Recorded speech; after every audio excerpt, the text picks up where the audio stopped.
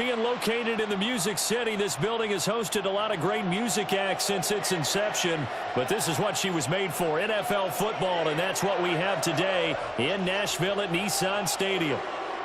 Tonight we've got the crew set for what should be a real treat, a great Monday night matchup, as it'll be the Detroit Lions taking on the Tennessee Titans.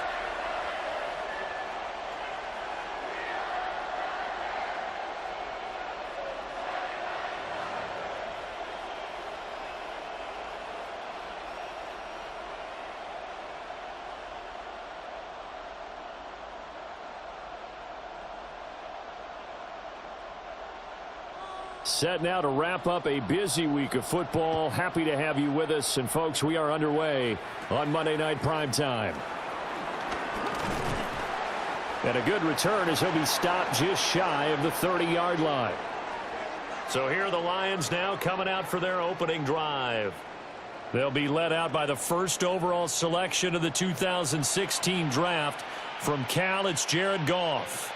And it wasn't that long ago that there were a lot of conversations about whether Jared Goff was truly going to be a frontline starter in the NFL, and he has proven all of those critics wrong. He's taken his game up big notches in the last few years. Now what he needs to do, sustain that success in the regular season come playoff time. And just no chance of turning the corner. He can only get back to the line of scrimmage. 2nd and 10 coming up. Well, it's almost football 101 that you preach to your safeties. Don't let anyone get behind you. You're the last line of defense. But he didn't let the play come to him. He went to the play. How about that read and recognition and finishing off that one behind the line of scrimmage? A little short pass here taken in by Laporta. And he's out of bounds, able to take this one up to the 35. I know sometimes we can get fooled when we watch him make catches, as we just saw him do there, because he really looks like a wide receiver the way he goes about his business. Yeah, 230, 240 range. Yeah, not super huge. Maybe not counted on to be that inline point-of-attack blocker that we used to have in the good old days, but you can flex him out. You can run wide receiver routes with him. You can make him a primary target, and that's how he'll shred a defense. And he takes this one down almost all the way to the 30. So the penalty rightfully declined. They'll keep the yardage on the completion. Still some disagreement by the defense, though, because he thought that was just good, strong coverage, and the contact's going both ways, so why is there a flag? In the end, though, doesn't matter. Still a completed pass.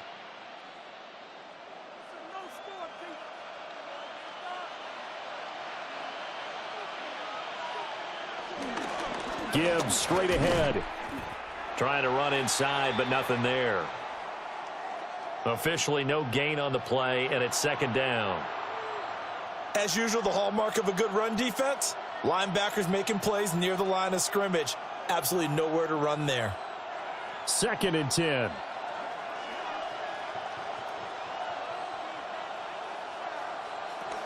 They'll go again with Gibbs. And this time he's going backwards. So after the no gain on the last attempt, here they get him behind the line. He'll wind up losing 3, and now it's 3rd down. We knew both of these safeties were good in run support, but how about the play we just saw there? How about that closing speed? Able to get to the outside part of the field and turn that play into a loss. 3rd down and 13. Out of the gun, they'll give to Gibbs.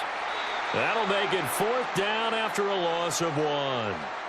Well, they certainly didn't appear to be fired up about their options throwing the football. So, to me, this seems like a case of just kind of taking their medicine there, run the ball, see if they could pick up something. Instead, they were throwing for a loss. On 4th down, on is Jake Bates for the Lions field goal.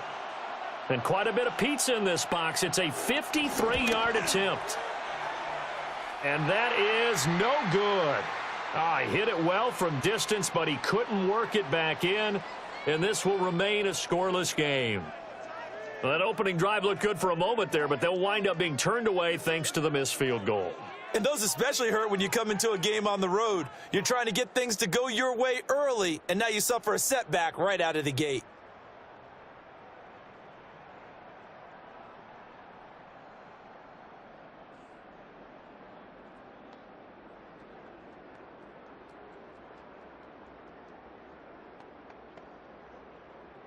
So the long field goal misses, and now the reverse. You're in a tough spot defensively. They'll start the drive at the 43.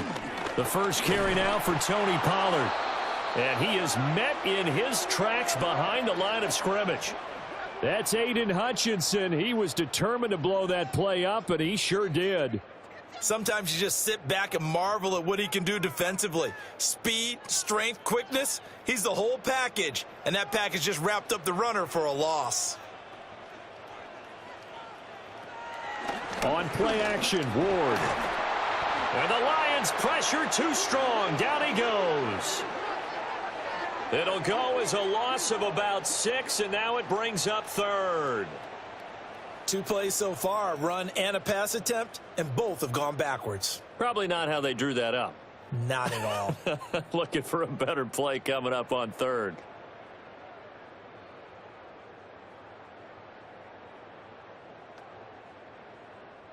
Here now, a 3rd and 20.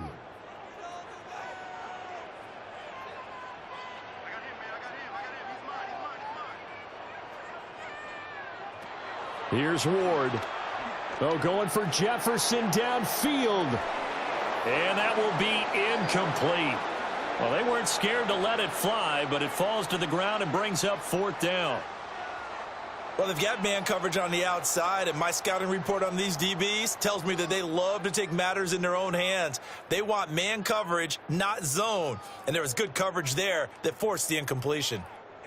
So on 4th down, here's Johnny Hecker to punt it away. Back deep, Khalif Raymond. He'll send this up into the Nashville skyline, and it's a good one. And that hits at the 6 and carries into the end zone for a touchback. Back onto the field come the Lions for their 2nd overall drive.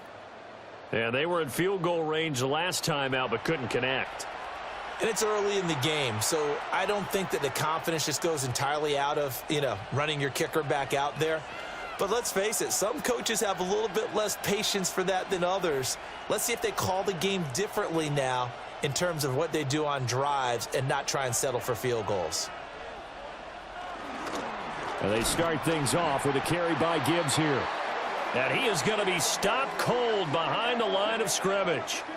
He'll lose a yard there, and it's 2nd and 11. The running lanes have definitely not been there for him here in the first half, and I don't think it's all been his fault. His offensive line hasn't given him much space. A loss results there. Here's Goff. And he's got him. Got his man on the end route. Complete. It's a gain of 14 and a 1st down for Detroit.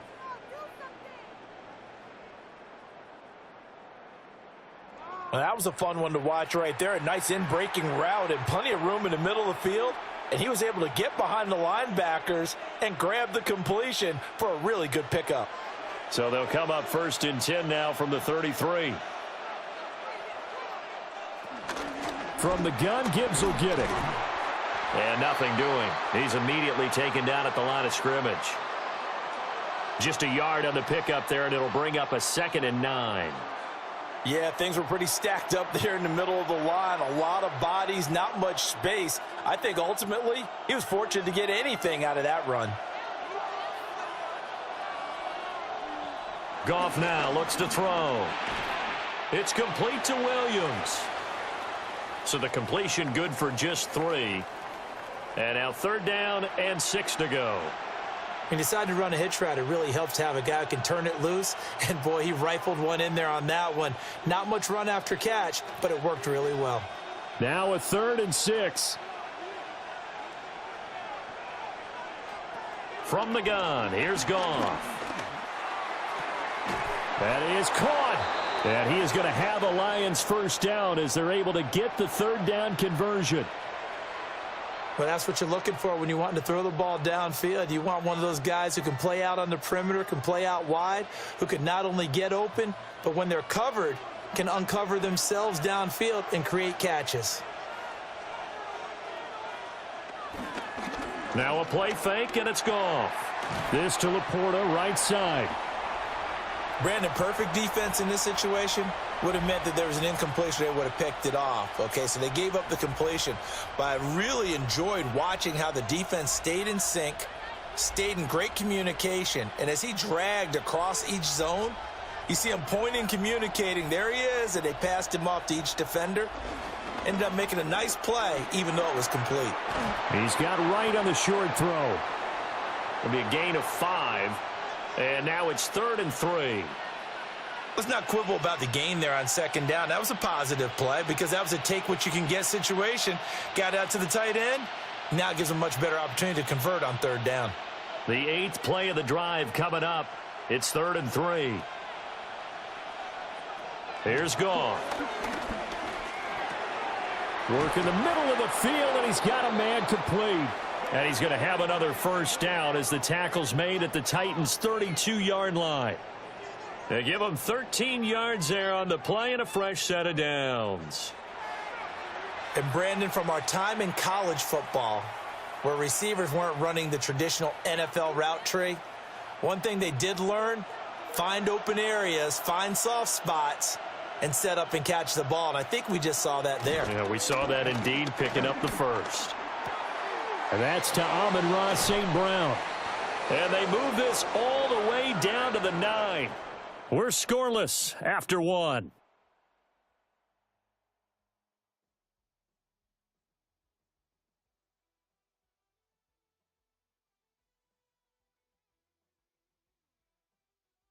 The Lions with the football here to begin the second quarter as they go to work on a 1st and goal.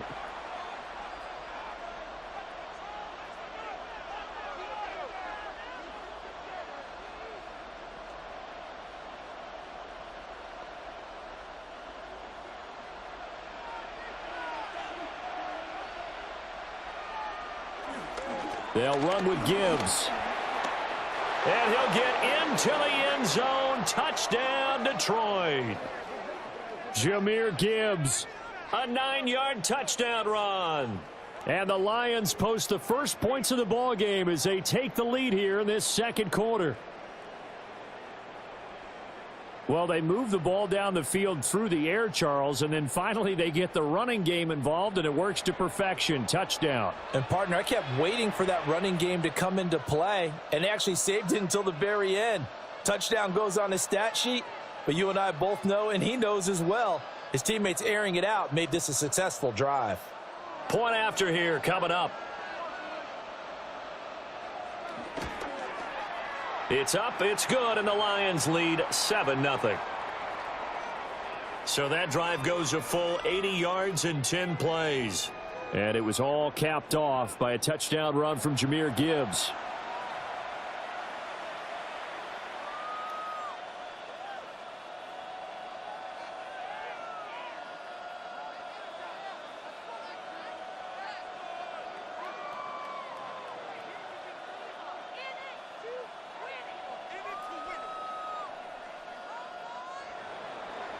Out is the kickoff unit as they run up and send this one away.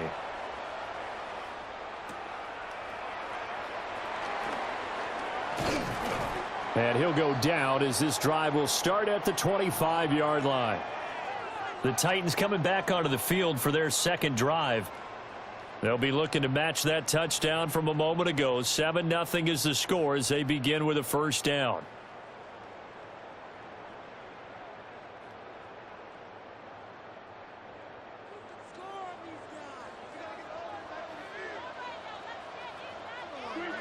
Off play action, Ward. Man open, that's Calvin Ridley. And they work this well upfield across the 45. 23 yards on the play.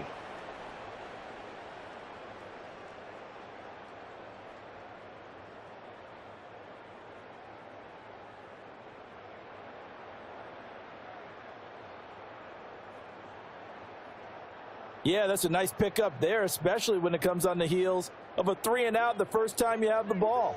They were determined to not have that happen again, and that's a nice throw for their first down of the game. They'll go with Pollard here on first down. And he is brought down, but not before reaching the 30. And 22 more yards there and another first down.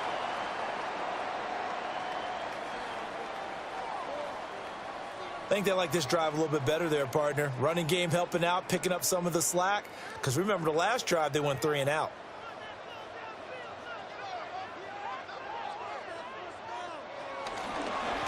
They run the option here on 1st and 10. And just good downhill running there as he'll take this to the 15-yard line. 15 more there, and they're on a roll. It's another 1st down. I tell you, there is no antidote for speed, even at the quarterback position, as he keeps it himself and turns it into good yardage. And it still takes time for a defender to react, even as quarterbacks carry the ball more and more in today's NFL. They're still a little bit in disbelief and realize, oh my goodness, he's running with the ball. He may be 8, 10, 12 yards downfield at that point. And the Titans are going to have it 1st and goal as he'll take this down to about the 3. Partner, there are strong running plays, and then there are plays where you simply outclass the defense, and we saw the latter there. They ran straight up the heart of that front for an excellent gain and 1st down. Simply put, you've got to put up more of a fight defending the middle. Otherwise, this is going to be a long game.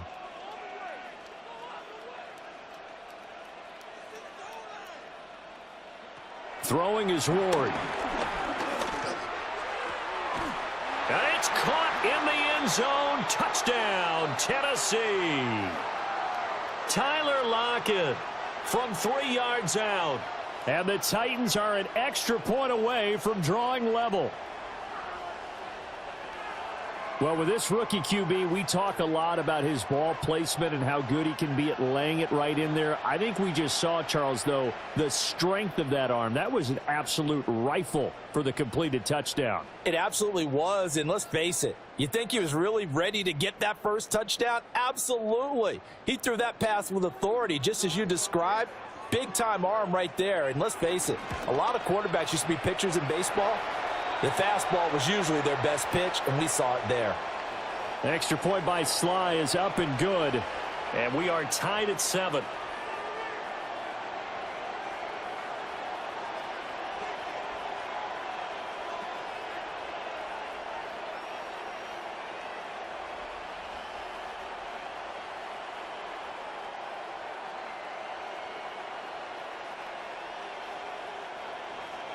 So all even at 7 now as they kick it away.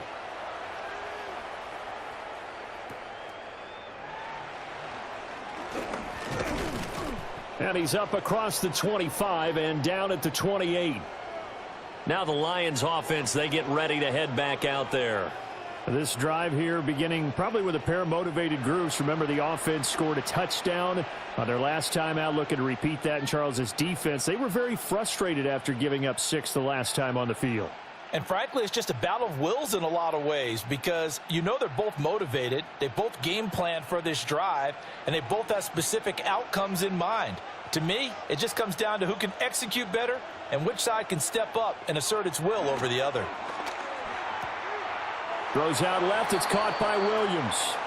And he'll be out of bounds across the 30-yard line. The result, only 4 yards there on the play. And it's 2nd down.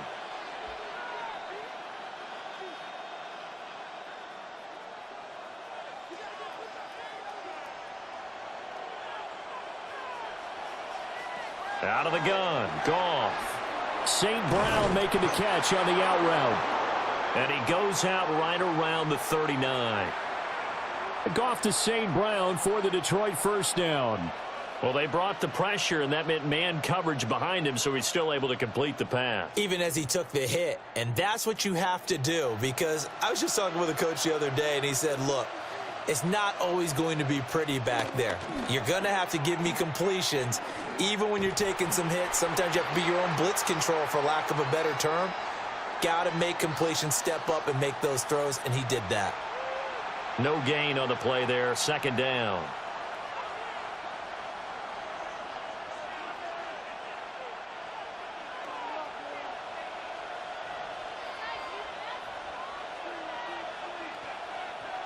And they'll send the tight end in motion. Now Goff. Now that'll be caught by St. Brown. 4 yards the gain, and it'll bring up a 3rd down. Well, there wasn't much there with that hitch route. They didn't gain what they expected.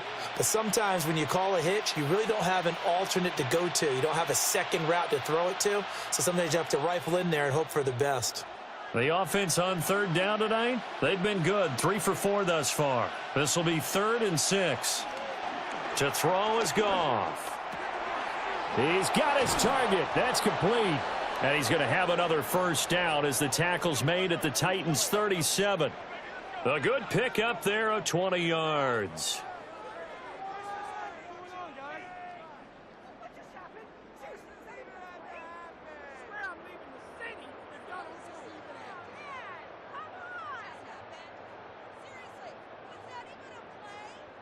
That's the 3rd time on this drive that these two have connected with each other. They've got a real rapport going. And right now, it's paying off with big chunks of yardage, as shown by that last play.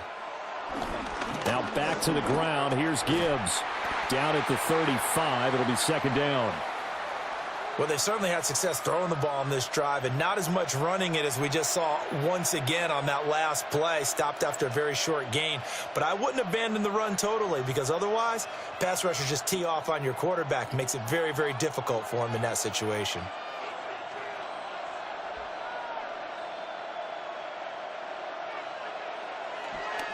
They'll fake the give. Now Goff. Got his man. It's Williams. And they just keep marching right along. First down on a pickup of 8 there. An ex-teammate used to tell me all the time, I hate experienced quarterbacks, because no matter what, you really can't hide what you're doing. And I think that right there, he knew right away where the blitz was coming from, where his primary guy was going to be, and he ended up going to a secondary target for a nice game. I was just going to ask you, that wasn't the primary target. He's so good at that, isn't he? I think he knew right away that he wasn't going to get to his primary guy. I think he read that as soon as he got to the line of scrimmage, knew where the pressure was going to come from, and said, I know how to beat that, and that's what he did. Second quarter, 2 minutes to go. Tie ball game. From the 23, here's 2nd and 6. Goff now to throw. Complete to right. And he's taken down after a gain of 3 as they move it from the 22 to the 19. They gave up the completion there, but this is what zone defenses count on. Catching the ball and not much run after the catch. 3rd and 2.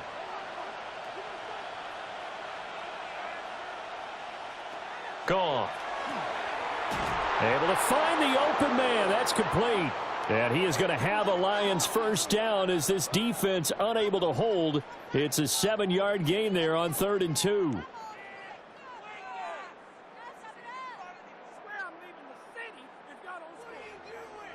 Got to say, I was a little surprised to see him, Charles, come out in the shotgun on 3rd and less than a yard. Yeah, but the way the NFL is nowadays, we hardly ever see anyone really run for it on short yardage. So they're going to throw the football more times than not. That was a nice, easy rhythm throw right there, and they pick up the first down. And that's hauled in by St. Brown over the middle. The Lions will use the first of their timeouts as they'll stop it with 40 seconds remaining in this first half.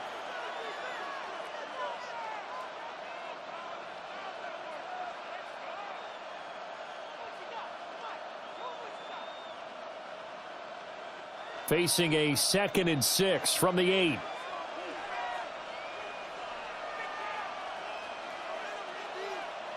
Back to throw, Goff. And he's going to be brought down just shy of the 5 at the 6. The Lions now going to use the second of their timeouts. So as they talk it over, we step aside.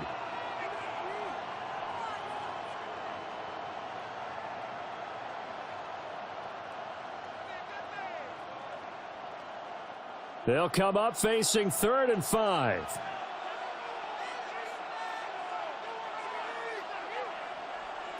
Goff. Oh, he tries to force it in, and it's intercepted. And the Titans are going to take possession here at their own 3-yard line. Partner, there's no other way you could describe it, because that was absolutely just gut-wrenching for that offense. They were right on the precipice. Points were available. All they had to do was just fall forward, and they were going to put them up on the board. Instead, A long drive ends in heartbreak and a melancholy trip back to the drawing board. How you like it when I go a little bit lyrical for you?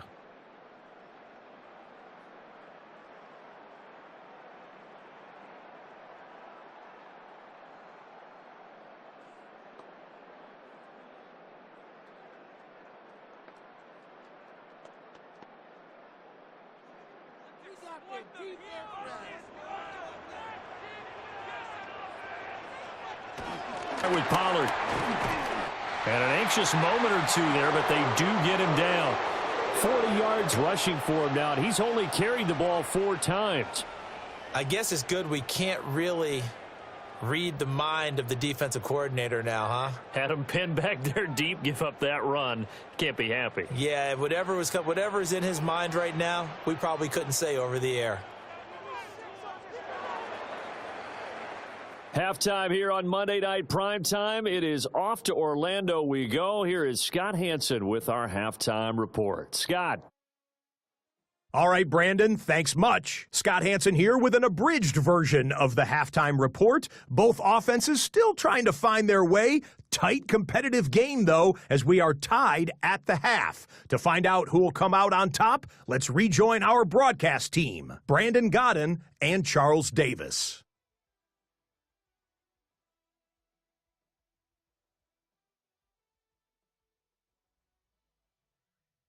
Scott, thank you very much. We are ready to get started here with the second half.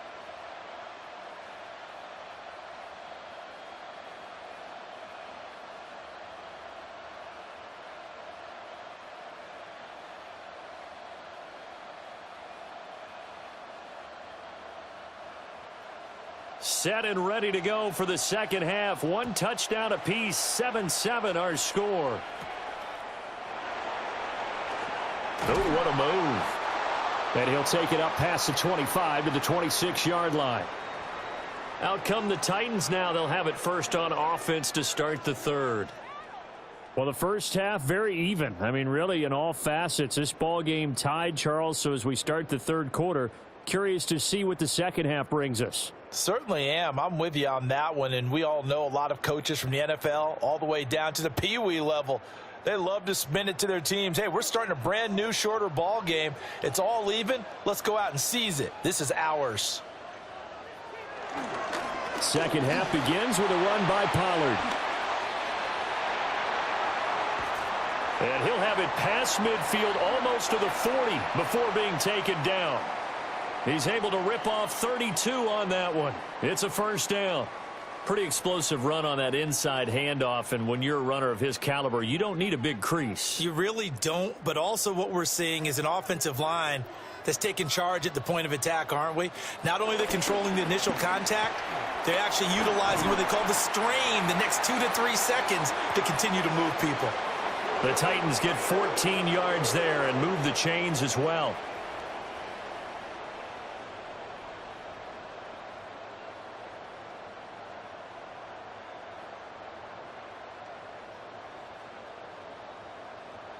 It's taken a while for this offense to get going. A little creaky at the start, but they're oiled up now. A nice throw there, and they're really putting together a good drive.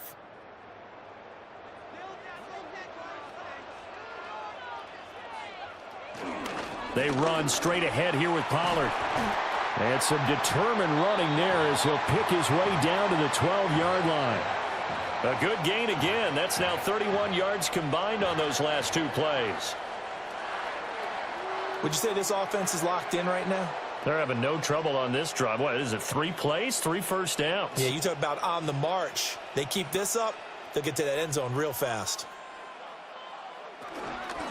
And now a fake on the jet sweep as they'll give to Pollard. And he will score. Touchdown, Titans. Tony Pollard taking it in from 11 yards out. And the Titans have taken the lead as they go right down the field and score on the opening drive of the second half.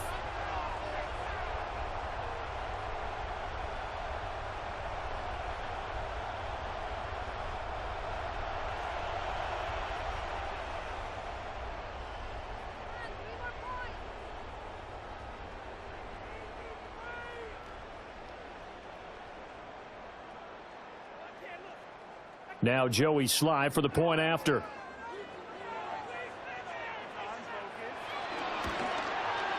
And he's got it. It's now a 14-7 ball game. The drive summary, 4 plays, 75 yards. And it was capped off by a 12-yard touchdown run.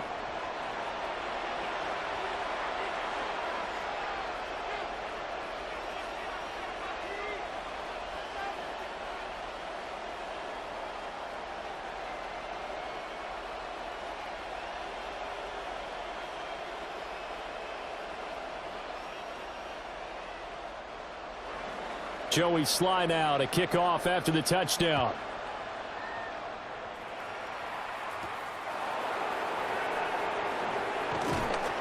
And out a little across the 25 to the 27.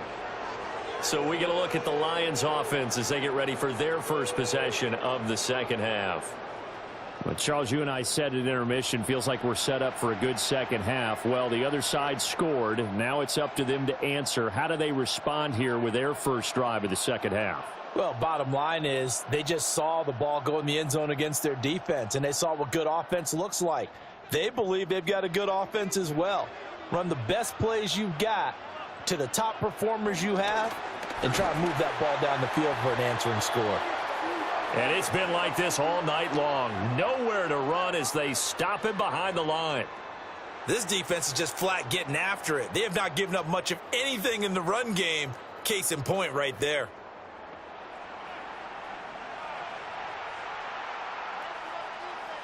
A 3-yard loss to start the drive. They'll look to make that up and then some on 2nd and 13.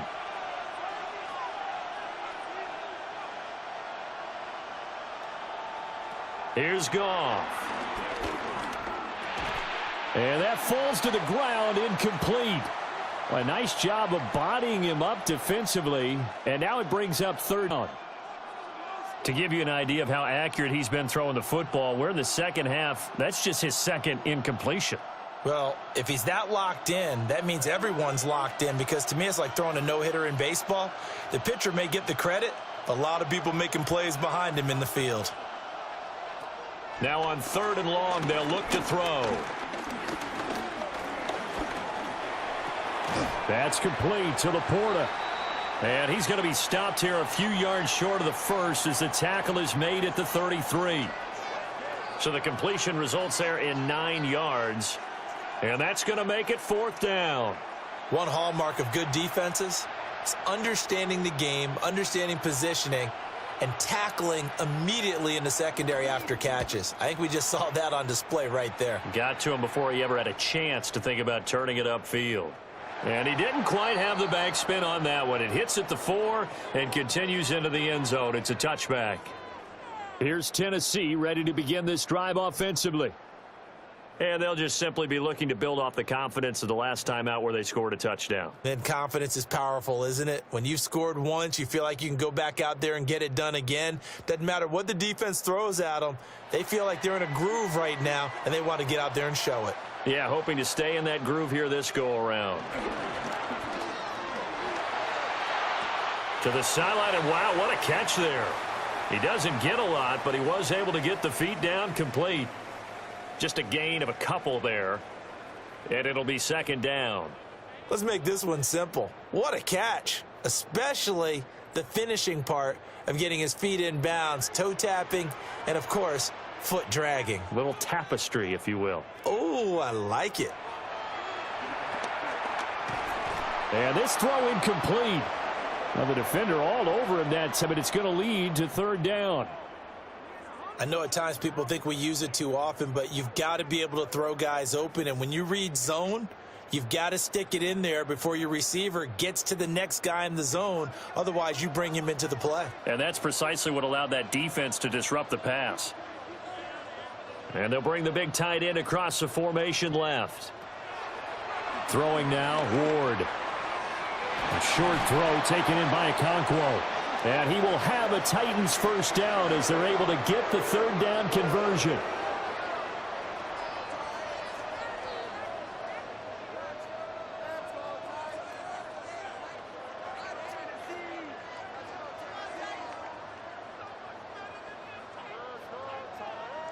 And that's well executed there on third down. And I love the confidence that they had to let their tight end try and find some space in the middle of the field, right in their quarterback's line of vision. And QBs love to make that easy throw, and they hooked up there for a first down. And maybe a measure of revenge there. He's had his way in this one, but this time they get him behind the line. 2 yards the loss, 2nd and 12. I know that speed is the hallmark of today's NFL game, but the key to good rushing defense is still having your linebackers set the edge. So the first down run lost a couple. Now they come up 2nd and 12. From the gun, here's Ward. That'll be complete to Okonkwo. And they take him down, losing yardage back at the 27. Wind up losing 7 on the play. And they're going to be staring at a 3rd and long here. Well, that wasn't exactly a thing of beauty. I know they completed the pass, but look at the yardage lost. I mean, who does that make happy? That's why I don't play in PPR points per reception fantasy leagues right there. You'd be really You don't deserve upset, anything right? for that. But you get credit for it? Is that how that works? Yeah. Well, I know whoever has this team's defense, they were happy about that play. A gain of 26 on the 3rd down conversion.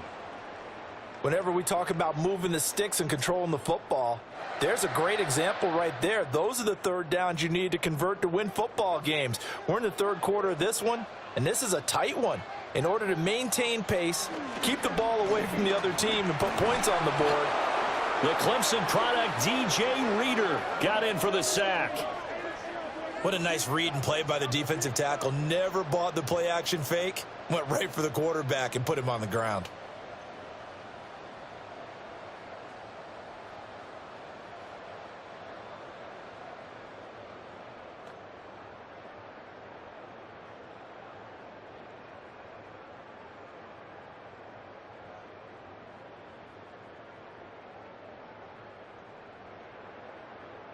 After the sack, it's 2nd and 19, and the road gets a bit tougher from here. Ward. He'll get this into the hands of Van Jefferson. That's a good bounce-back play right there after taking a sack on 1st down. Didn't quite get it to the marker, but now they're in a better spot for a 3rd and short yardage call.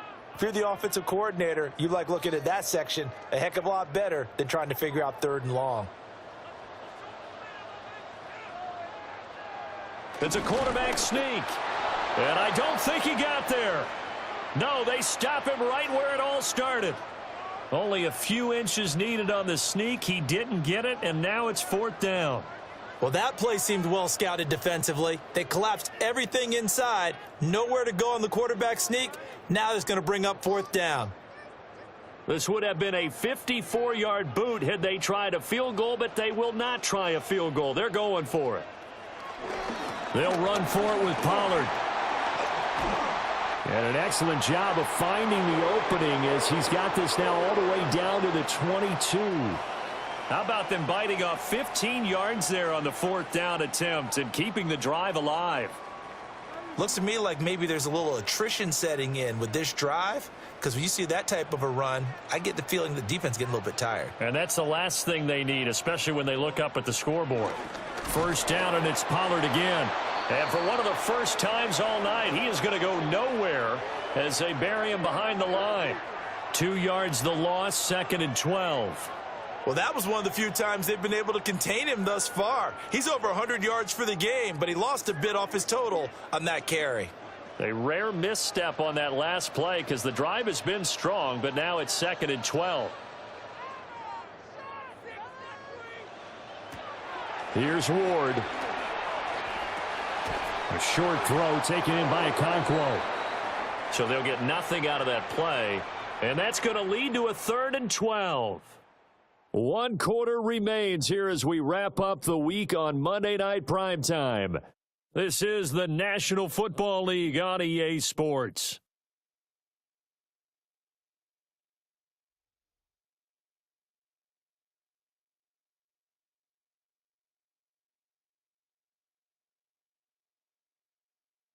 Back now in Nashville. It's the Titans. They've got the football. They'll be looking to extend their lead here as we begin the 4th quarter. To throw is Ward. Here's a screen now for Pollard. And he'll go out of bounds in the red zone just inside the 20. They do get 7 out of that, but not enough to prevent a 4th down. And that's a play that's not uncommon on 3rd and long because the offense is just hoping that somehow they can get a guy in space and follow some blockers downfield. Does a pretty nice job there getting a few yards, but he ends up getting stopped before he can get the 1st down. Sly able to put this one through. And they will move up by 10 now, 17-7. So that CD, an important one here in the 4th quarter. And that importance cannot be overstated. All eyes on both sidelines were staring that one down all the way. The significance is that they made it a 2-score game. Still lots of time left to go, but likely that was their goal at the start of the drive. Points, make it a 2-score game, and they were able to get it done.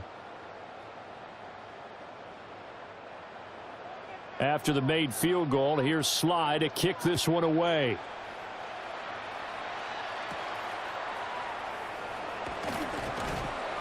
And he returns this to the 22. And Detroit back in possession of the football.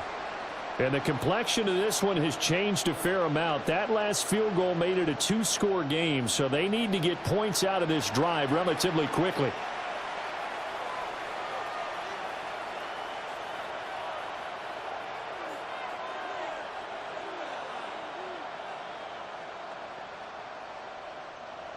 Goff and this Lions offense set for a 1st and 10 at their own 22. They'll start things off with a give to Gibbs. And a short pickup to about the 25. He has just been completely taken out of this game. We're in the 4th quarter. He's single digits in the rushing department. And I know we look at him because the numbers do go to his production. But how about the guys blocking for him? They don't just have his number as a ball carrier. They've got the number of the offensive line and the other guys because they're getting to him before he can get started. Quick toss by Goff is complete. And St. Brown going to have the Lions 1st down as the tackle made up around the 33-yard line. 8 yards on the pickup there, and it moves the sticks.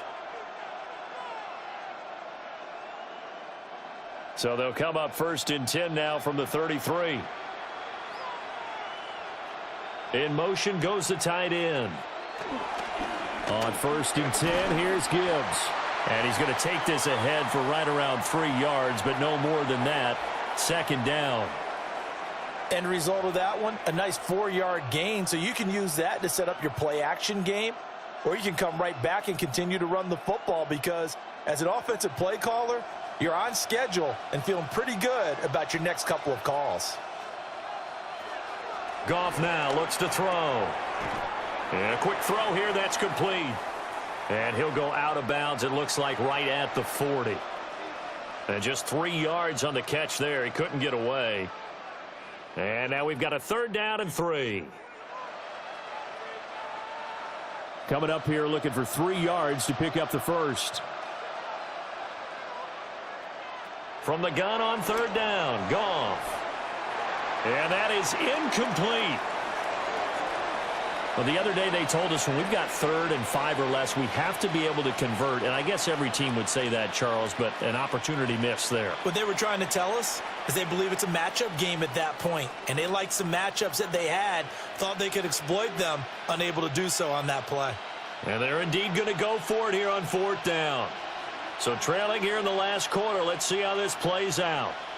And they'll send the tight end in motion here. Desperation time for Goff on 4th. And it's incomplete. They cannot convert, and they turn it over. The Lions turned away on 4th down. And the Titans, they've got the football back, and they've got it in great field position. The Titans set and ready to go on offense. But they can thank their defense for another stop, and now look at the score, where they've got the football. They're looking pretty good. They're looking excellent because now you're thinking to yourself, let's just take some time off the clock. Well, of course, you put another touchdown on the board, you can pretty much say bye-bye to this one. Play calling here can be a little bit more conservative because of the lead. A little bit more conservative. The biggest thing, everyone understands how to get the ball downfield and how to stay in bounds and make sure the clock keeps running. 23 yards, the final tally. Well, how about this aggressive approach? Got the lead, fourth quarter, continuing to throw the football. Are you thinking about Super Bowl 51? Atlanta had the lead against New England, and they ended up giving it up? I was going to say don't say it, but you did say it. I did, didn't I? Yeah, anybody watching Atlanta, our apologies.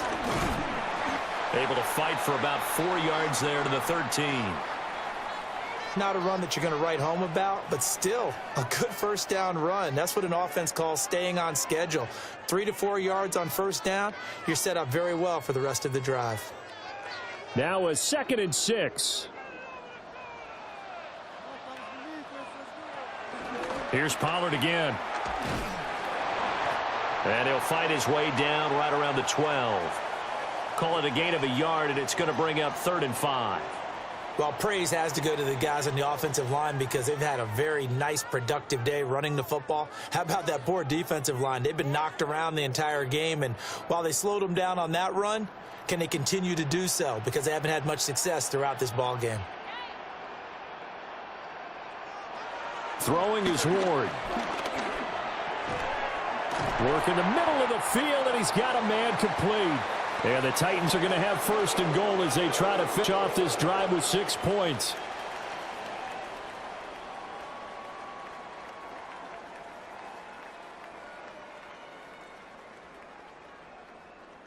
When you have someone throwing it that well, that confidently, you don't have to call the game in fear at all, do you? You just go ahead and play. Yep, confidence with a lead to throw it here in the 4th, and boom, he's on the money. Yeah, you don't have to tuck your head in and go like turtle at this point. You can just go ahead and play. Pollard going to be hit and met at the line of scrimmage. They get him down at the 3. It's a loss of a yard there, and it's 2nd down. This is where coaches have to have spent a lot of time going over situations with their players because him getting tackled there is not the worst thing in the world. You're going to run more plays, right? Clock's going to go. But his thought process is getting into the end zone. It's counterintuitive for him to actually go down in this spot. Yeah, and he is going to go down back at the 11-yard line. The Lions will use the first of their timeouts. And as the two teams talk it over on their respective sidelines, we take a break.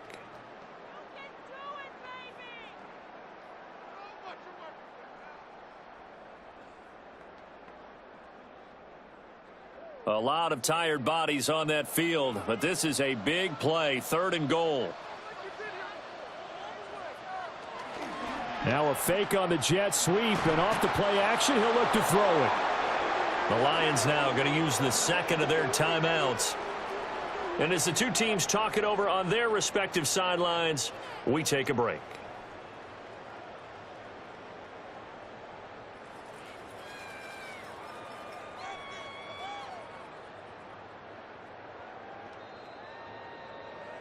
A bit of extra pressure now for this one on Joey Sly. From the left hash, it's a 36-yard attempt. Sly able to put this one through. And that will open the lead up now to 20-7. So that not just important in the fact that it widens their lead, but really that was a textbook job of just hanging on to the football. And we know all the time that coaches talk about time of possession. Sometimes it's a stat that doesn't matter much, but in this drive, it matters a lot. They want to reduce time and score points and lock this game down. After the made field goal, here's Sly to kick this one away.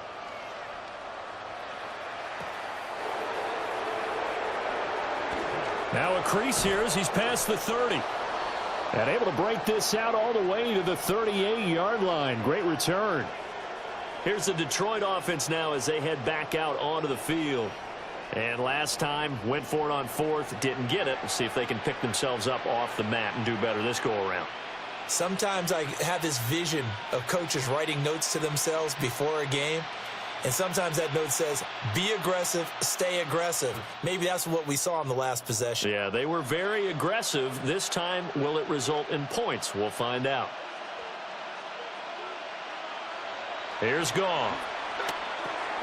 Got St. Brown running the quick slant here. And he'll be taken down across the 50 at the 45 in enemy territory. You cannot write these guys off just yet, not with a quarterback like that under center. You mean it actually crossed your mind with him running the team that you could actually maybe write this game off? Not yet. Not a chance. Not with him. We've seen it too many times.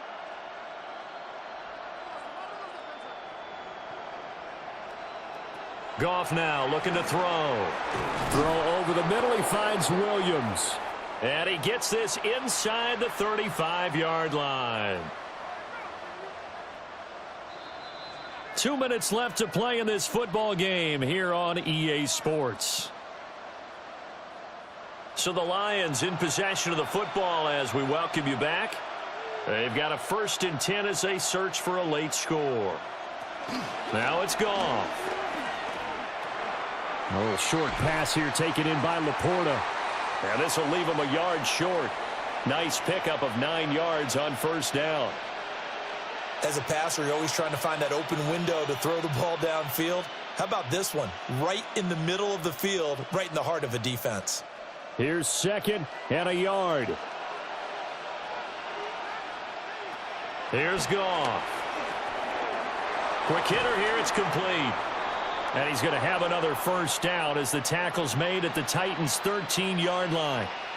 This defense has certainly had an outstanding second half, haven't they? I know they just gave up a 1st down there, and for the offense, they're hoping that that's something that they can jumpstart with and maybe start to move the ball a little bit better. But it's been tough sledding for them here the entire second half. To the air again, Goff. And there wasn't much room for the big tight end to do after the catch. But at least he was able to pick up a solid gain to help his offense continue to move in the right direction.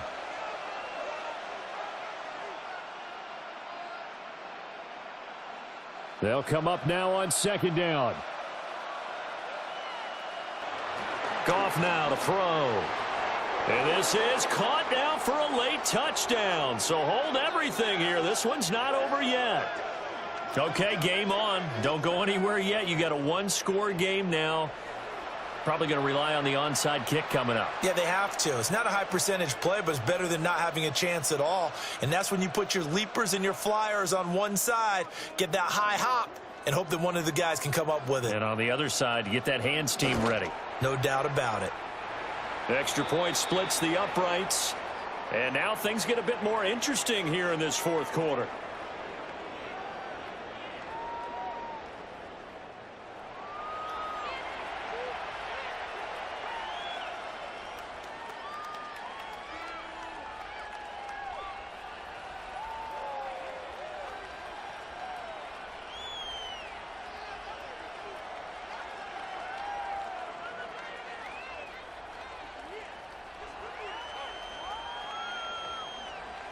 So still a little over 40 seconds to go. Time enough to put a drive together if they can get this onside kick. And that's why you have your hands team out there on the field. Those are the best guys ready to make that play. And let's face it, it was executed well. It wasn't a bad kick. It wasn't anything like that. Just that the normal outcome actually came to play. Analytics will tell you it's a very low possibility of getting the ball for the team kicking it in an onside kick situation. You're all about the numbers, aren't you? All about the numbers, baby. It's a new game now. They lie. The Titans offense and running back Tony Pollard set to go back to work. And it's hard to believe you could run the ball a whole lot better than he has. The vision, the cutback ability, the acceleration, it's all been on display throughout.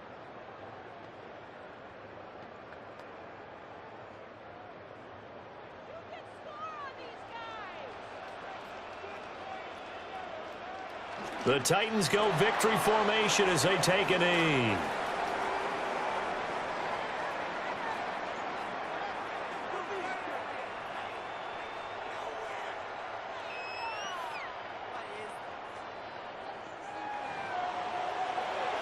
What a ball game this was. What an atmosphere this was. And the home team getting the late touchdown, getting the victory, and now everybody in this building can file away with smiles on their faces.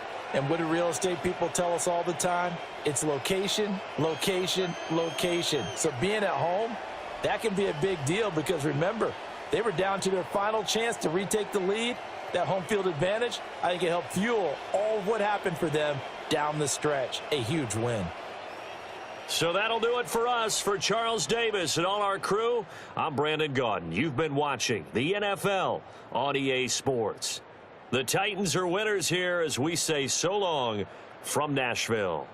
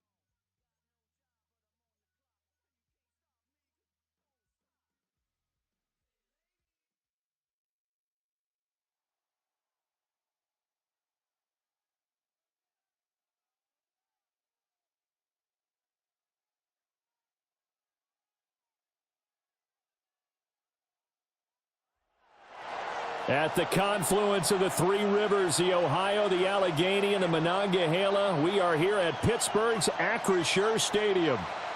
Tonight, we've got the crew set for what should be a real treat, a great Monday night matchup, as it'll be the Washington Commanders taking on the Pittsburgh Steelers.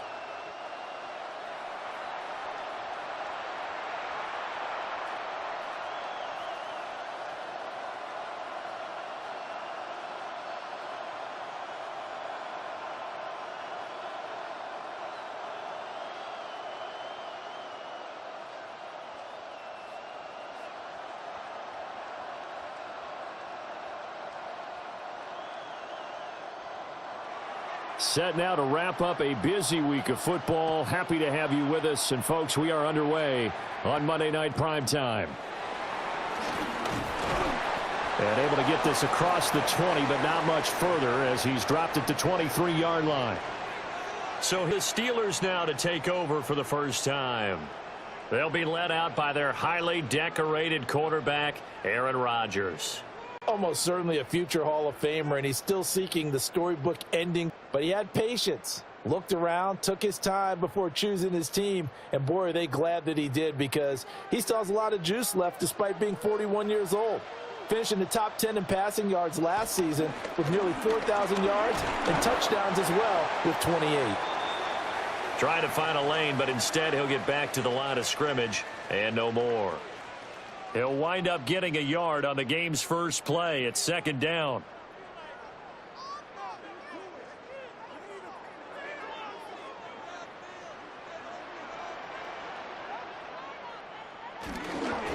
Now runs straight ahead with Warren. And he is met in his tracks behind the line of scrimmage. They wind up losing a couple there, so they go behind the original line of scrimmage, and now 3rd and 11 coming up. They're backed up here. Tough spot, needing 11 yards to pick up the first. Throwing now is Rodgers. That's complete to DK Metcalf. And he will have a Steelers first down as they're able to get the 3rd down conversion.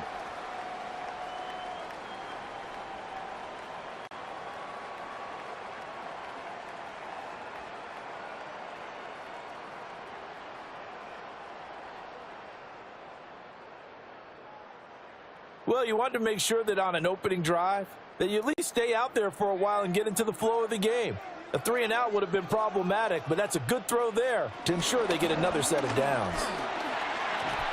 And this is going to be a Steelers first down as he's got this up to the 45-yard line. That was good, tough running right up the middle. And if the defense can't penetrate and make him slow his pace or change direction, that's often the end result. So after 2 first downs, they get another here. 1st and 10 at the 45. On play action, now Rodgers. That one complete down the field to Smith. And he takes it down deep into enemy territory. A big play that time for Pittsburgh. And even 50 yards. And the offense is saying to itself right now, if only they were all this easy, because he was wide open. And once he made the catch, plenty of room to work his way downfield. That was a breakdown on the defensive side of the ball, one that they want to fix immediately. And he'll get this one back to the 5-yard line, but no further than that. No gain on the play that time, and it sets up 2nd and goal.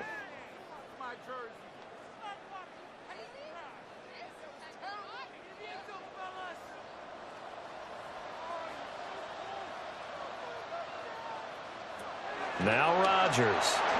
A back foot throw there is incomplete.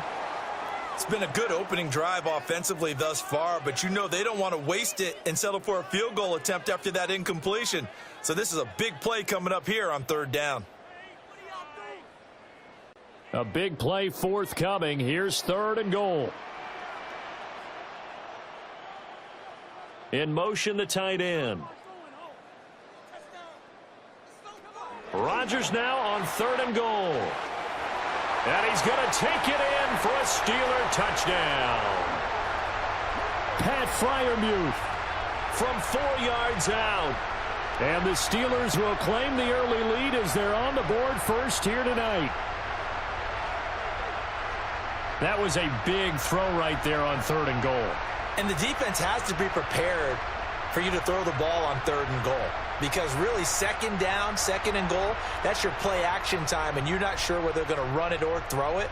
3rd down, you're usually sure they're probably going to pass it. Even more impressive that they got it done. And on the opening drive of the game. Chris Boswell now for the extra point.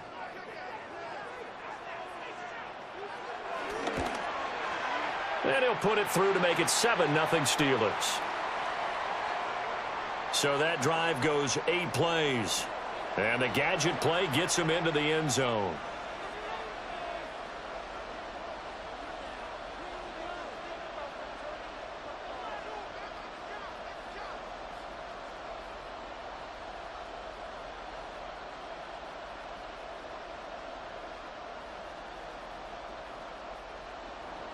Boswell now to kick it away after the touchdown.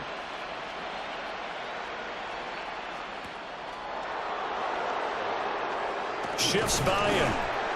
And the tackle going to be made right there at the 25-yard line. So out comes the Washington offense onto the field. And they will be led out by their 2nd-year quarterback. And let's go ahead and keep this one simple. He had one of the most impressive rookie seasons in NFL history. A true dual-threat quarterback. He can beat you a variety of ways. Took his team to the conference championship last season, trying to take them to the Super Bowl in year 2.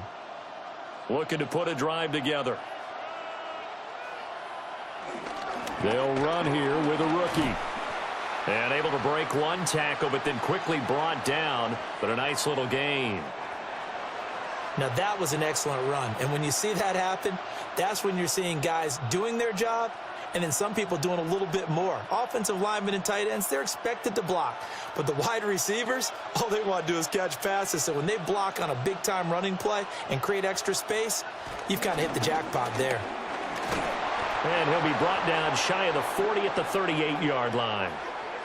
They'll get 3 as the drive continues. It's a 1st down. I know what you're thinking out there. I know a lot of you are thinking, take a shot downfield. It's a great spot for it. I'd say maybe later in the game, definitely in the 2nd half. But right now, I think they were just trying to get some momentum built. Get a 1st down, pick it up, and keep moving. On 1st down, they'll go to the ground attack. And a pretty good burst there as he'll get this across midfield and down to the 46. They give him 16 yards there, and it's a Washington 1st down.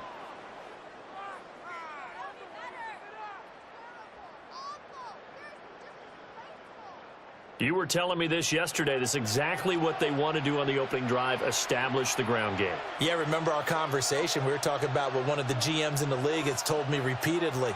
It's a big man's game, and it's not necessarily size. He's talking about playing some big boy football. Line up, get leverage, knock people back, and establish the run early. Offense was moving it a little bit, had them back on their heels, but they earned a brief pause by forcing the incompletion. That gives them a quick chance to regroup and try and mount a stand before they're backed up even further. Here's 2nd and 10.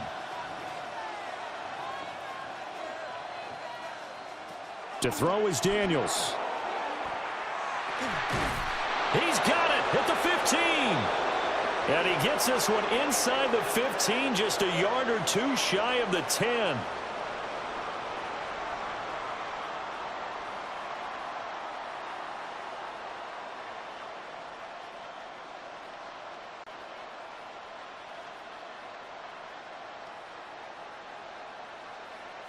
Running their plays over and over during the week can often get robotic for an offense, but on game day they can often flow smoothly, as that one just did. Daniels looking to throw. Over the middle, complete to Samuel. Give him a gain of 5 on the completion, and that'll bring up 2nd down. I think as he began this throw, you saw that the area was congested, but he has a lot of confidence in his arm, and he fits that one in there nicely. They pick up the catch, not much yardage afterwards.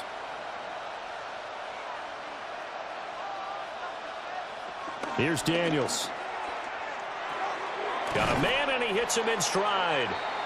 And he's dropped just before the line to gain. 4-yard pickup leaves him with 3rd and 1. And forget about the run to set up the pass. They're just coming out throwing. Forget trying to set anything up. They feel like they have the advantage. They feel like they have the matchups, and they're just attacking right now. Yep, going to the air on the opening drive. Daniel's going to try to sneak. And he won't have the touchdown, but he will have the first down as he's tackled at the 2. Well, they pick it up on 3rd and 1 on the quarterback sneak, and that's not easily done because there are extra bodies in there on the defensive side, and they're moving forward at the snap. Yeah, I was certainly expecting a handoff, weren't you? Yeah, I totally was. I thought they'd go with a back, maybe try and get a lead blocker in front. But as you talk about in different games, those guys with confidence in their offensive line, they just want to move forward and get it. It's a loss of 4 on the first down play. It looks like they quit hitting the snooze button on their alarm there. Finally a sign of life from this defense. They've been fairly passive on this opening drive. Now able to stand up on 1st and goal, and they sent that play backwards. Back at the 5-yard line now, 2nd and goal. Throwing now is Daniels. Ertz over the middle.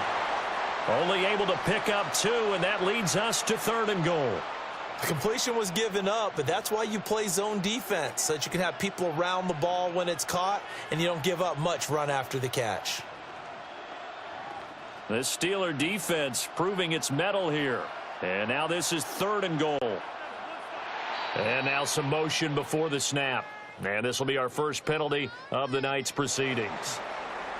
Well, it's a 3rd and somewhat manageable now, not so manageable. Exactly, because you had a play call on that you felt like, hey, this could go quick, and it doesn't take much to get it done. Now, you got to start thinking about a little bit of a deeper route type of a call, especially if you want to throw it. They'll look to throw on 3rd and goal. Oh, this will be incomplete. The rush gets home just as he was letting that go. That could have been worse. Instead, it's 4th down. Well, so a drive that spans all that time, and yet you may only come away with 3 points here. Well, your defense, all right, they actually like these long drives. They get to rest over on the sidelines for a while. But when you're not finishing with points in terms of touchdowns, that's frustrating. They've got to figure out how to close out these long drives and get 6s instead of 3s. So both teams come away with points on their opening drives. Now they still trail. They answered the touchdown with a field goal, but at least able to break that goose egg here early. And that is what's important, right? Because they didn't let that initial touchdown go unanswered. Took the ball themselves, moved it downfield, and put it through the post for 3 points. Game on.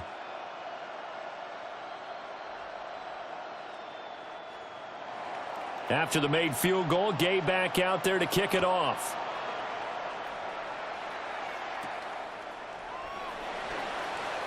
Oh, look at the juke.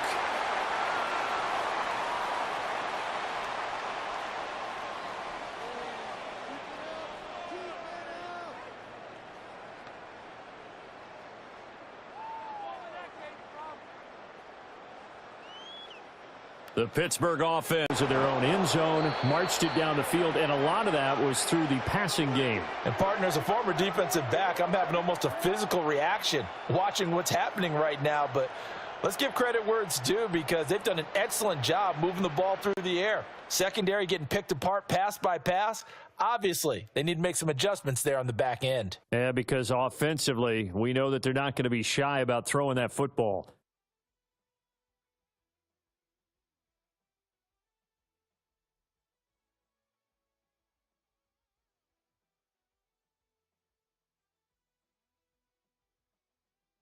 Second quarter action from Pittsburgh. It is the Steelers in control of the football. So now they have to contend with 2nd and 13 after the first down run goes backwards. Rodgers now to throw. He'll check this one down to Gainwell. And he'll get this up past the 25 before he's out of bounds. And that's good for a gain of 6. 3rd and 7 now. And at his size, he's a smaller back. You can get him the football. He can kind of get lost, make someone miss. It's good for him. Yeah, it's great for him. I like what you said there. Sometimes he gets lost in the traffic a little bit, but get him out in the open field into some space. That plays to his strengths the best. and keeps him out of it where all the big boys are, you know, make someone miss in the open field. That third down conversion good for 23.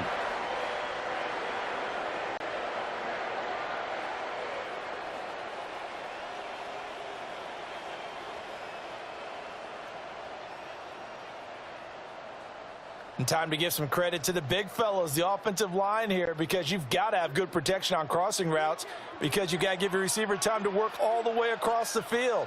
That time, be able to scan the field, spot his receiver moving left to right, and make a good, accurate throw. Thank you, guys. And he's taken down inside the 30. That one good for 20 on the catch and run. So many times in my career, I've heard coaches talk about completions are one thing, but as long as we're there at the catch and we get guys on the ground, we can live with that. But if you're going to give up 10, 12, 15 yards after the catch, then your defense is going to be in a lot of trouble. Over the middle, complete. That's Wilson. And that's good for a pickup of 10 yards. And they'll be left with a second and about a foot. Fired that one in there, able to make connection on a nice in route. With those faster passes when they're going that fast, any hesitation as a quarterback that the deflection, if you miss, might be bigger and lead to an interception? Yeah, and the deflection works both ways. Maybe a defender gets a hand in the way and it pops in the air. And sometimes you throw it so hard your receiver can't handle it, and he pops it up in the air for the defenders to grab as well. But a moot point there as they were able to connect. That gain of 15 gets him on the doorstep, 1st and goal. That's pretty much meat and potatoes right there, wasn't it? Just go right at them and let your big horse charge up the middle. Not too fancy there, was it? Nothing fancy at all, challenging that defense. And on that go-around, the offense won the challenge. Gainwell is not going to get a whole lot, maybe a yard down to the 3. It's a gain of a yard, and it'll set up 2nd and goal. If you're going to keep these guys out of the end zone, you've got to be able to commit to stopping the run, and that's a nice job there getting the safeties involved in run support. So the ball position now at the 3. Here's 2nd and goal. Now it's Rodgers. And he's going to take it in for a Steeler touchdown. Aaron Rodgers taking it in from 2 yards out as his guys are able to extend their lead.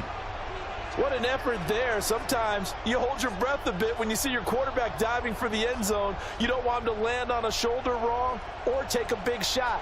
But he looks none the worse for wear here, and that winds up a touchdown.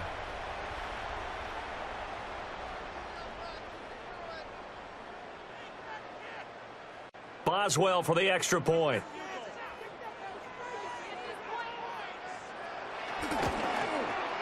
And this one's right through to make it a 14-3 ball game.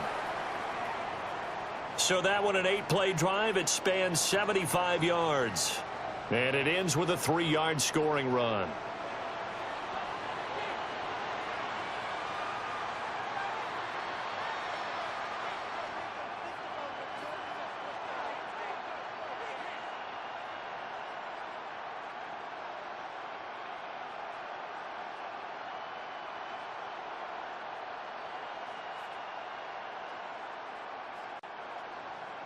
Boswell now to kick it away after the touchdown.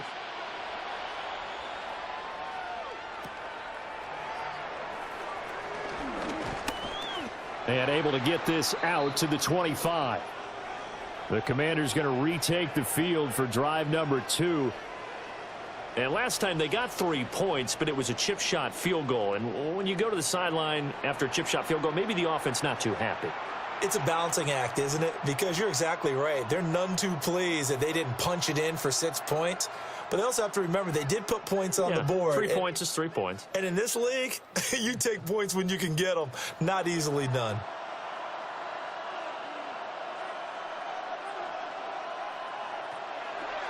Play action. Now it's Daniels. Pressure comes, and the Steelers take him down. Alex Highsmith. Credit him with a sack, and it goes as a loss of 6. The defense, they brought the house. That O-line, they were overwhelmed. To put it mildly, because they didn't have enough bodies to block all the guys that came at them. Their best move, how they would have been better served, just turn around and yell, "Look out!" because here they come.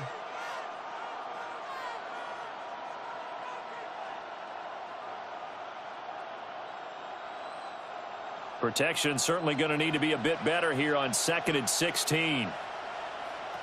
To the air goes Daniels.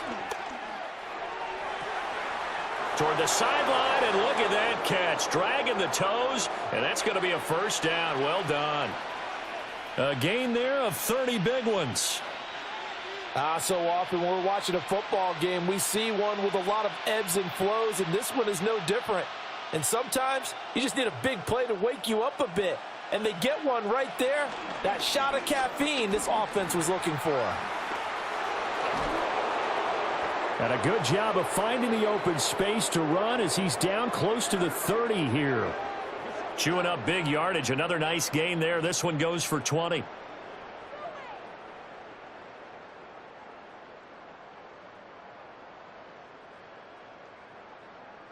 Well, partner, for a few years there, we thought this read option play was going to take over the whole NFL. It seemed like everyone was using it, but it has been scaled back considerably in the last few seasons, mainly because people are worried about their quarterbacks getting hit. But when you call it at the right time and you use it properly, you see the type of gains you can get. A nice chunk of yardage there by the quarterback. But despite the completion, they're going to wind up losing 3 there. 2nd down. Well, I think the hope is, with a touch pass like that, maybe you catch the defense off guard, but they were all over that one. And it is the kind of play that works better against certain defenses, and this clearly was the wrong one to run into. Really nice job getting him down behind the line of scrimmage. Now Daniels going to give it up on the touch pass. And this one also slow in developing as he's maybe getting back here to the line of scrimmage, but not much more than that.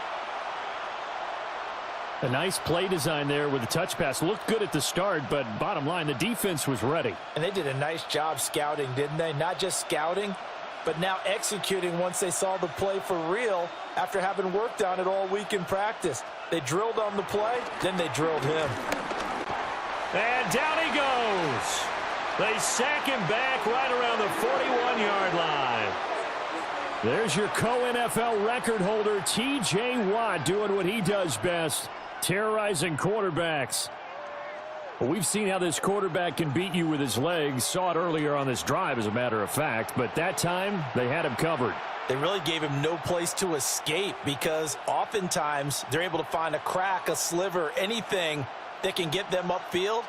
On that occasion, nothing open at all, and they swarmed him. Tress Way on 4th down is sent out to punt. The back deep for the Steelers is Calvin Austin. And this will be out of bounds. Now it's a question of where they'll mark it. And they'll say it crosses at the 11-yard line. Now the Steelers getting set and ready for their next possession. And right now they're saying, hey, let's keep this going. 2 drives, 2 touchdowns. Yeah, can't ask for a better start than that, can you? I mean, this is the way you practice it. This is the way you rehearse it. But right now, the play calling, they're locked in really well.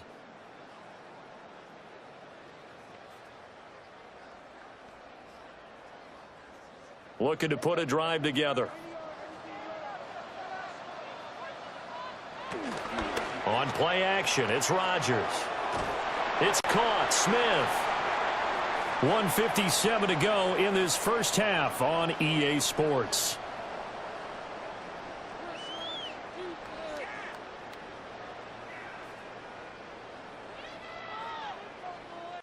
Second down and 4.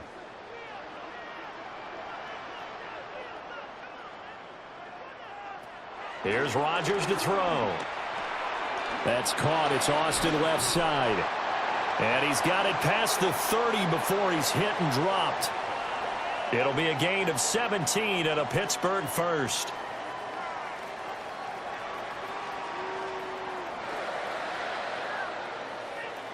And it's a real luxury when you have a guy who can turn a short throw into a solid gain at any moment. Once he caught that ball, he ID'd where the open grass was and got there in a hurry to pick up a new set of downs for his offense. And they'll send the tight end in motion. Now Rodgers. A short one there to Freiermuth. They'll wind up getting 7 on the play. And it's second down. Now that's staying ahead of the chains. Really good pickup on first down, hitting the tight end there. Now it brings up a second and manageable. Just found a hole in that zone. Now 2nd and 3.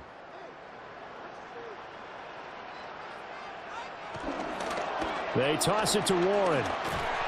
And he is met at the line of scrimmage, and he goes down right there. Now the Steelers use the first of their 3 timeouts, as they'll stop it with a tick under a minute to go before half.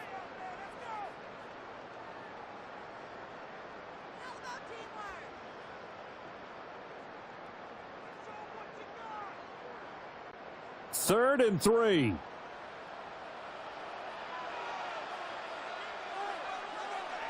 To throw is Rodgers. Work in the middle of the field, and he's got a man complete. It'll be a pickup of 4, good enough to earn him yet another first down. I don't care how many times we see it. I still get a kick out of watching quarterbacks and receivers do the pass tree in pregame warm-up. But I always remember that when we go to practices, we see that after practices as well. They really tune it up, don't they? They tune it up. They know why they do it for these situations. First down. And they build that trust, and that's why they're able to find him in this type of a situation. The Steelers signal for the second of their timeouts. So as they talk it over, we step aside. And good yardage there on first down, because sometimes all you need to do on the screen is get one key block. That might set your man free, and that was pretty good pursuit to the football defensively, or it could have gone for more. 2nd and a couple.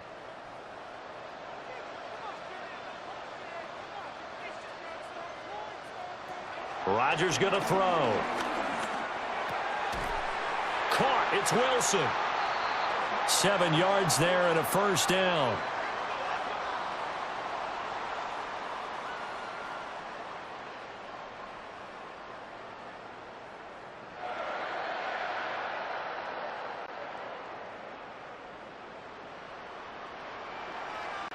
Now whistles and a timeout with 3 seconds left in the first half.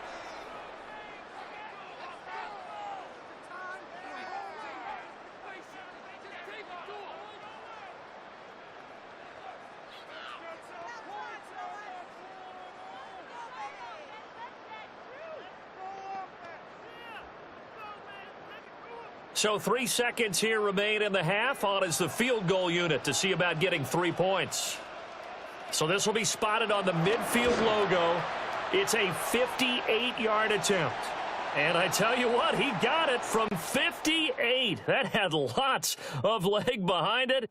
And they will stretch the lead. All right, down Brandon, to 17 thanks much. to 3. Welcome in, everyone, to the Orlando studios. Scott Hansen with you for a quick halftime report. We'll let both sides catch their breath and get their orange wedges as we're going to get ready for the third quarter action. So let's go back out to the stadium as we rejoin our broadcast team, Brandon Godden and Charles Davis.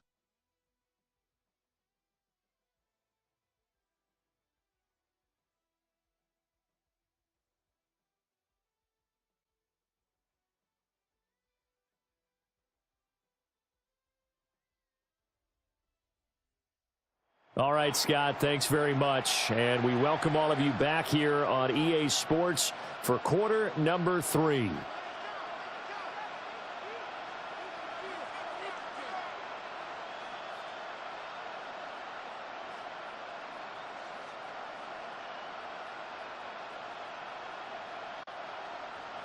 (17-3) the score as we resume action for the second half on EA Sports. And he'll be stopped up at the 25. First chance for the Commanders offense now as they head out for their opening series of the second half. And they're still very much in this game, although they do trail. What's the game plan, Charles, for the second half? It might be a little counterintuitive because most people will think losing equals passing the ball more, but I'd establish the running game. They kind of went away from it in the first half. I think if they get back in balance, it'll help them when they put the ball back in the air. Quick slant to Brown. He'll be dropped after a gain of about 6 across the 30 to the 31. And I think he just wanted to get the ball to one of his playmakers to see if they can make something happen, but he ends up throwing into a crowded area, and after the catch, he isn't able to do much with it. from the 31. Here's 2nd and 3. They go play action. Daniels. And this is going to be intercepted. It's Chuck Clark picking it off. And the Steelers are going to have the short field here as they'll take over right at the 50. As they started that drive, I think they looked at the scoreboard and said, this is a manageable deficit, guys, but let's go ahead and start cutting it down right here. Instead, an interception happened, so a 2-possession game might become 3. So as we get going here in the second half, this could rapidly reach the point where there isn't enough time left for a comeback if their defense doesn't bail them out. Time for the Steelers offense now to get set for their first possession of half number 2.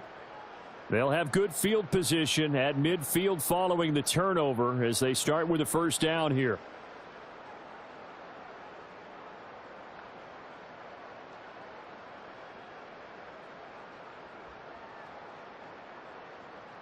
So good field position for the Steelers as they come up 1st and 10 right at the 50-yard line. They run behind center with Gainwell. And he is going to be stopped cold behind the line of scrimmage. One of the best of the last decade or so, Bobby Wagner in to bring him down. And plays like that are exactly what this defense needs here early in the second half to give it a little spark. I think their halftime adjustments, what they talked about, maybe it was just a little inspirational speech. Who knows? But looks like they're ready to go. A 3-yard loss to start the drive. They'll look to make that up and then some on 2nd and 13. A short one there to Freiermuth. And he is tackled inside the 40, not quite to the 35. 17 yards on the catch and run. It's a first down. And now we get into the psychology of the whole thing, because a lot of teams with a 2-score lead in the third quarter, they almost become defensive with their offense, just playing not to lose. I think with this team, you got to figure at this point, this is a great spot for them to go into attack mode, really try and put the hammer down and finish this one off. And he can only manage to get a couple. 2nd and 8 coming up. I do know from experience that when you slow down someone's running game, you're now doing the dictating on defense. And guess what? Now you're getting ready to tee off on their quarterback because they have to throw it all the time. But you still have to be alert for the draws and other plays of that nature to make sure you don't get hurt. From the gun, it's Rodgers. And Wilson with it, complete. And they do get him down, but not before he's able to slip it inside the 5-yard line.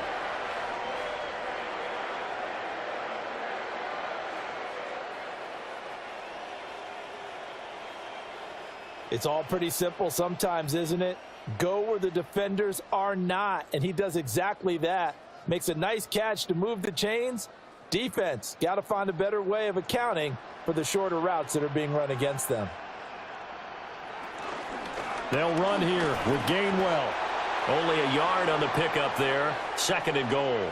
And now defensively, you have to look at this like the game's on the line. It's just the third quarter, but another touchdown given up here could really spell an end to their chances, so they need to toughen up and keep them out of the end zone.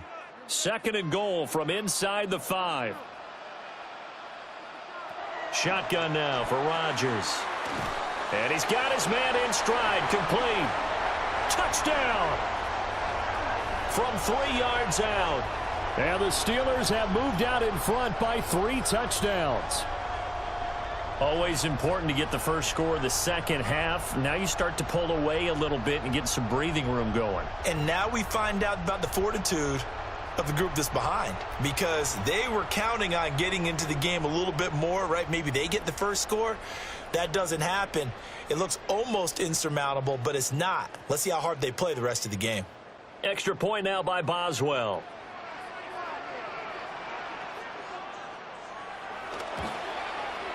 And the lead now to 3 touchdowns at 21 points. A drive that time of 6 plays. And it results in a 4-yard touchdown run.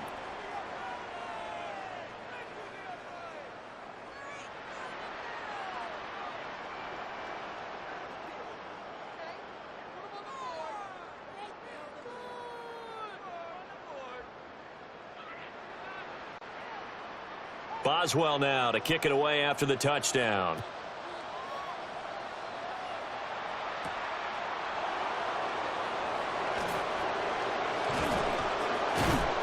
And they will wrangle him down a couple yards shy of the 30. Back onto the field now, the Commanders' offense. I kind of feel like they've reached a do-or-die point in this game, Charles. If they're going to try to pull off an impressive comeback, it has to start right here, right now. Yeah, now they've got a final chance to get out of this situation, but they also understand they've got to move the ball and move it fast. In addition, they need to save as much time so they can get 2 more possessions. Looking to put a drive together.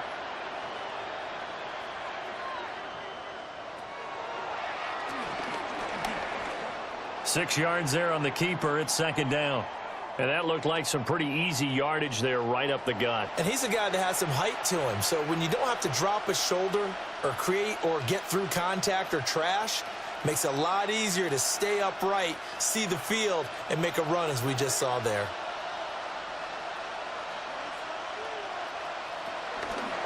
From the gun, he'll hand this off. And he's going to be met at the line of scrimmage and taken down. No gain on the play that time, and they'll look to convert on what will be a 3rd and 4. And as a defensive end, getting off the ball quickly, swarming to the football, making a tackle, that's what we saw right there. Yeah, that's what their job is, and really a lot of the time they have to throttle back a little bit in the run game because you know those defensive ends, they're like in a sprinter stance. They're just headed straight for the quarterback. That was good recognition on that play to hold them to no gain.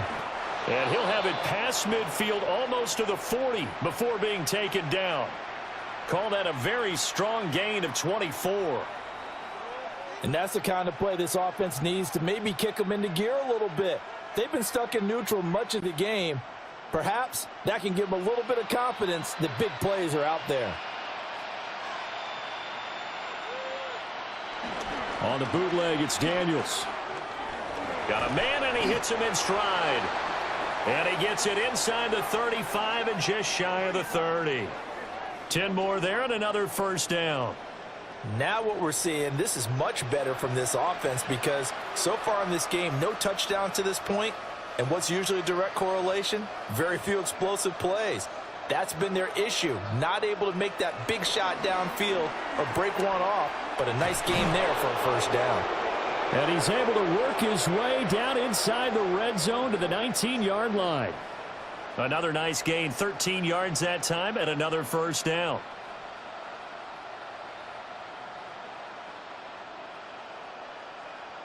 It looked like almost a miscommunication defensively because once he decided to keep it, he had pretty smooth sailing. Yeah, it became a question of, wait a minute, who's got the quarterback? And when you talk about miscommunication, it's supposed to be called assignment football on the defensive side of the ball.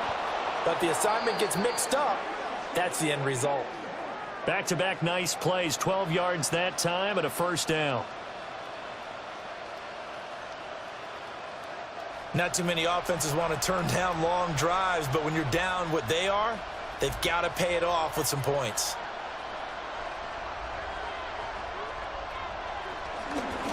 Right back to him on first down.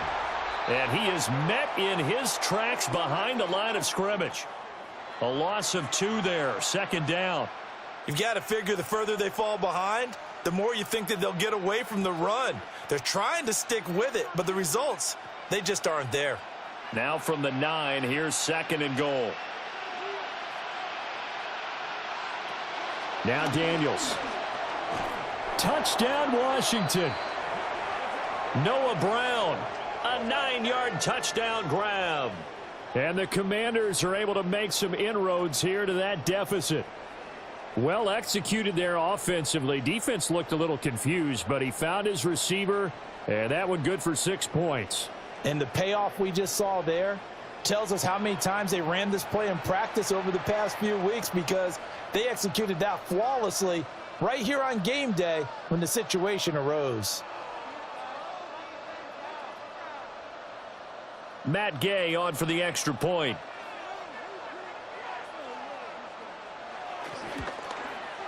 And this is up and good. That'll make it a score now of 24-10.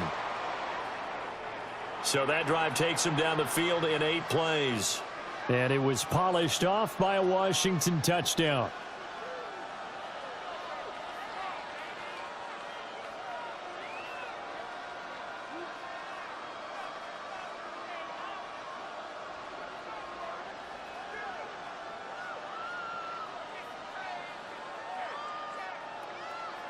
After the touchdown, it's Gay to kick this one away.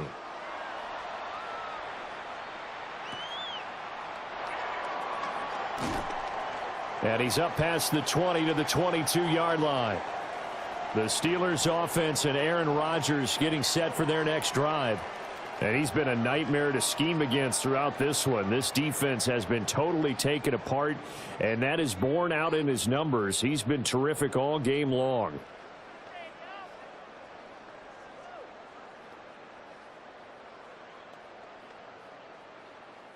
The Steeler offense here about ready for their next drive. Their lead down to 2 scores after the touchdown a moment ago as they start with a 1st and 10. He's going to float this over the middle deep. And it's knocked away and incomplete. They decided the opportunity was there and launched a deep ball, but he was unable to get away from the defender. Couldn't create space, couldn't uncover at the end of the route, and that one winds up incomplete. Third quarter on a Monday night with a 2nd and 10 coming up. Here's Rodgers. This one into the hands of Metcalf. And down he goes, but he takes it up to the 40. The Steelers able to pick up 18 yards there. Of course, the catch was nice, but how about what happened after? Able to stay on his feet and gain all that additional yardage. So many of these slot guys, I think, have running back in their background.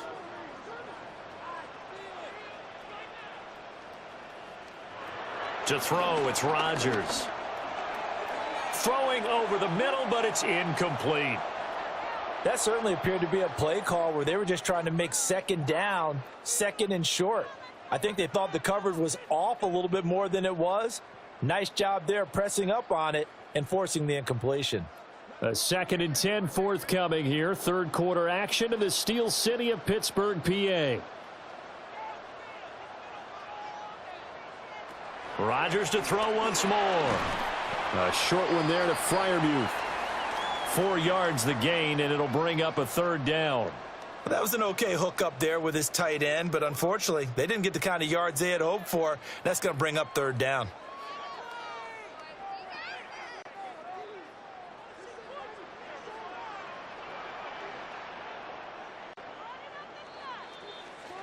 And they're not going to get to the line to run another play. So we will switch ends as the third quarter has come to a close. We'll return with more after this. This is the NFL, and it's on EA Sports.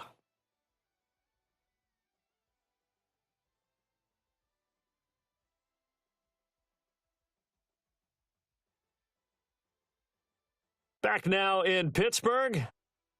It's Steeler football, and they have the lead as well as we begin quarter number 4. Throwing now is Rodgers.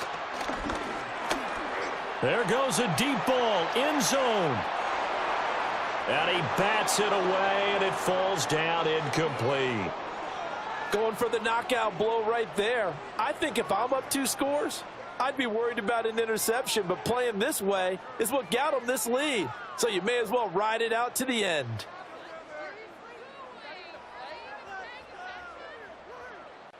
The Steelers send out their punter now.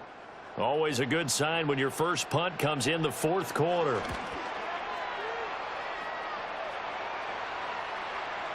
Yeah, he was looking for the checkup bounce, didn't get it. That scoots all the way into the end zone now for a touchback. The Washington offense set to take over. Well, still a long way to go, but trending upward. They scored the last time out, you remember. Then their defense forced the punt. Now they try to inch closer, but still ultimately down 2 scores in the final quarter. Looking to put a drive together.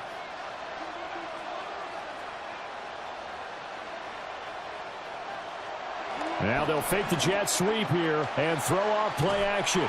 The completion, but they go in the wrong direction. A loss of yards, and now they're dealing with a 2nd and long. Fourth quarter, every drive's so critical, and you figure may only get one more shot after this, so a touchdown's imperative on this drive. It is, but you also have to think to yourself in play calling, don't hold anything back. Don't save it for the second touchdown. You got the first one for the second one to even matter. Daniels looking to throw. A nifty bit of scrambling there. 12 yards, first down. He certainly isn't looking at the scoreboard out there, because to me, all he's concerned about is analyzing the field and making most of the time left in this game.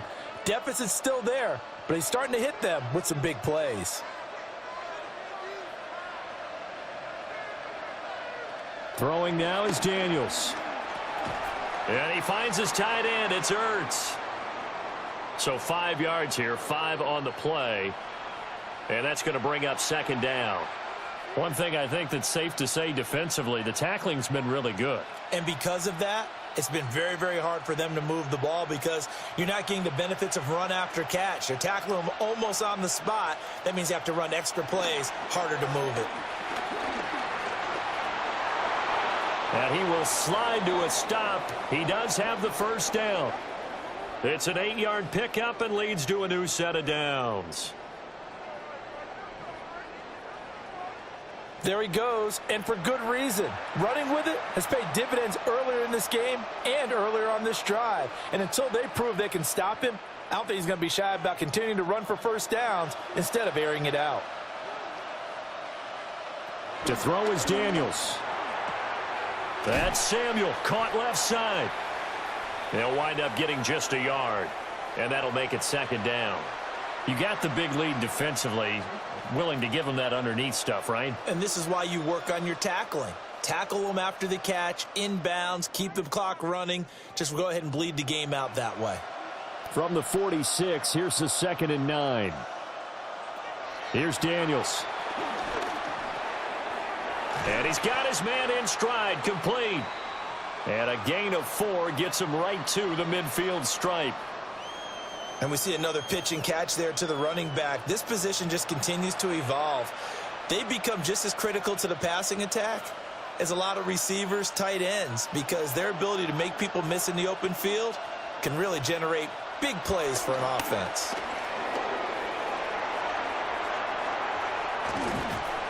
And they're going to have themselves another first down as the tackle's made at the Steelers' 28. A good pickup there, a 22.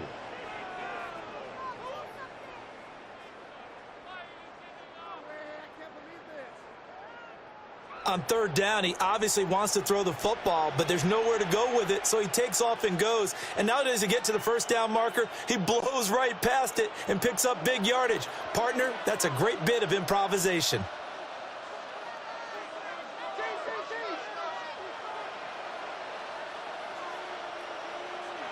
Now on first down, he'll drop to throw it.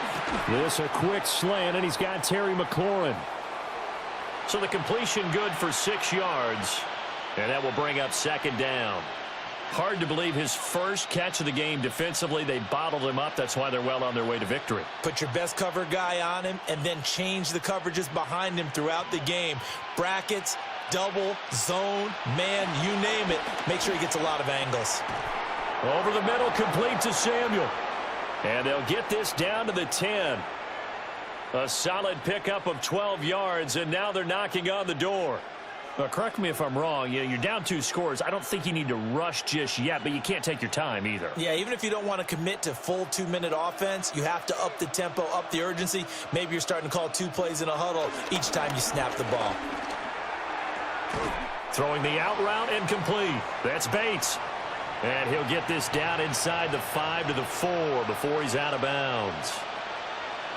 Got to give credit where it's due. Really nice defense on that play. The pitch and catch was successful, but not any run after it. 2nd and goal from inside the 5. To the air goes Daniels. And he is going to go down. Back at the 11-yard line. T.J. Watt able to drop him that time for his 2nd sack of the evening. I remember throughout my career hearing defensive coaches always say, guys, you got to earn the right to rush the passer. Well, they put themselves in a great spot with this big lead, and they know they've got to throw the ball. These pass rushers have to be salivating. It is pin your ears back time indeed. And the stop will come inside the 5 at the 4. Pretty solid gain of 7 yards that time as he scrambled, but now they face a 4th down. I thought he did a pretty good job there to get back what he could, but let's face it, that sack on 2nd down, Talk about throwing a wrench into the works. It certainly did. Yeah, he did everything he could there trying to pick up some positive yardage, and he did, but not enough. And he takes it in. Touchdown, Washington. Jaden Daniels taking it in from 4 yards out. And the Commanders have made it a one-score game again here in the fourth. Well, time to let those folks know who are tuning in looking for the late local news. We may be a moment because we've got a game again. And, partner, except for those on the West Coast where it'll be seen in its regular time, right? That's the way it works, doesn't it? But how about that? Big-time drive right there. If they're going to have any chance, they needed a touchdown there, and they went right down the field and worked their way into the end zone. Extra point by Gay is up and good. And now things get a bit more interesting here in this fourth quarter.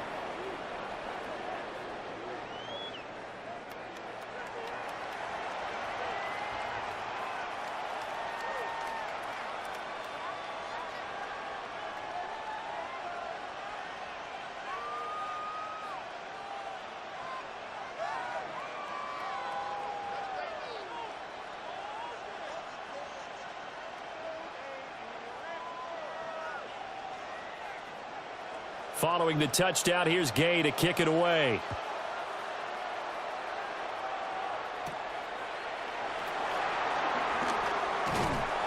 And a nice return sets him up pretty good here right at the 30-yard line. And Pittsburgh getting set to take the field. This game has really flipped on its head. 2 unanswered touchdowns by the other side, and now they take over here with just a very slim one-score lead. And we've seen this how many times now? Teams get a big lead, they go into coast mode, and all of a sudden they're scrambling and battling for a win down the stretch. They've got to put something together right here, otherwise they're in danger of doing the old snatching defeat from the jaws of victory.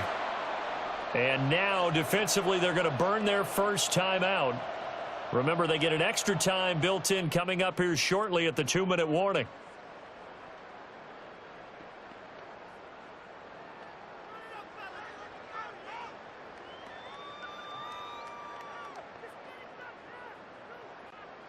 Now a 2nd and 10.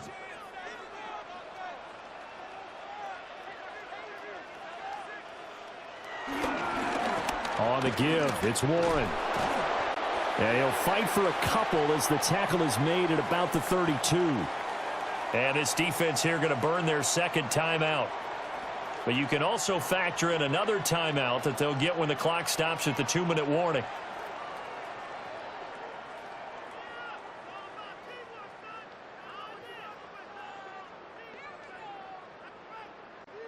The offense on 3rd down tonight, they've been near perfect. 4 for 5 to this point. This is 3rd and 8. Shotgun now for Rodgers. And it's going to be incomplete. He was able to catch it there on the right sideline, but out of bounds, says the line judge.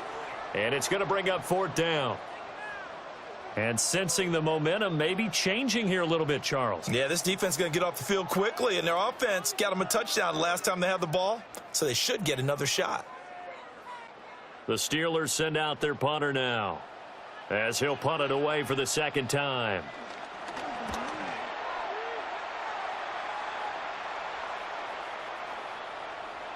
And he couldn't get it to check up. That kicks all the way into the end zone for a touchback. Now Washington down by 7.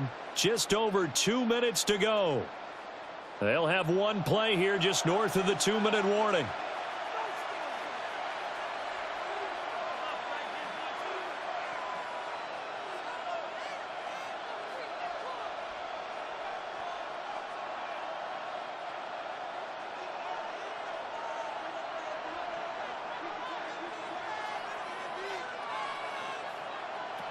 Throwing to start the drive. Daniels. Able to find Ertz. And he's going to get out of bounds with the first down. So an ideal set of circumstances there. They move the chains, and they save that final timeout. He'll look to throw. Slant route connects with Deebo Samuel. And he'll be taken down, but not before he gets into enemy territory. Brandon, it's okay what they're doing right now. Still able to work the middle of the field, but you know sooner or later they're going to have to stop the clock. Just the one timeout remaining as they try to navigate this 2-minute drill. 1st and 10.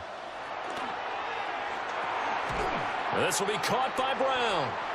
And he's tackled a yard short of the marker. Good gain of 9 on 1st down. Nice, well coached, a team that understands what's going on. They still have time to work the middle of the field as they just did there. Here's 2nd down. He's back to throw. He's got the hookup downfield to Samuel. And he's brought down, but not before he reaches the 8-yard line. Well, I guess at the very least, they got the tackle from keeping him out of the end zone. Yeah, you're looking for that silver lining, aren't you? But guess what? Everything changes now after that big play. They've got a chance to strike.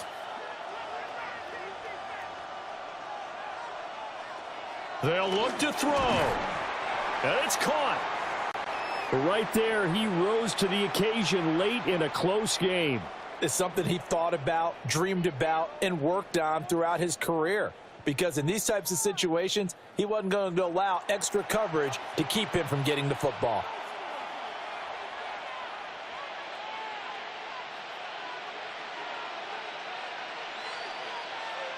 Second down, goal to go.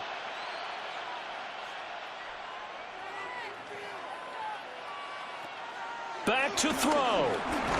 Oh, no, he lost the football. And it's picked up by the Steelers. And a big turnover there as his guys will get the football back. And they were hoping to get down there, get the score, and get this thing into overtime. How deflating. Absolutely. I mean, let's face it, heartbreaking. They had an opportunity, had a chance, and probably were feeling pretty good about what was going on, and that was taken away from them by their own mistake. Yep, the opportunity squashed. Pittsburgh offense making their way back out. And they've got this one in hand. No timeouts remaining defensively, so this one should just be one kneel and then handshakes.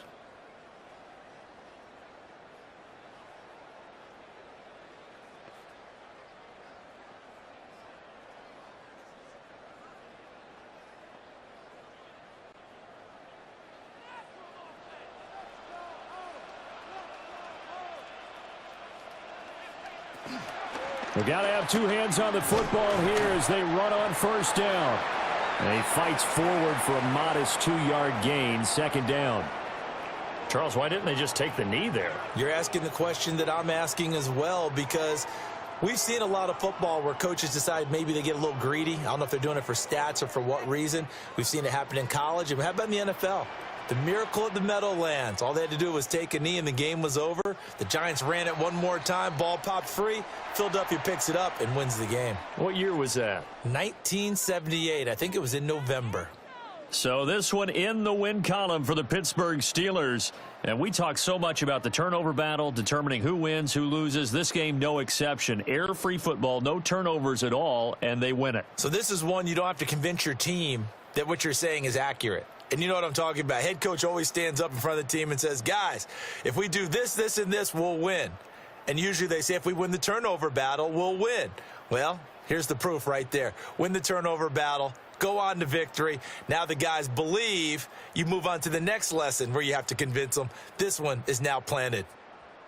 So for our entire crew, alongside Charles Davis, I'm Brandon Gaudin. Thanks for watching, everybody. We'll see you next time.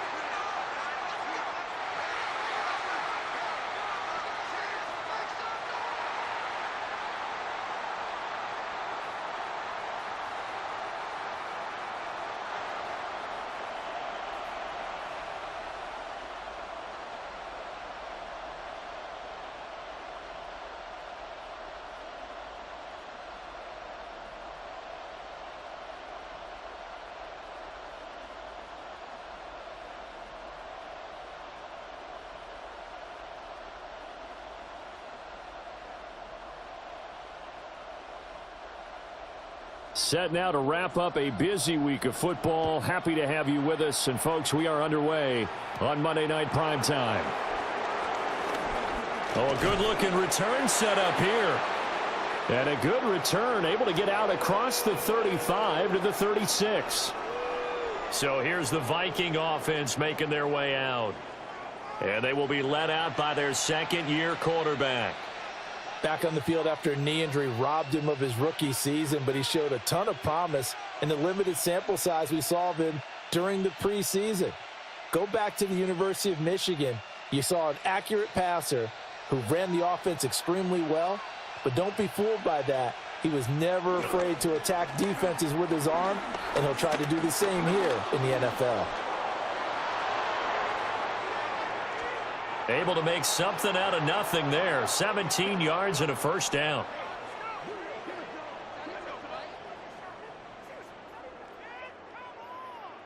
That's the first time he's called his own number, but he's got to be overjoyed with the results. He wasn't just going to settle for a modest gain.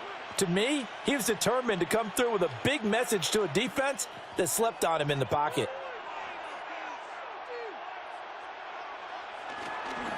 On play action, now McCarthy going underneath. He's got Hawkinson, and they'll wind up getting this to the 37. Gain of 9. A lot of tight ends just use their size and their strength, try to occupy some space and kind of body people away and catch the football. But not this guy. He's a refined route runner. Makes me wonder if he took some dance classes in his background with his footwork. They'll run. This is Jordan Mason. And they'll be inside the 35 now at the 34-yard line. They'll get 3 as the drive continues. It's a first down. 2nd and inches is oftentimes an invitation for an offense coordinator to take a big shot downfield because he feels like he can come back on 3rd down and pick up the first down. But sometimes you just don't want to break tendency. Stay with what you are, stay with who you know, and go get the first down. That's exactly what they did. This is caught by Addison. And they'll have it in the red zone before he crosses over out of bounds. It's a gain of 16, and the Vikings have the first down as well. Pretty solid opening drive here, Charles. They've worked in the run game, the pass game, just steadily getting yards, and now they've got it inside the red zone here with an opportunity. And the only thing they don't have so far is points. But the way that they're moving the ball now, that shouldn't take much longer. And they've established a great balance so far. Running, passing, doing what they want on offense. Credit him with a 1-yard gain there to make it 2nd and 9.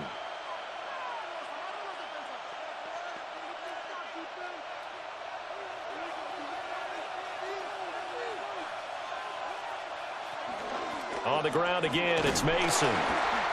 And they get to him quickly here as he's stopped right around the 13. It's a 4-yard pickup there, and it leaves him with 3rd and 5.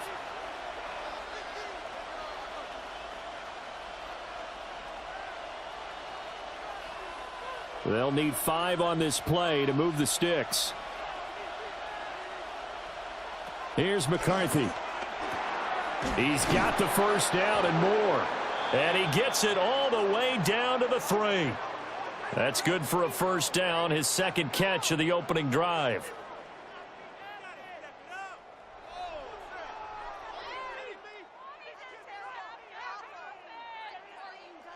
That's a big conversion there on 3rd down, and this has been a great opening drive. You know, at this point, they'd hate to settle for 3, but they've created a fresh set of downs and a 1st and goal. 1st and goal, a chance for an early statement here on the road. They'll try to run it in, going option right. And he will take this one into the end zone for a Viking touchdown. J.J. McCarthy scoring on the 2-yard keeper. And the Vikings put the night's first points on the board as they take the early lead.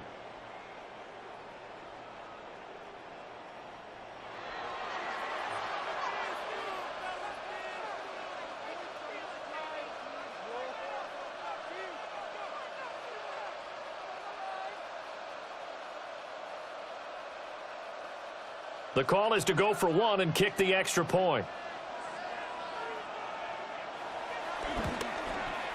He's got it, and the Vikings take a 7-0 lead. So that drive in total 8 plays. And it ends with a 3-yard scoring run.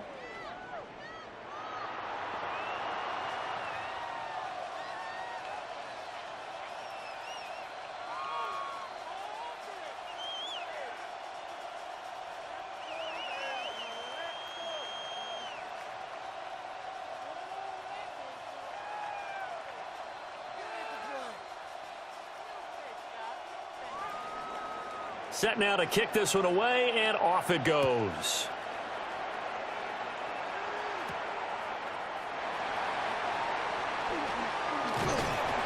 And they'll get him down inside the 30 at the 27.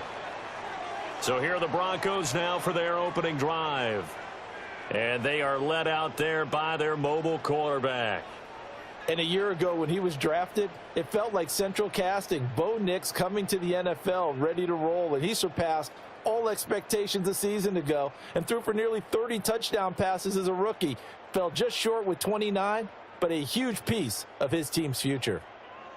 Looking to put a drive together. On the run, this is J.K. Dobbins. Nifty move. And he'll have it past midfield almost to the 40 before being taken down. 31 yards there and a first down. Once he broke through that first wave of defenders, there was a pretty big gap there for him to run. And it helps that they were in a dime defense. That's 6 defensive backs. So this is why a lot of teams now are searching for those linebacker safety combo type guys who can add a little bit more size on the defensive side of the ball, but can still run as well, because when you run against 6 DBs with some bigger offensive linemen, you often get this result. Second and 7.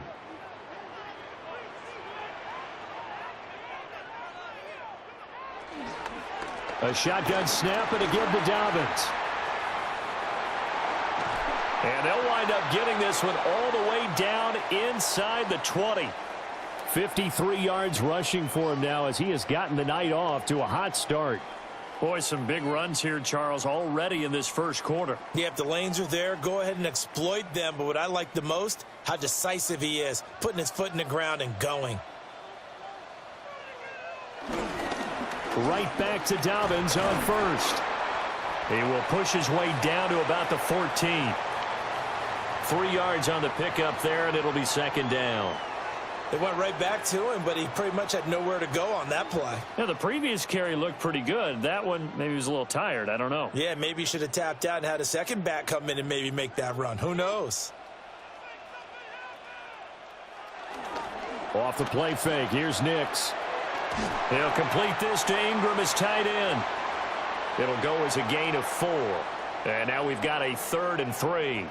Well, they're unable to convert that into much, but it's never a bad idea to try to get the ball into a tight end of his caliber's hands and see what kind of disruption he can cause. An extra defender in the secondary for the Vikings here on 3rd down. Throwing Nix. Working the middle of the field, and he's got a man complete. The gain of 5 that time gives him the conversion and makes it 1st and goal.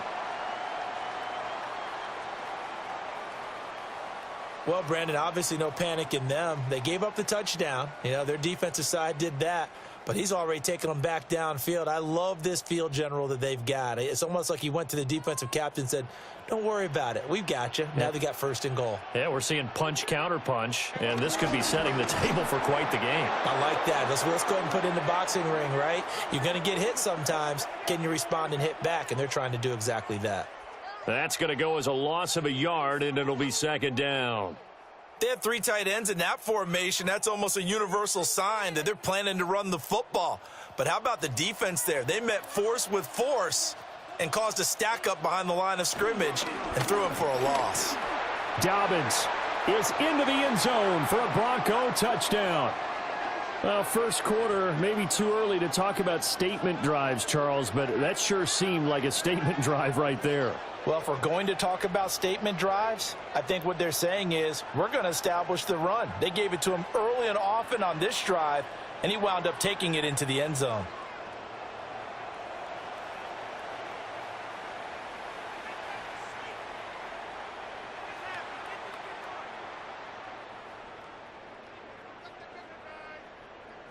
Will Lutz on for the point after.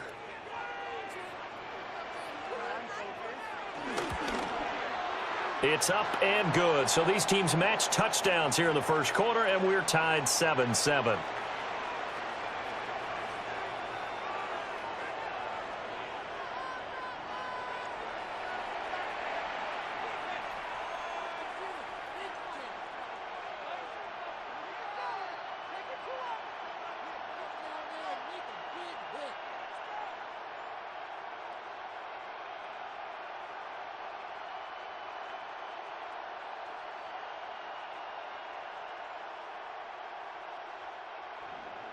Each team's had it. Each team has scored. 7-7 here as the kick's away.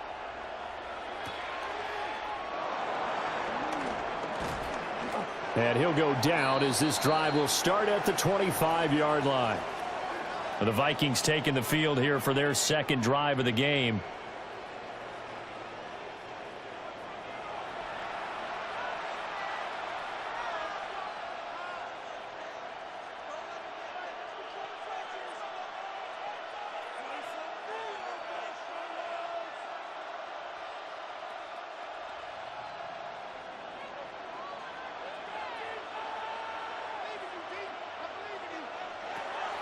They'll start with a run by Mason. And not a lot of daylight. Not really any daylight inside as he's going to be stopped right at the line of scrimmage. Brings up second down. They'd love to just strike back with a touchdown right here. And if it's a long play, so be it. But the main goal, get a couple of first downs. Run some plays, run some clock. Allow their defense to get a chance to catch their breath, settle down, and relax a little bit after they just gave up a score.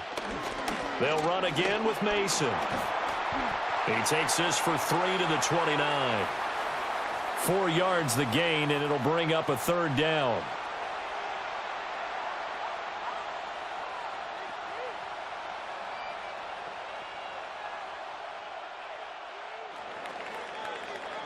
(7-7) our score after one.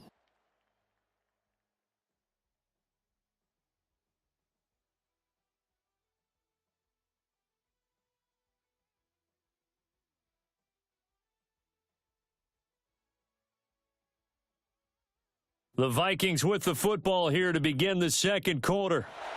They are in need of 6 yards here if they hope to move the chains. McCarthy operating from the gun. And that's going to be incomplete. The coverage too good there. The contact popped the ball free, and it's fourth down. And that is how you respond after taking one on the chin to begin this game. Give up a first drive touchdown, go back out on defense, and completely shut them down to force a 3-and-out. So on fourth down, on is the punter Ryan Wright. And Marvin Mims deep for Denver. He'll send this away into the Rocky Mountain Night, and it's a good one. This is taken at the 15. That's going to go in the books as a 55-yard punt. Well done. And the Broncos take over, first down and 10. J.K. Dobbins leading the way as the offense returns to the field. Handful of carries last time out there. Finished it off, Charles, with a short touchdown run. Yeah, and that's pretty nice for him to be able to do that because normally where they were on the field, it's going to take some muscle to get in there, right? It's going to take some power because things are so stacked up, well blocked, and he was able to get into the end zone somewhat safely. Yeah, that's the thing. Several of those carries last drive, he had some good holes, some good options. So just 3 yards on the completion there, and it'll be second down. Well, the strategy was evident there. Get it to your tight end and make it a one-on-one play with a cornerback. Who's usually going to win that one? The tight end, but not there. Not in this situation. How about the corner defeating that logic and making a really nice tackle? On the counter now, it's Dobbins. And he stopped immediately there. Now they're going to be dealing with a 3rd and 7. Is that one officially a loss of 1? That was well played there defensively. 2 tight ends in the formation, which essentially gave them 7 blockers up front. Hard to imagine with all that size and beef that they could let a tackler through, but that's exactly what happened. A loss resulted. To throw is Nix. He'll let this go deep for Sutton. That's going to be knocked away and incomplete. I like the fact that he took the shot deep downfield. Even if you don't get the catch, maybe you get a defensive penalty and pick up the yardage that way. On fourth down, out is the rookie sixth-round pick, Jeremy Crawshaw, to punt, as he's on to punt for the first time tonight. Taking it about the 16. We'll call that a punt of 54 yards. Well struck.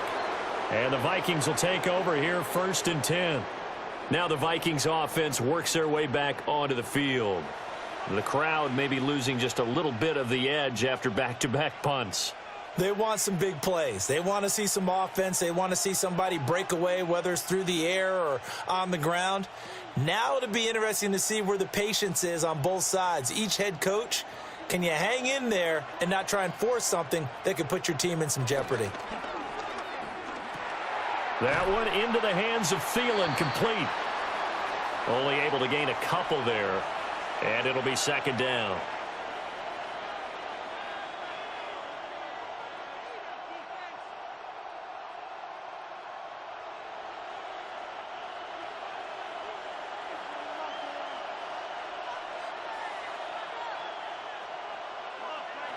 Throwing is McCarthy.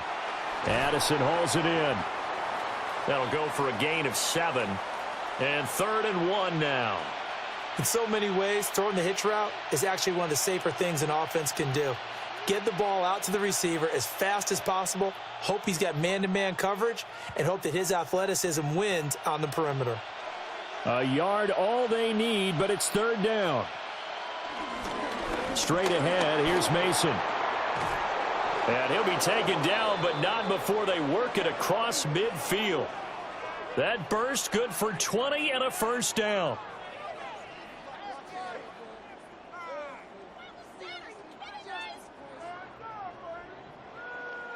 Well, that's one of the main responsibilities of a safety in any defense. A long way downfield before he's able to corral him, but that's why you have him on the field, the last line of defense. He made the play. I don't know if it'll be remembered. They're probably so mad that the run went for that long. Wonder if they were thinking pass in that situation as opposed to run and being caught a little bit out of position. Fortunately, he's able to track him down. No dice this go-around. He's hit behind the line and taken down. Officially, it's a 1-yard loss. That's going to bring up 2nd and 11. Absolutely love the effort there. The ability to flow from his inside spot and stop that one at the line of scrimmage. Nice linebacker play. Looking at a 2nd and 11 now after the loss. Now McCarthy. Open man, he's got him, the tight end Hockenson. So they'll get 8 out of that completion. And this will wind up being a 3rd and 3. And there's a completion to the tight end. And look at the size of these players nowadays. At that spot, 6'4", 6'5", and up.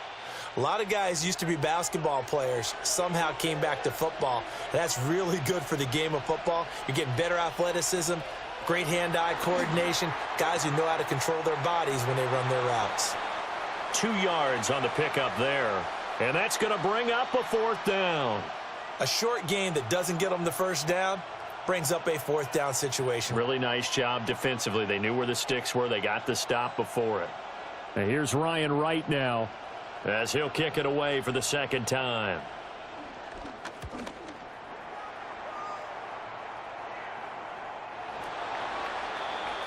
And coming out now, the Broncos.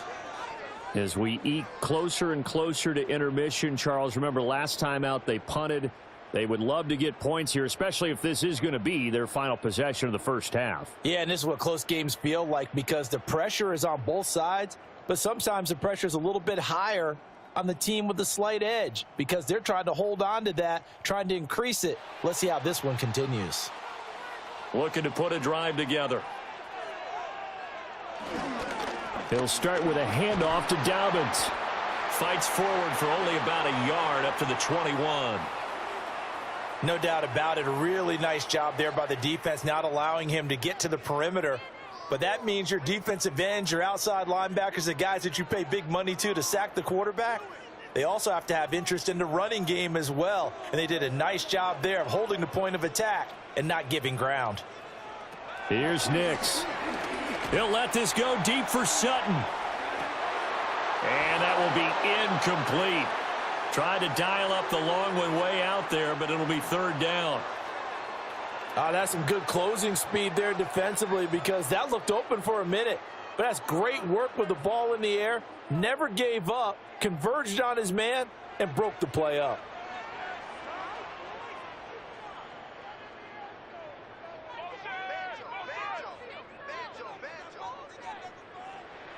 From the gun on third down, it's Nix. That is caught. And he will have a Broncos first down as they're able to get the third down conversion.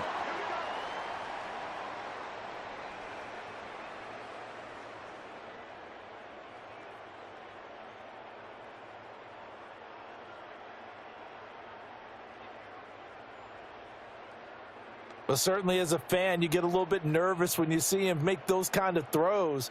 But they work on that in practice more than we know. And most of them now know their limits and know what they can get away with. And there's a completion right there. And getting this just shy of midfield, they'll spot it at the 49. 74 yards for him on the ground so far tonight, as he has been terrific in this first half. Well, he's broken off some big-time runs here in this first half. Yeah, and let's just face it. When you go into a game, you think you've got the plays that are going to work, but when you actually get out there and they're starting to happen, your confidence rises, and he's running with terrific ability right now. We've hit the 2-minute mark of the first half. All knotted up at 7. To throw, here's Nix. Over the middle into traffic, and that's complete. Call it a gain of 3 on the play, and it's second down. They kept the receiver in the short field, but that let his quarterback get the ball quickly to him before either guy in double coverage could react. From the 47 now, they'll work with a 2nd and 7. They'll go play action with Nix. He'll air this one out for Mims. And he knocks the ball away, and it falls incomplete. There is something to a game plan with trying to keep a defense honest. And with a guy with that type of speed, you do so. Send him deep, try and throw some air under it, and hope you connect downfield. On that play, they run successful. Here's play number 7 on the drive. This is 3rd and 7. Finding Sutton on the out route, who makes the catch. So give him 5 yards there on the pitch and catch. And that'll bring up 4th down. Now, that's going to be a tough one to explain when they get together and watch the game film, isn't it? I mean, they had the right call, had the out route. He's got to know where the first down sticks are, yet he steps out of bounds that close. Not their best play. So they're forced to punt on 4th as this one's away. And out now come the Vikings.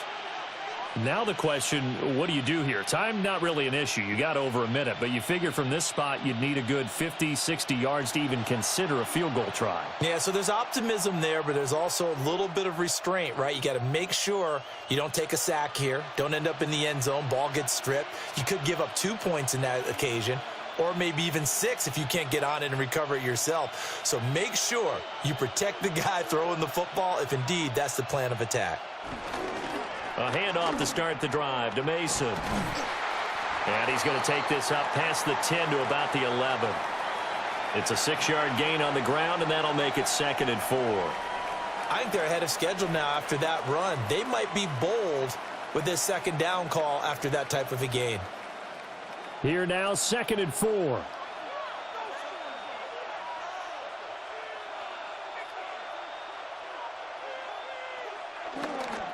And they'll go again with Mason. And he'll just keep 2 hands on the football as he'll be taken down after a short pickup. And give him about 4 on the play, but he's marked short, so it'll be 3rd and about the length of the football.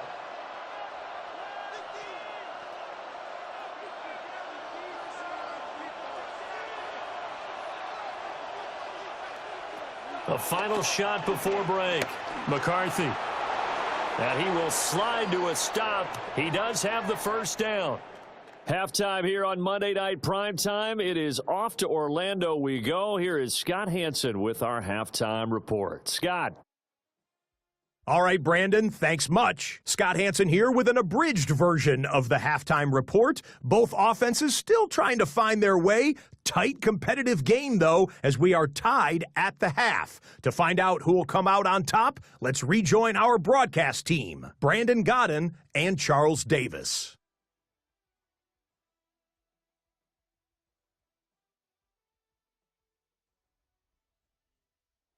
Scott, thank you very much. We are ready to get started here with the second half.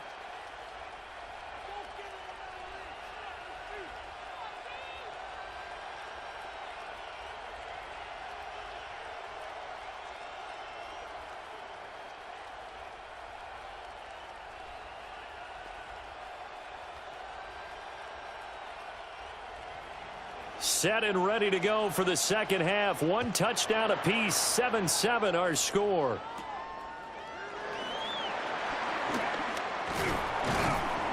And it's a pretty good return here as he'll get this up to the 29. The Broncos offense set to begin this third quarter. It's a tie football game here. What do you think, Charles, the message was at halftime? Well, I think that they probably just looked at things and said, we're fortunate that this is a tie game. No need to panic. No need to change a whole lot. We didn't play anything close to our best in the first half, so we don't have to go out and win one for the Gipper. Let's just go out and play our best football and win one for us.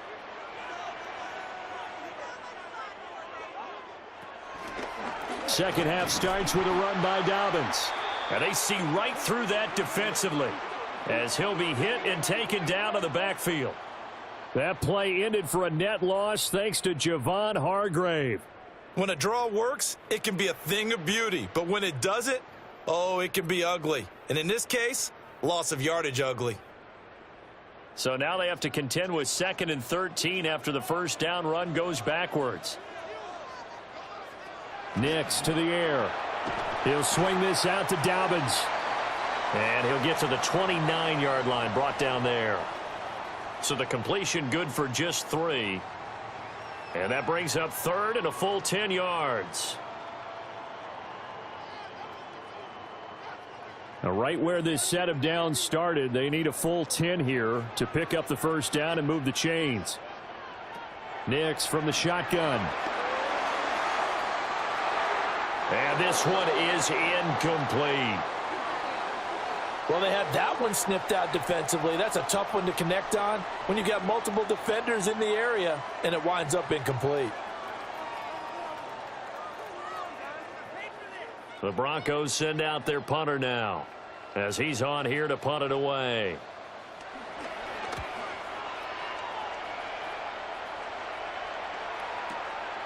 And he fields it cleanly.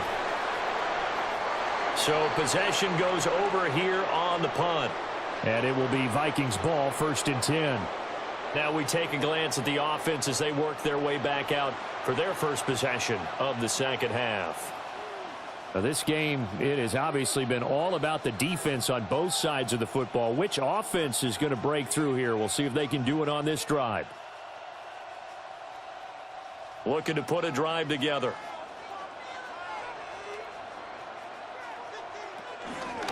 Starting the drive with Mason on the ground. And he's going to get this one across the 30-yard line. 53 yards rushing for him now on what was his 10th carry of the ball game.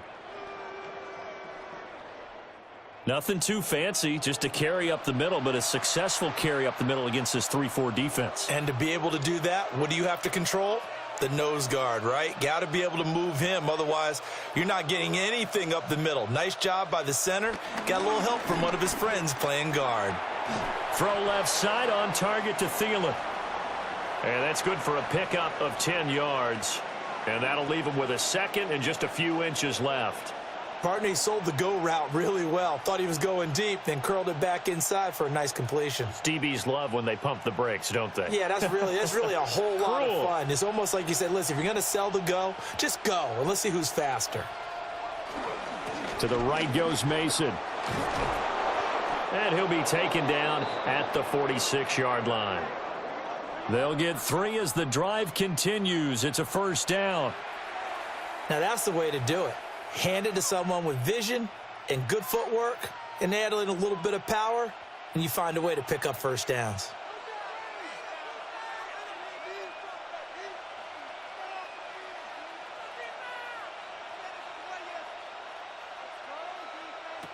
Looking to throw McCarthy. That's complete to the receiver, Thielen. So the completion good for 7 there. And it'll be second down.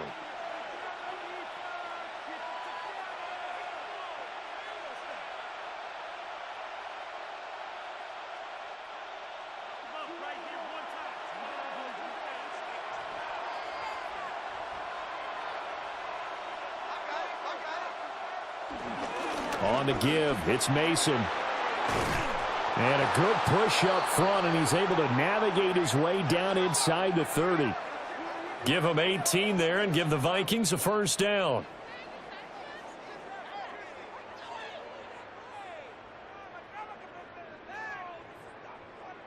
When he runs, he seems to do a nice job of knowing when to be patient and find the hole, and then when the hole is there, he goes quickly. You're exactly right. He knows how to just take off, but you know what else?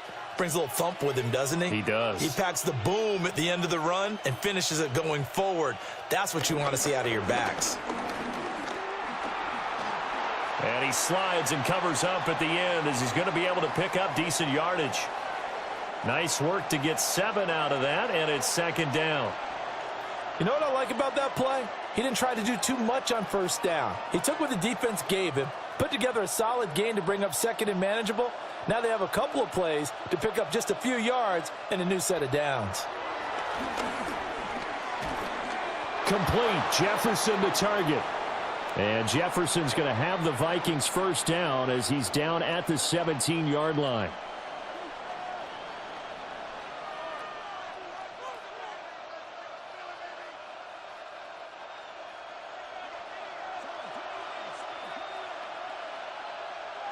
To the air with McCarthy.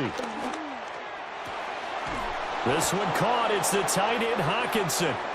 And the Vikings are going to be looking at first and goal as they move this down to the 4-yard line.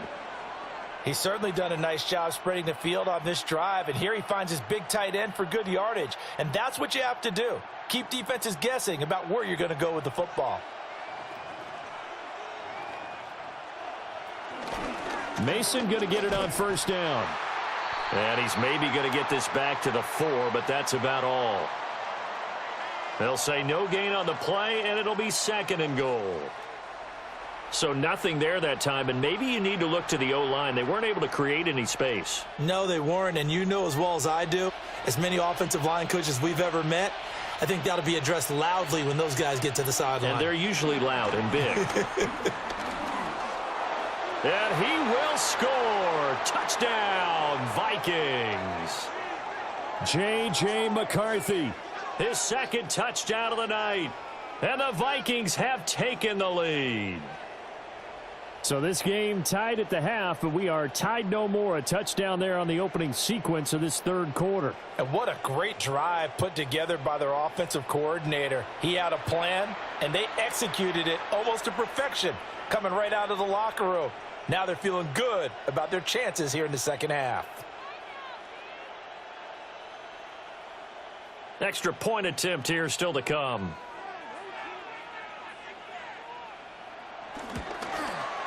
And he's got it. It's now a 14-7 ball game.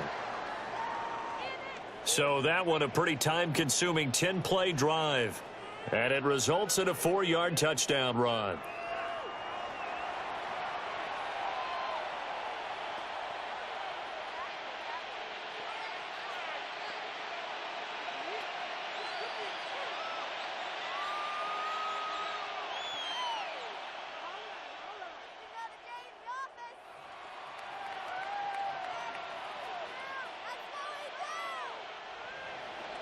Minnesota's kick team ready, and the Vikings boom it away.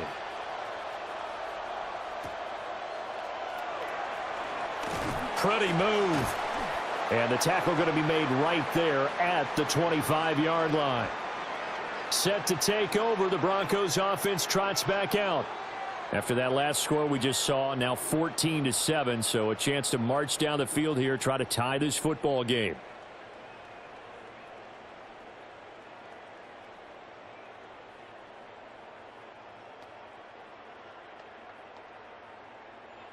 Looking to put a drive together.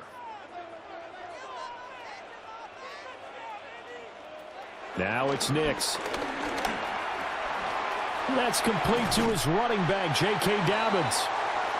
It'll go down as a gain of 6, and that'll bring up second down.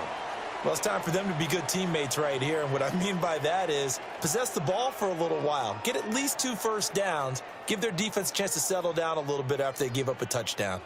They'll come up now 2nd and 4 from the 31. Off the play fake, Nix finds his tight end Ingram. 7 yards there and a first down. That was a route run not just with dexterity, but with intelligence. Found the hole in the zone, made sure the quarterback saw him, and was able to make the sure catch and flip the down marker back to 1. Under a minute to go in this third quarter as they come up 1st and 10.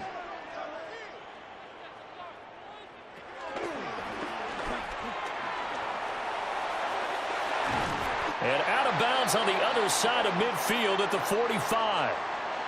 A good chunk on the ground on the keeper, 17 yards, first down. How about that there? No frills, no additives, right? Nothing crazy. Just find a way to pick up the first down. A nice run right there. From Viking territory now, they'll come up 1st and 10 at the 45-yard line. They'll try to draw here with Dobbins. And that didn't fool anybody. He's going to be dropped in the backfield. 2 yards the loss, 2nd and 12. Continues to be a struggle for this offense and this home crowd. They're growing a little restless here in the second half. And I think they've just got to look at how they're trying to move the football. Yeah, you want to run it, but maybe you spread it out, maybe some swing passes that can take the place of runs and give you a little more space. Operating from the gun, here's Nix. And he's going to be stopped here for no gain. And that's going to take us to the end of the third quarter of play. So they'll get a little extra time to come up with his third down play as we've played 3 quarters. You're watching the NFL on EA Sports. Welcome back now to Denver. It's the Broncos trailing, but they do have possession of the football as we begin quarter number 4.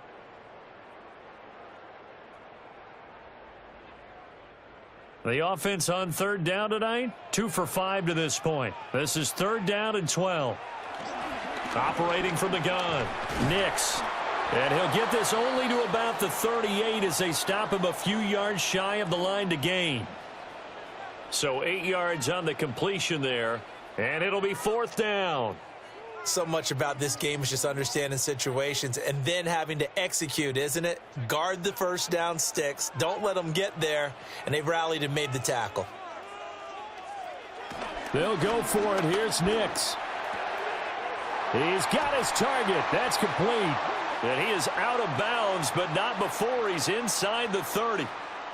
That's a 4th down pickup of 10 yards and an opportunity certainly missed on the defensive side.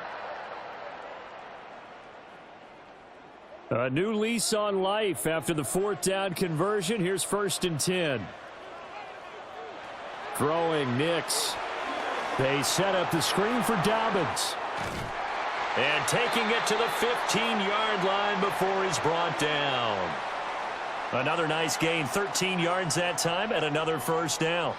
I like the design that we're seeing right there. This is what they need. Down by a touchdown here in the 4th. They just need to keep working their way downfield. And when they see openings, take their shots. On 1st and 10, it's Dobbins. And they get to him quickly here as he stopped right around the 13. Tackled by Jonathan Grenard. Well, that call makes sense because they've been throwing it well on this drive, and once again they show passing formation, showing the shotgun. Then they ran out of it. That's a nice play by them defensively, though, to hold it to a short gain.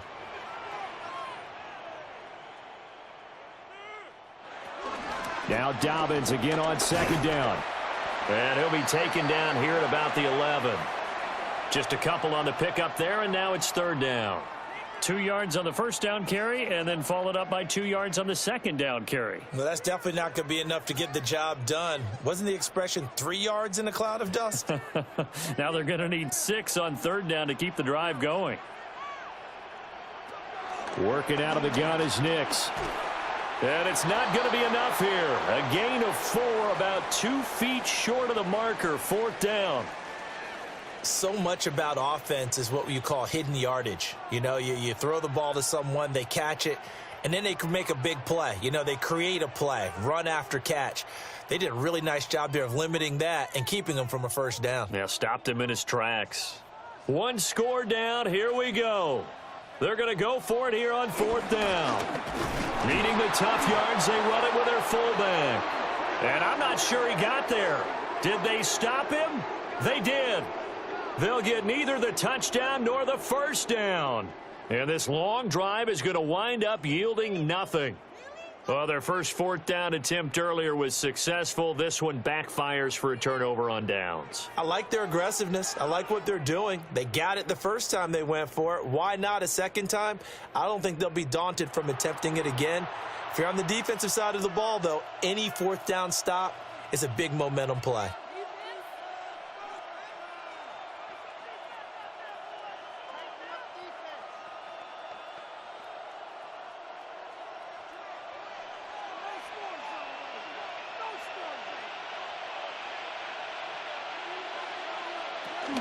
The drive begins with Mason.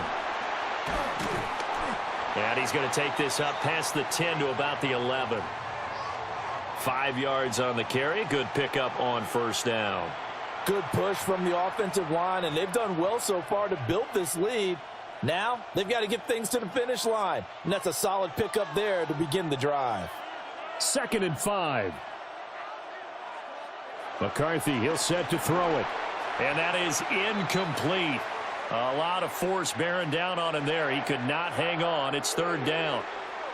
Well, no one likes to see that drop, but I'll guarantee it's not going to stop his quarterback from going back to him anytime he has open space. They come up now 3rd and 5 following the incomplete pass. Working out of the gun is McCarthy. And a most curious way there to burn some clock. That was wild. And at the end of all that, it winds up a safety. All right, Charles, help me out here. 4th quarter, you've got the lead, and you run backwards into the end zone. You're just trying to do too much. I almost don't have words for it. But, you know, every coach that we talk to talks about running backs or people running the football, running north-south, getting upfield. He went way in the opposite direction. And that's going to cost his team. Yeah, it cost him big time. Still leading, but it costs him. After the safety, remember, they also need to give up the football, and here's the free kick. This will be taken at the 10. Now the Broncos offense, they get set to head back onto the field. We certainly have a good one on our hands. They're trailing after that last touchdown, but now a chance for this offense to try to snag that lead right back here in the 4th quarter.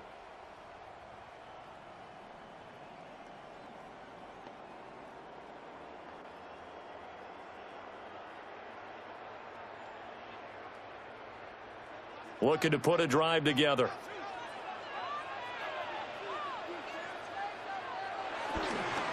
They'll start on the ground with Dobbins. And nothing doing. He's immediately taken down at the line of scrimmage. No gain on the play. It'll be 2nd down. When we talk about defenders, specifically linebackers, keeping their eyes in the right spot, he had that eye down the entire time. And you know that's not easily done because they throw a lot of misdirection at you. They try and fool you and get your eyes in the wrong place. But you're right about that one. He correctly figured that one out and made a really nice play. Calling no gain on the run there, and now they'll be looking at a 3rd down. Well done to sniff that out defensively. He had it diagnosed pretty quickly. I love that description because diagnosed is perfect on that one. Read his keys, made the play, and he couldn't even get going moving the football. To throw is Nix. Able to find the open man. That's complete. And he will have a Broncos first down as they're able to get the 3rd down conversion. And here we are in the 4th quarter, partner, and watch them drive for what would be a go-ahead touchdown. And you and I both know this is where you need a quarterback who can keep his cool back there. Not just for himself, but to keep the rest of the team relaxed too. They'll run up the gut with Dobbins. And just 1 yard here from the 49 to the 50. We know that old expression, it's not my night. It hasn't been his so far. I don't know if the legs are a little bit heavy. Sometimes having to hang out all day and play doesn't exactly play to your advantage, but it's been a tough go for him. And every time he looks up, somebody's there defensively. That was the same case on that play. And his throw here's incomplete. Well, that's a defensive coordinator's got to be happy with that result. They took away all options downfield and forced the incompletion.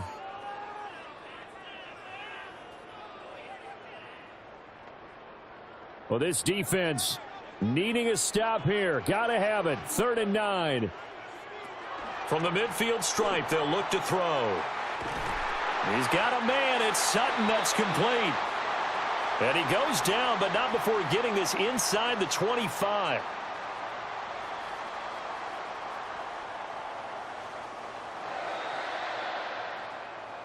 Fourth quarter, down to the final 2 minutes, and we've got a one-score game. So it's Bronco football as we get you reset here.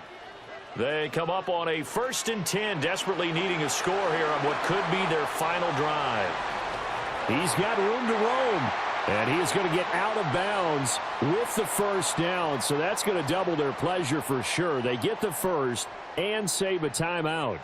Absolutely ideal there. Get a good size play, get out of bounds. Well, you saw the coaching there. That is taught and it is emphasized. Get out of bounds, understand your situation, as well as just understanding the game.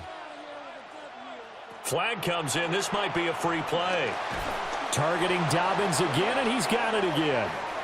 And he is going to lose yardage here. Well, we looked at each other right when he flinched. We knew that that flag was coming. Yeah, offsides, easy call. Mark off the 5 and keep it moving. Here we go. 1st and goal. They'll look to throw.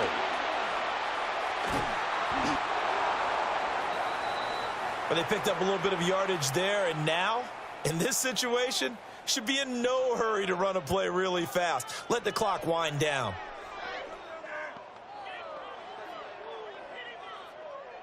From the 2 now, 2nd and goal. He'll look to throw. They'll try and set up the screen. It's complete. Touchdown, Broncos. J.K. Dobbins. He scored on the ground and through the air. And the Broncos have taken a fourth quarter lead.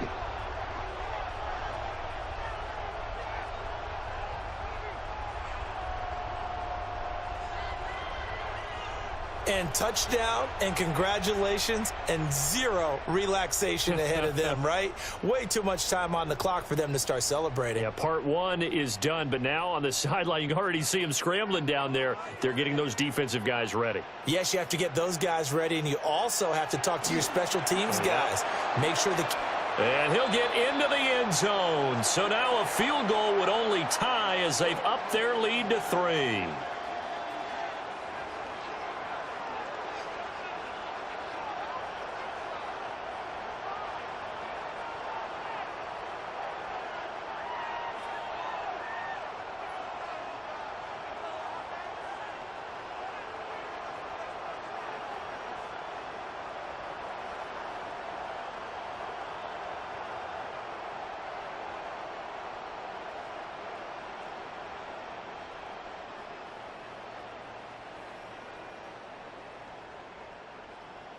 So they make the decision. They want a 3-point lead versus a 2-point lead, and they got it. Yeah, at this stage of the game, it seems like the exact right thing to do.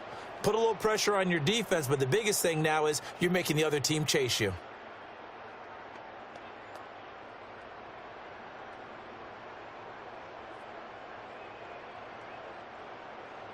After the touchdown, Lutz to kick it off.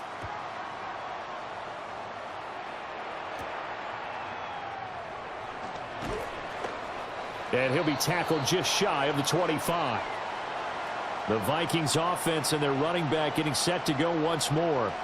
And he has put in a full game's work and then some. Just an incredible performance on the ground to this point in the fourth quarter.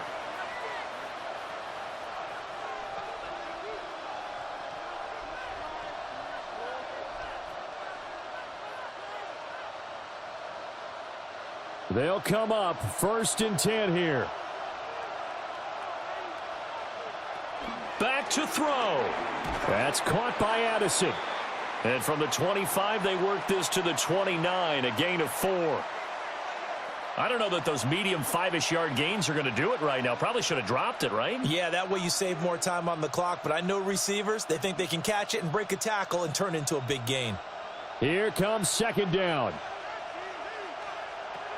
He's back to throw. And he works his way past the line of scrimmage and then slides to a halt. The Vikings going to signal for the first of their timeouts as they get the stoppage with just under 50 seconds remaining in the 4th.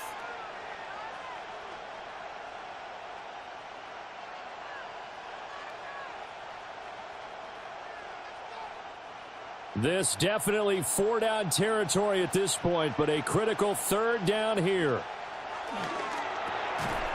Completes this to Jefferson. Now the Vikings will use the 2nd of their timeouts as the clock stops here with 46 seconds left to play. This has to go down as one of the simpler routes in the playbook, but oh so effective. Nice completion there. Keeps the sticks moving.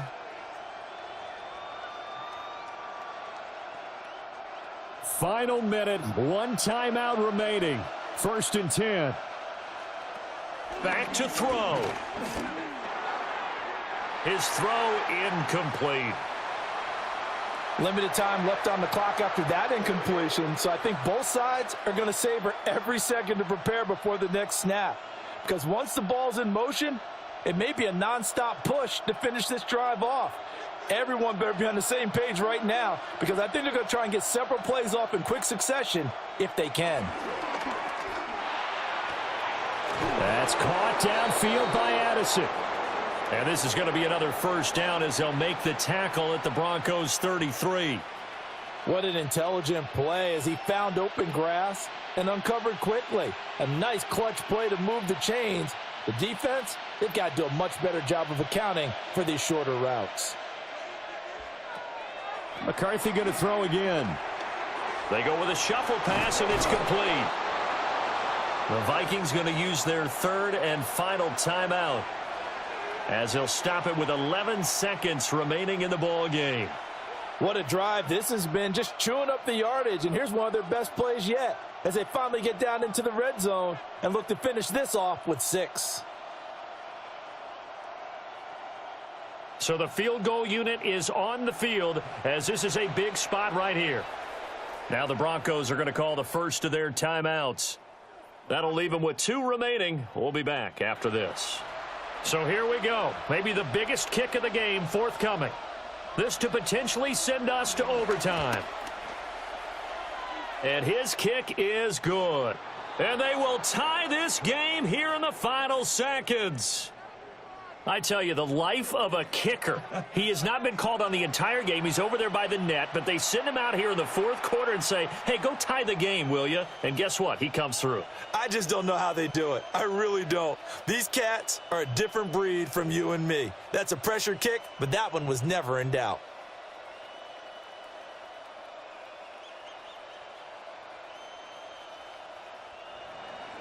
So overtime on the horizon, barring a wild finish here as the kick's away. And they'll let that one go as it skips through the back of the end zone for a touchback.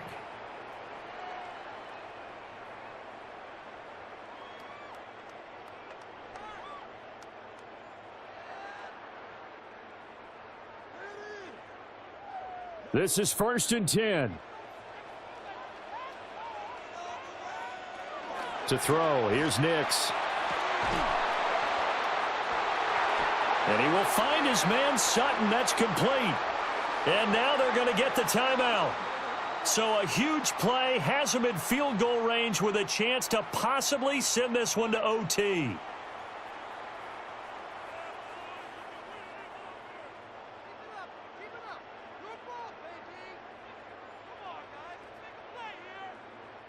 So it all rests now on the right leg of Will Lutz. This to put an end to a wild Monday night. And he got it. The kick is good, and a fantastic finish here on a Monday night. And it'll be all smiles on Blake Street tonight. The Broncos have won it. Well, you really can't ask for much more than what we just had here. Not only a close game that went down to the wire, Charles, but a clean one, too. No turnovers in this contest. And I think you're exactly right about that. To me, this is just a pair of offenses trying to find the slightest bit of separation from each other. And they were both hoping that the other side would make the big mistake first. But today, neither side made that mistake. And what we got, a very entertaining game throughout. So that'll do it for us. For my partner, Charles Davis, and all the hard-working men and women on our crew, I'm Brandon Gaudin. You've been watching the NFL right here on EA Sports. The Broncos are winners as we say so long from Denver.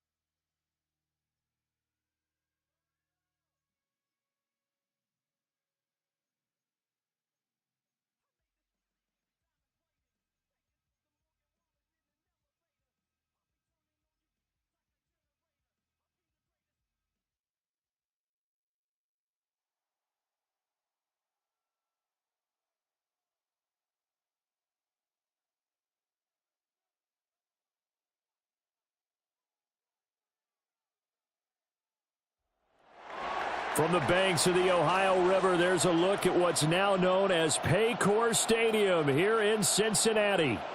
Tonight, we've got the crew set for what should be a real treat, a great Monday night matchup, as it'll be the Carolina Panthers taking on the Cincinnati Bengals.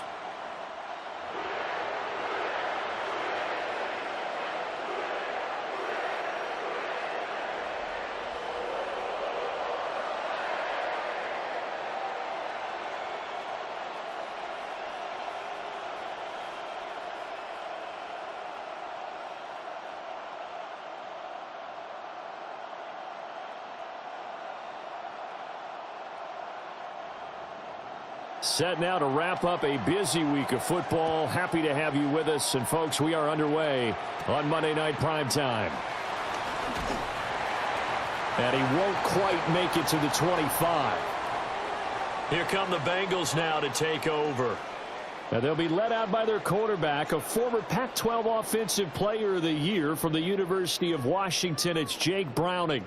This is what this man was born for, the big spotlight on the national stage like this. Really, his entire career, he's demonstrated incredible poise no matter what type of situation his team was in. No situation is too big for him, and you can tell in the way that he takes the field. His self-belief is evident, and he gets the job done in his mind each and every time.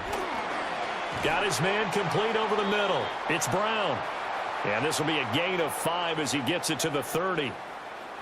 Just about every quarterback is trained to really look downfield first before you come back and make a nice, safe throw. And in this case, that's exactly what he did. Found his running back, let him create some space, and it turned out to be a nice play for the offense. Now Browning. Man open, that's Jamar Chase complete. And Chase going to pick up a Bengals first down as he's up to the 40-yard line. Well, I think when they look at their offense, they think to themselves, weapons, weapons everywhere, and they want to move the ball around. They want to spread it to different people, but you absolutely know they want to get this man involved as well, and that's what they just did on that play. To throw, Browning. Now a short one to Gesicki. Well, that tight end position, it just seems to continue to evolve every year in the NFL. Yeah, you're getting really terrific athletes. A lot of them maybe were wide receivers at one point. They continue to give you speed, great hands, and big bodies, which make them excellent targets for quarterbacks. Here's Browning.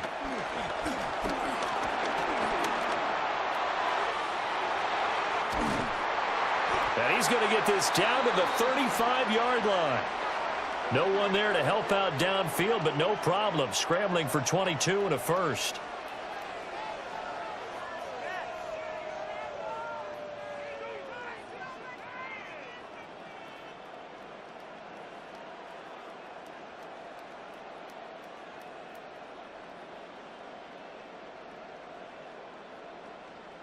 Well, that turned out better than most of the passes he could have thrown on that snap. The coverage downfield was excellent, but the containment close to home left him a backdoor escape, and they paid dearly for not locking up. That's caught, Andre Yoshivas. But yet another completion here on this opening drive, and he's now perfect 4 of 4 to start. Pretty solid execution here. And how about how everyone's handled their nerves? Because you know what it's like to start a ball game. You're so amped up and ready to go that sometimes the execution isn't there. They've been flawless so far. Well drilled, well prepared, and excited to start this game. Brown with his stick skills. And a good-looking run there as he'll take this inside the 20 and down to the 18-yard line.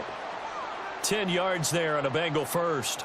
Quite the opening drive march they're on right now. It looks a lot like what we saw in practice prior to the game, doesn't it? You know, because on that last big practice beforehand, you go through your offensive script. You go through your play calling. You go through all the stuff and establish things. And it looks like it's going like clockwork right now for them. And this time they were waiting for him as he'll be knocked down before he can get back to the line of scrimmage. One of the toughest things for an offensive lineman to learn is the ability to get in space and hit people who are moving targets. And linebackers are not easy ones to hit because they know how to move, juke, and make you miss. And that's exactly what he did on that play. A nice play for the defense. And he's going to push his way down to about the 12. 7 yards on the carry. Make it 3rd and 4 coming up. The impressive opening drive continues, and just space being created by those guys up front. We're seeing this the same way, aren't we? We are seeing an offensive line, as this game gets started, as it starts to unfold, that they are dominating the line of scrimmage. Work in the middle of the field, and he's got a man complete. And the Bengals are going to have 1st and goal as they try to finish off this drive with 6 points.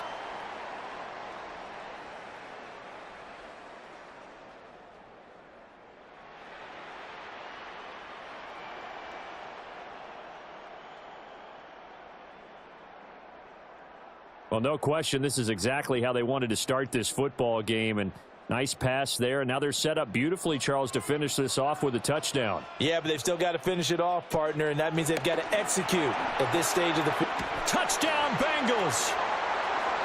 Mike Gesicki from 4 yards out.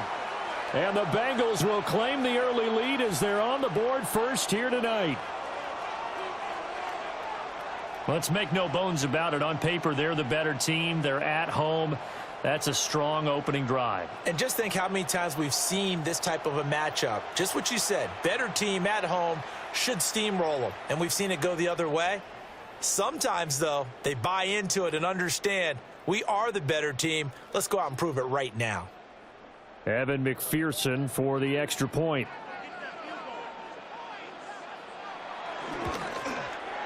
And he's got it to make it 7-0 Bengals. A 10-play drive that time. And it all concluded with a touchdown pass to the tight end, Mike Gesicki.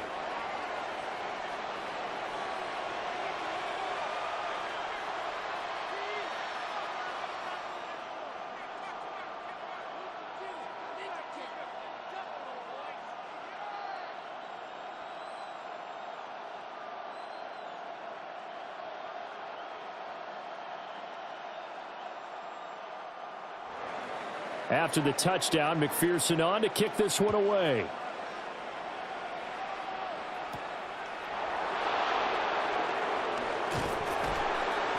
And able to get this out to the 25. So here are the Panthers now for their opening drive. And they'll be led out by their 3rd-year quarterback. His 2nd year in the league certainly didn't go the way that he thought it would. In fact, a lot of whispers around the team and around the league that maybe he was not going to be the guy. Ended up getting benched, took his time, watched the game, and then came back better than ever. 2nd year in the same offense with the same head coach should lead to an even bigger jump in year 3. It's Young off play action. They'll get this complete to Sanders, the tight end. They'll give him 4 yards there, and it's 2nd down. Brandon, to me, what's important right here on this drive is for them to get at least 2 first downs. They've got to give their defense a chance to settle down, catch their breath a little bit after they give up a touchdown on the opening drive. 2nd and 6. Now Young. Quickly a slant to Renfro. 7 yards on the quick slant and a 1st down. We'll see what kind of mindset they have here offensively after giving up the touchdown on the opening drive. And based on our time with them, prior to this game, I feel like they've got a good mindset going in. In fact, the discussion that we had with the coaching staff was, we may give up some points in this game, so our offense has to be ready each and every time to either equal or try and get us ahead and try and keep us ahead. This is their chance to respond to that first touchdown given up. Now the stop made by Cam Taylor-Britt. It's not just all athleticism from defensive linemen. Let's give them a little credit for their football intelligence as well. Read and react by them, understood the play call, and stacked it up and stuffed the run. Young to throw it. Got a man. That's LEGUE. A good cover defensively as they get to him just beyond the 45 after the juke.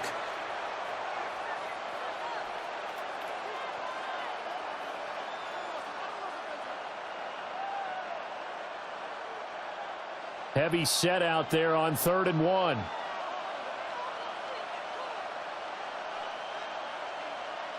Young takes it on the sneak.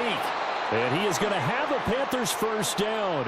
At least it would appear that way. He didn't get it by much, but yes, they do get the conversion on 3rd and 1.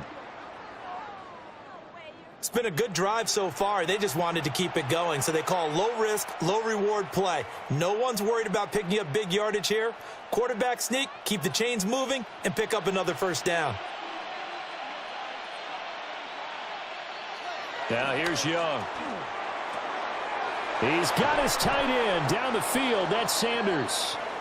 And they'll wind up getting this one all the way down inside the 20. It's a gain of 35.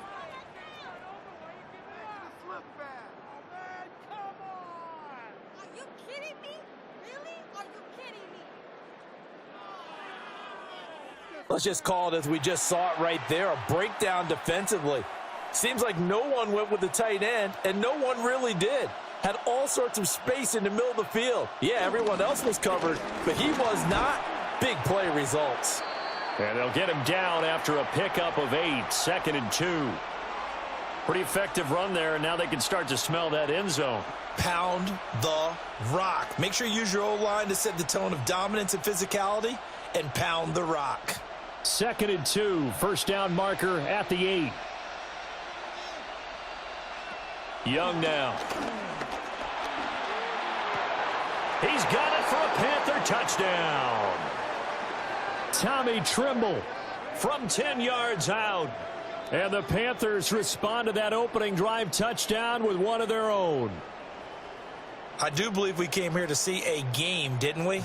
And it looks like he's running what we call routes versus air. You just go out there with your offensive unit and throw the football with no defense. He's 5 for 5 on the opening drive. He was on his game there for drive number 1, but my only thing is now he can't go any higher than that. He was so perfect. Can he do it again later? Yeah, all he cares about right now is making it 10 for 10, 15 for 15. Keeping that going. And he feels like he can get it done.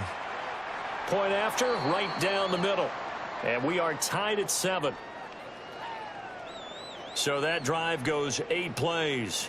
And Carolina scores to cap it off.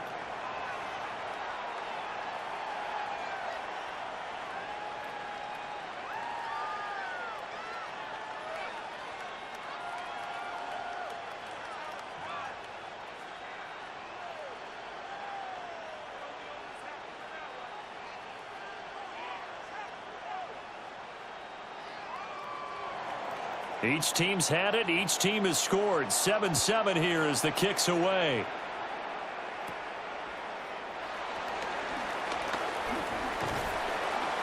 And all in all, a pretty solid return. Nearly got it to the 35. They'll mark him down officially at the 34.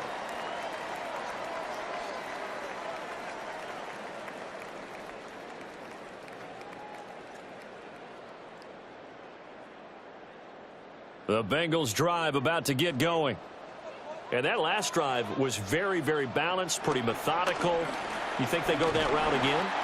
I'm always of the school that until they stop me from doing something, I'm going to continue. And I think that that's exactly what they'll look to do. But the beauty is the balance that they've created sets up opportunities for big plays. Looks like a run, turn it into a play action, and throw one deep. Ready for the second quarter from Cincinnati. It's the Bengals with the football here as they are looking at a 2nd and 5 situation.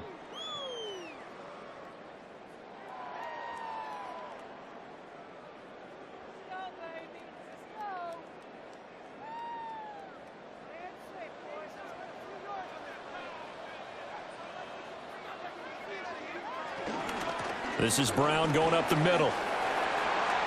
Brown with his stick skills. And he has a big gain inside the 40 before being dropped.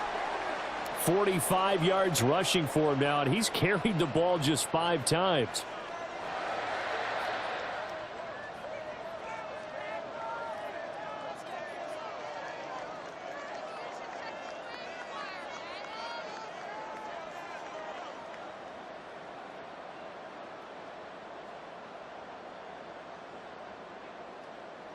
Well, partner, I have to say they called him in the right defense there. Nickel set, 5th defensive back on the field, and they love to run against that because now you typically get a bigger blocker on a smaller defender. Yeah, because those DBs like you, they want the interception. They're not as worried about the running play, right? Not at all. And I still remember being in school, and one of my offensive line teammates used to say, boy, I'd love to come downfield and hit you little people.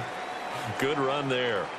He's already proven to be a factor in the running game on this drive. Now he gets involved in the passing game. I think what we're seeing here is the modern version of workhorse in the NFL, being able to run it and catch it with equal proficiency. And he's going to be out down inside the 20 at the 15. They'll get 14 on that one. Good for a Bengal first down. Well, CD a lot of times like to separate speed and quickness, and they've got a back that's both. We know that he's fast in the open field, but, man, his first step is so quick, too. It is something, isn't it? Because you think of that type of speed getting to the perimeter and turning upfield, but also when you run those inside runs, he can get into the secondary so fast the linebackers don't have a chance to react. And so close, he gets it to the 1. Out of bounds right there. Well, this is a defense that's definitely on their heels now because they gave up the running play for good yardage one play ago. Now the pass here sets this offense up 1st and goal. They're going to have to dig in strong now because they've been in retreat so far on this drive. And he is in. Touchdown, Bengals. Chase Brown. A touchdown run there from a yard out. And the Bengals have taken the lead. And he was excellent on that drive. He deserved to be the one to get across the chalk. Oh, I agree with you totally. A workhorse on the drive, and how about that last decisive run to punch it in?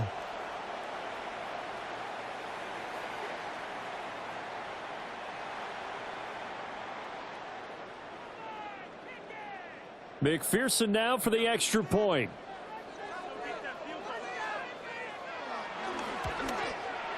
And he's got it. It's now a 14-7 ball game.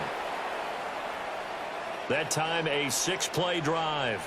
And it ends with a 1-yard touchdown run.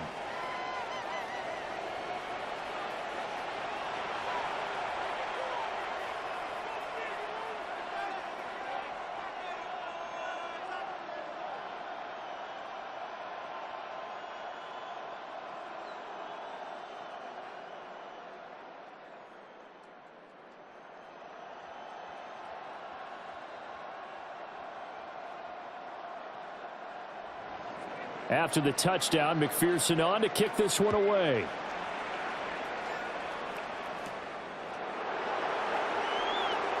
He juked him. And he brings us out past the 20 to the 24.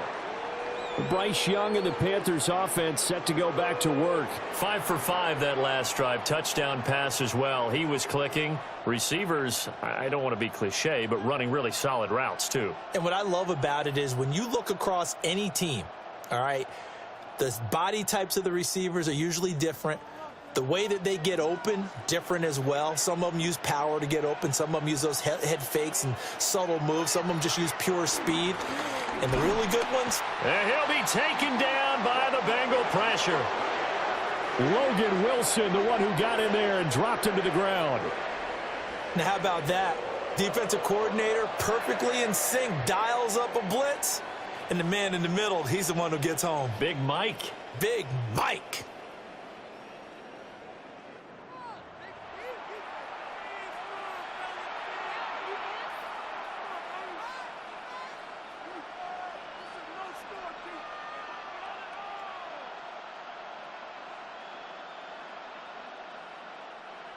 Now following the sack, they'll look to make amends on a 2nd down and 17.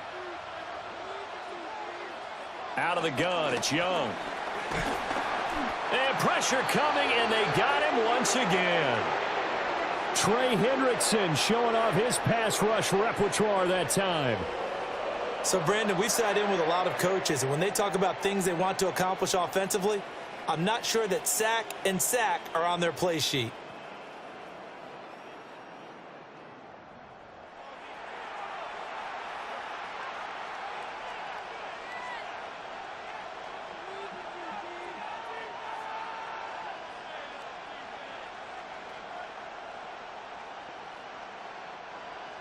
Back-to-back sacks have this place in a frenzy as they line up again 3rd and long now. Here's Young from the shotgun. The throw here right sideline falls incomplete. Partner, we've got ourselves a ball game, and those guys on defense, they came to play. Slipped up on their first series, but they're definitely settling in now and letting it be known that points won't come so easy again.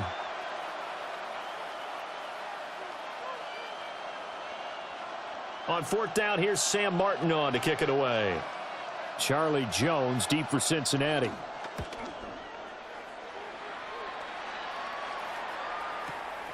And it's fielded at the 34. So a change of possession here on the punt. And the Bengals will take over here, 1st and 10. A look at the running back, the man out of the backfield as he gears up to go again. And it may just be the second quarter, but he's in his zone, well on his way to eclipsing that 100-yard mark. And when a back has a game, as we're witnessing right now, his name's going to be in the books, but it's really a collective deal, isn't it? Because that means he's getting plenty of blocking, a lot of help from his teammates, but he's making the most of it. Yeah, he's made the most of it to this point. Out of his hands quickly to Higgins. And he'll be taken down, but not before he works it past the 50. Give him 10 yards there, and about by the nose of the football, he's going to have a first down.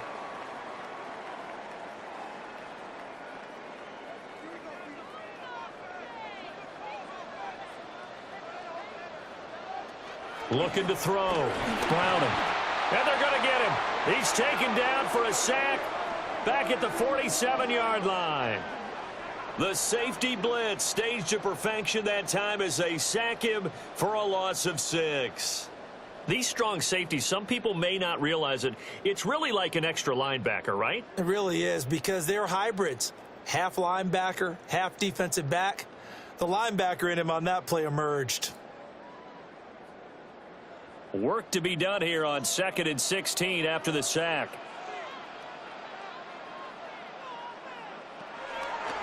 Back to throw. Browning. No one there to help out downfield, but no problem. Scrambling for 22 and a first.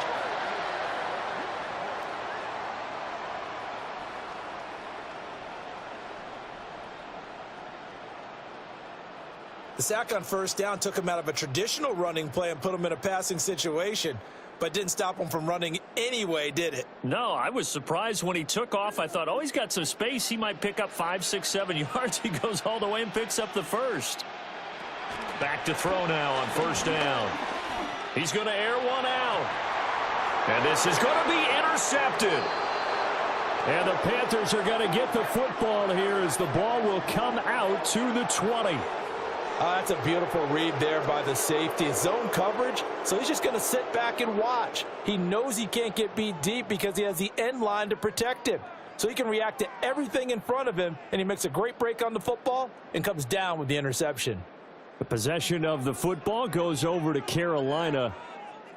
These guys definitely hoping for a better showing than their last appearance. They couldn't really even move the football much beyond the shadows of their own goalpost, Charles. We'll see if they can get a better, more sustained drive going here. Yeah, and every team that we ever talk to says the exact same thing. When you start a drive from that deep in your own territory, the goal is a minimum of at least 2 first downs, because even if you have to punt then, you change the field position, right? You flip the field a little bit. They didn't get that done. This time they want to string together a nice drive and help themselves out. It's a 6-yard pickup, and it gets them to 2nd and 4. Now, Brandon, that's the way you want to run the football. There should almost be quote bubbles above the offense right now. Bam, boom, biff. That's how they feel good about moving the football. From the 26, they'll line up on 2nd and 4. Right back to Hubbard. And he takes us up to the 40-yard line before being corralled. 14 yards, good for a Panther first down. I don't know what this says about me, but I love successful runs up the middle when the blocking is so well executed like that. And it doesn't matter whether it's zone blocking, whether it's a power scheme. When you have a blocker on a defender and then the running back can read it, find the proper hole, and just go, it's sometimes a thing of beauty. He'll wind up getting right about 4 there on the scramble, and it's 2nd down. They made a nice effort to stick him with a loss for that play, but it's going to take more than that to keep him from advancing the ball. Should be an entertaining battle anytime he tucks and runs over the second half of this contest. We've hit the 2-minute mark of the second quarter. 14-7. Ball spotted at the 45. Here's 2nd and 6. To throw, Young. Got a man. That's LEGUE. And he's dropped just before the line to gain. 4-yard pickup leaves him with 3rd and 1.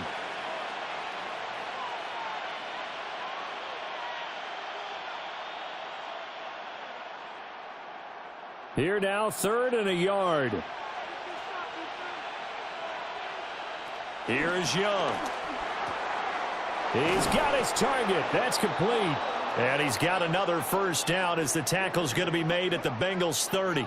But forget the run on 3rd and 1. They shock the D and rip off a pretty big play.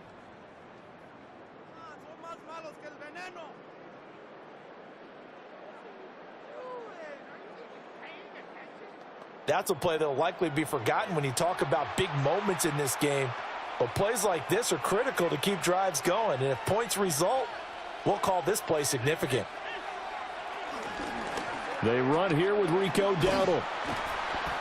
It's a 7-yard carry to set them up with a 2nd and 3. What a luxury to have a guy like this who can not only spell your starter, but can come in and keep drives going.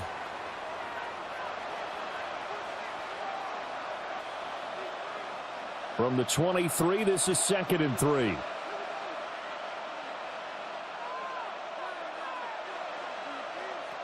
Throwing, Young. To the left side, he's got McMillan. Now the Panthers going to use the first of their timeouts as they stop it here with just under 40 ticks to go in this first half. Now that was pretty. They executed that curl route versus zone coverage, and that changes things a little bit because against man, it's often a tight curl, tight, sharply run route. Against zone, you're just looking for that open spot, that dead area, so you may curl it a little bit wider just to get to that place. And usually a tight window. He fired a bullet in there for the completion.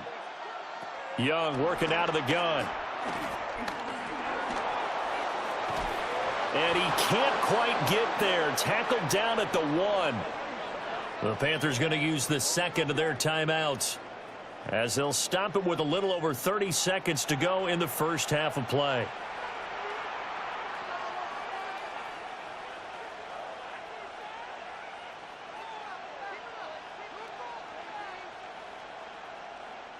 A chance now to get even before the break as they come up 1st and goal.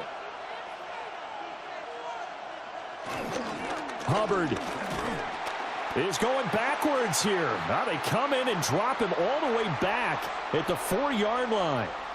Call it a full 3 yards in the wrong direction there. Brings up 2nd down. Did your high school have that saying, push them back cheer? I was a kicker. Well, it certainly worked. Didn't matter if we were kickers or not. That one worked, didn't it? They pushed him back at his last snap of the ball, and boy, they created a nice play for themselves. Would they lose 3 on that one? Yeah, from the 1 back to the 4.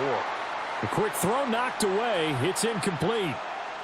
As a corner, you have to be able to run with guys step for step downfield in man coverage and make up ground quickly in zone.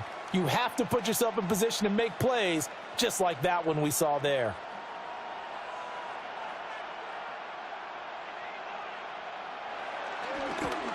And his kick is good. And they'll cut the lead back down to 4 now at 14-10. So, Charles, they get to them with their first turnover of the game and then make it hurt a little bit extra with a field goal. And anytime you give the ball up, what's the first thing a coach tells his defense? Don't let them score off of this. You've got to put out the fire. In fact, in 2021, that's what one NFL coach termed his defense, the firemen. Go out there, guys, and don't let them put some points on the board. So, barring a touchback, this likely the final act of the half as the kick is away. And not wanting to risk anything here late in the half, he'll just take a knee and they'll bring the football out to the 25.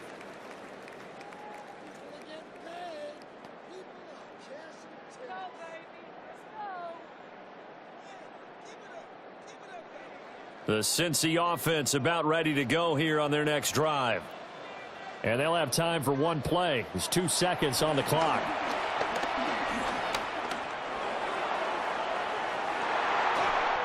Oh, this is taken in. It's complete. And he's going to get this all the way down inside the 35.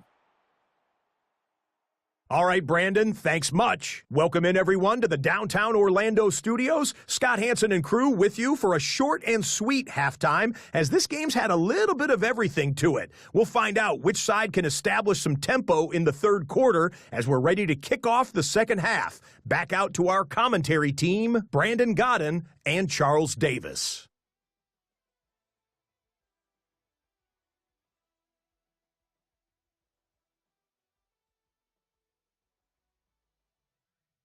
Okay, Scott, thank you. And this one's still anybody's game. We'll see who can come out with a hot hand in this second half as we are about to get underway.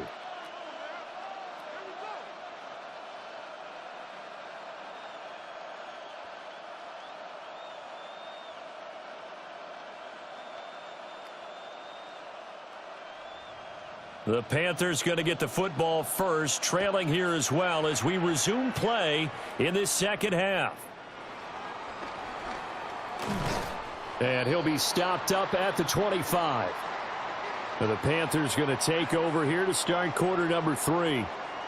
So out of the locker rooms here they come. Their first drive of the third quarter. And Charles, they're trailing in this ball game, but we got a tight one set up to be a very entertaining second half. And as we know, partner, in the NFL, there's trailing and there's trailing, right? Sometimes you're discouraged by how much you're down, but in this case, this is a tight ball game, so there's a sense of optimism here. I think they went in at the half and looked at their play sheet and said, these are the plays we really like. What do you say we use them to start the second half and get us going? To the right side, hauled in by McMillan. And past the 40 before he's out of bounds. Just his second catch of the game so far. This one moves the chains. And it's pretty evident that this passing game has been frustrated so far. They haven't really moved the ball the way we might have expected, but this is a good pickup here for the first down. And they'll run on first down with Hubbard. And he is met at the line of scrimmage, and he goes down right there. It's Logan Wilson there to bring him down. He can rack up those tackles in bunches in the run game from that middle linebacker spot. And what he has to do is make sure he congratulates the guys in front and tells them thanks a lot, because as the guy in the middle, the Mike linebacker, you're counting on your front 3, your front 4, front 5, whatever you've got in front of you to take up all the blocking, allow you to roam and hit. And that's what he did on that play. So give him 2 yards there on the completion. And 3rd and 8 now. Caught that look from you there, partner. I think we're on the same page on that one. Just his first catch. I think we both thought he'd be a little more active in the passing game. Let's see if that's the start of them trying to get the ball to him a little bit more here in the second half. From the shotgun, it's Young. It's incomplete. Took a shot, couldn't connect. And so many times we look at the opening drive of the third quarter as a tone setter, and many coaches do emphasize it, and that's a strong performance there defensively to force the incompletion and, more importantly, force a quick punting situation.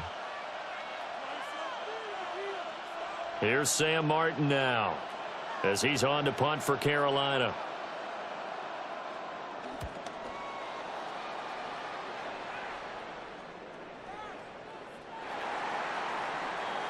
So here are the Bengals now as they get their first possession of this second half.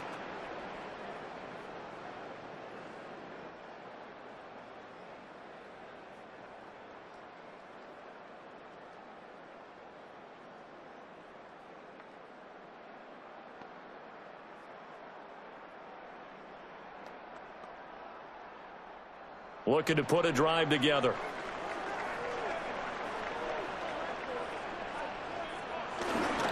They defer to Brown to start the drive. And they'll get to him quickly here as he'll get a yard, just a yard to the 22.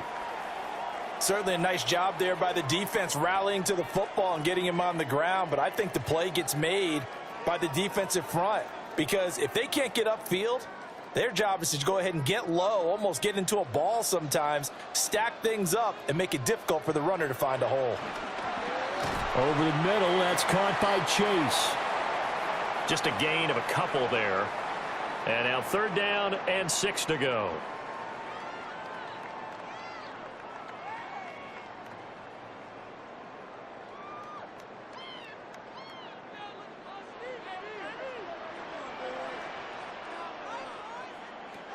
Looking to throw. Browning. Flushed out right. And they'll bring him down 1 yard shy after a pickup of 4.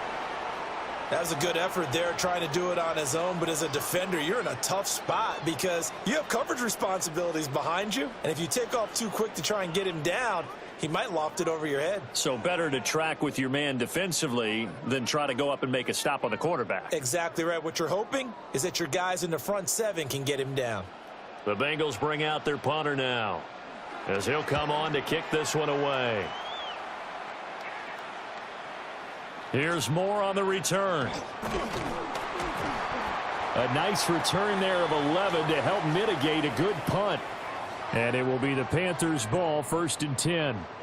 Here's the Carolina offense as they get ready to take over here. And our game's hit a little bit of a lull here, a little bit of a snag. Punts on back-to-back drives. And old school coaches don't necessarily mind that.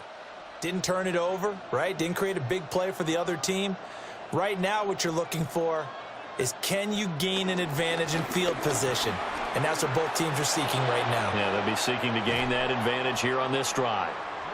And they'll get this well past midfield before being stopped just before the 35.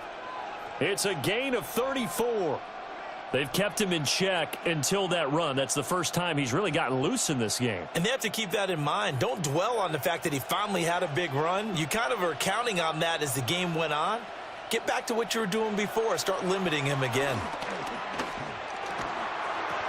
Throw left side, taken in by Renfro. And brought down, but not before they're inside the 25. 14 yards, good for a Panther first down.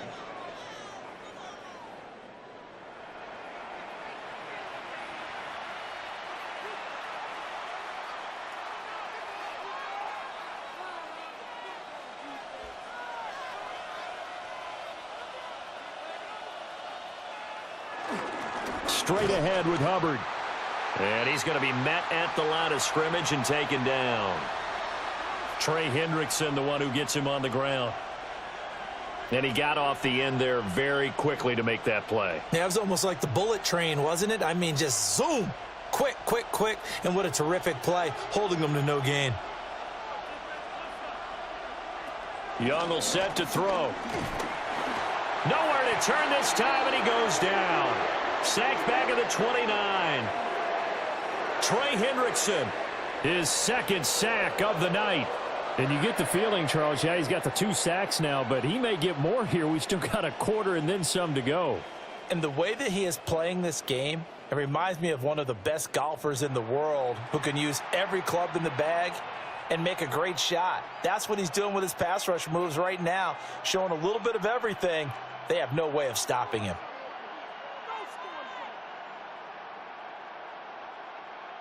How to approach this. 3rd down and 16 yards to go. Young. They'll set up the screen here for Hubbard. And he's able to get it down to the 25-yard line. 3 yards, all they could muster there, and it'll bring up 4th down. Good reactions there defensively. That screen was a little slow in developing, and they shut that one down with little gain. On 4th down, on is Ryan Fitzgerald for the Carolina field goal. Made his first, this now from 42 yards out. And his kick is indeed good. And the lead is down to 1 now at 14-13. So the 3 points there, and CD, that helps him inch a bit closer. Yeah, partner, when you're losing, any points you see go on the board in your favor, you're happy to take them.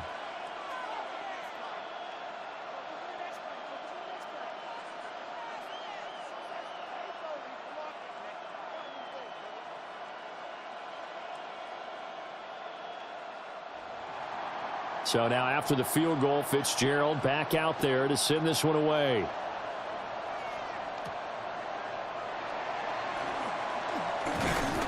And a good return as he'll be stopped just shy of the 30-yard line. Now the Cincinnati offense ready to see what they can do here.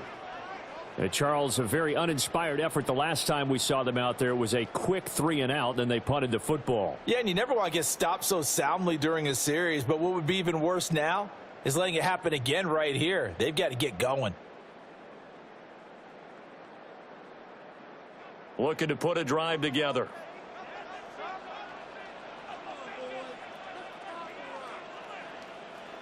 Now Browning. Throw left side complete. That's Brown. And just 3 yards on the catch there. He couldn't get away. And that's going to bring up second down. Well, offensively, that's the mismatch that you want. You want to force a linebacker to try and cover your back out of the backfield, out in some open space. But linebackers nowadays, they run like backs, and they take a lot of pride in covering. What a nice play he made there in the open field. 7 yards there and a first down. When an offense reads blitz, doesn't matter where it's coming from, tight ends know that they become a big part of the passing game because they should be an easy outlet when all those extra bodies are trying to get to the quarterback. A hot route, so to speak. On 1st and 10, here's Brown. And he is going to be stopped cold behind the line of scrimmage. He'll lose a yard there, and it's 2nd and 11. That was a terrific play, causing a loss. As a middle linebacker, simple. You can either fill holes or you can attack them, as he did there.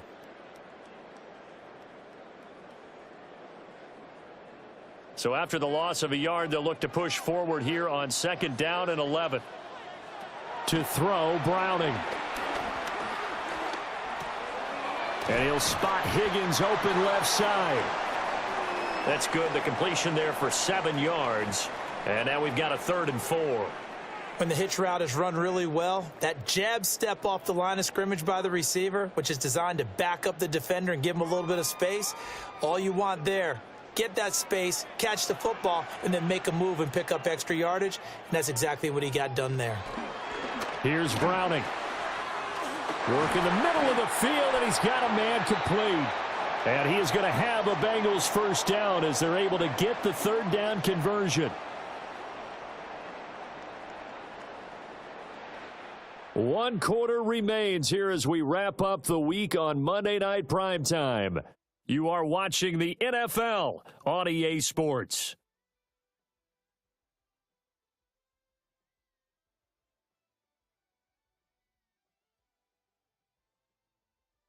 Back now in Cincinnati. This one's still anybody's ball game. It's a 1-point difference here as we begin the 4th quarter of play. And they'll let the quarterback keep it here on 1st and 10. And he stopped immediately there. Officially, it's a 1-yard loss. That's going to bring up 2nd and 11. Well, he's had success running the football in this one. Yeah, that's undeniable. But that time, the defense was on to it. And, partner, I think the more you see a play like this, the more they're able to diagnose it quicker and easier for them to defend it. I think you have to dress it up a little bit and show maybe some different formations and looks. Now a short one to Gesicki. And this winds up a gain of 4 to the 41.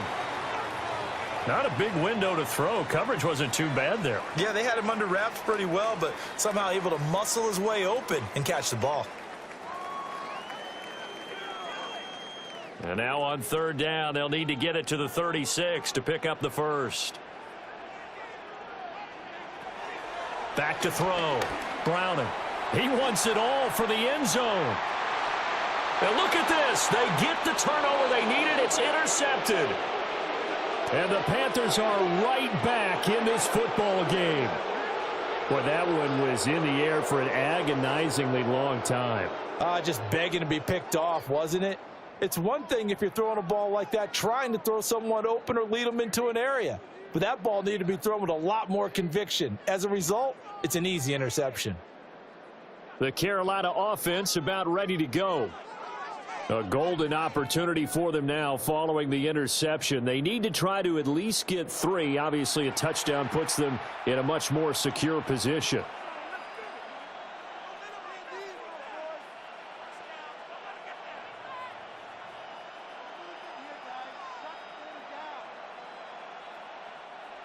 Looking to put a drive together.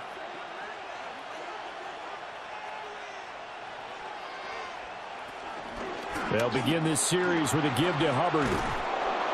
And he's got it past the 30 before he's hit and dropped. 73 yards on the ground for Hubbard as that last run a first down.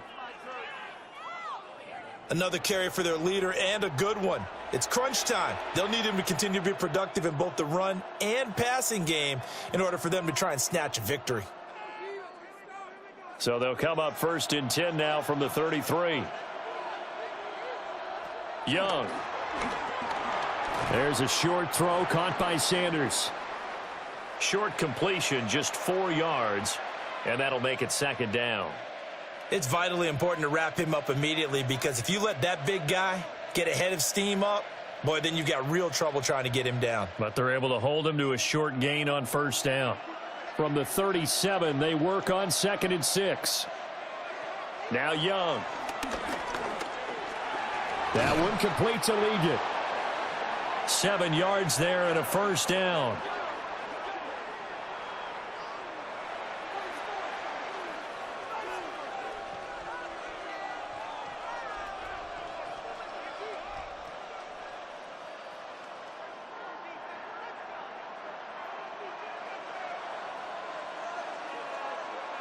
Looking to throw, Young. That one complete to LEGUE. And they'll get him down as he's inside the 40. Another 1st down as he went right back to the same well, this time for 17 yards.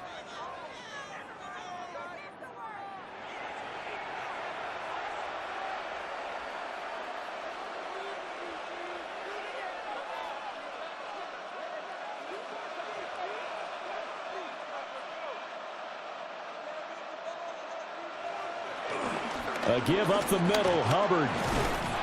On a nice burst there as he'll take this inside the 30 to the 28-yard line. 11 more yards that go around, a 1st down as well. We'll definitely see some open running lanes, and he's taking advantage of it right now, but that shouldn't be a surprise. Defense has the lead. They're playing for the pass first. Now here's Young.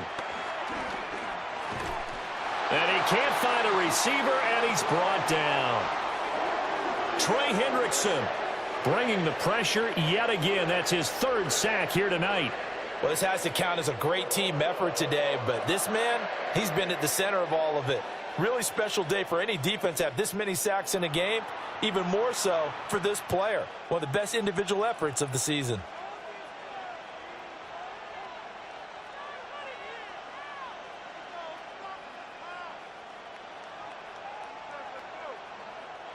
Pass protection has been a problem all night long as they come up facing 2nd and a bundle.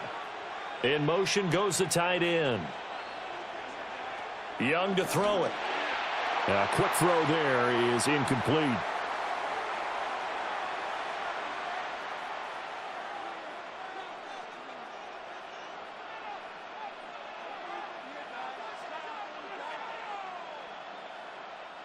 By the way, you'd be looking at about a 47-yarder from here as they come up on an important 3rd down.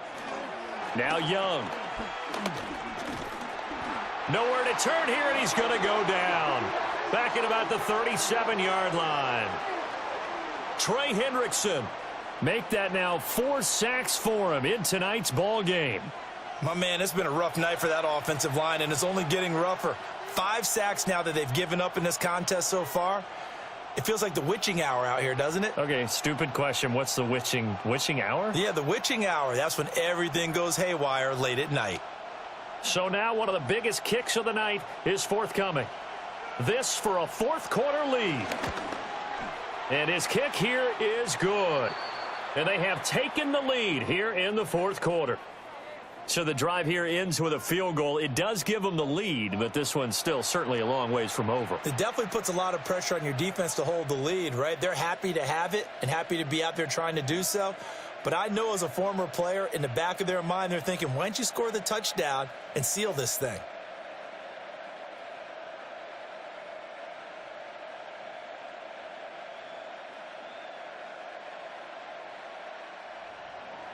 So now after the field goal, Fitzgerald back out there to send this one away.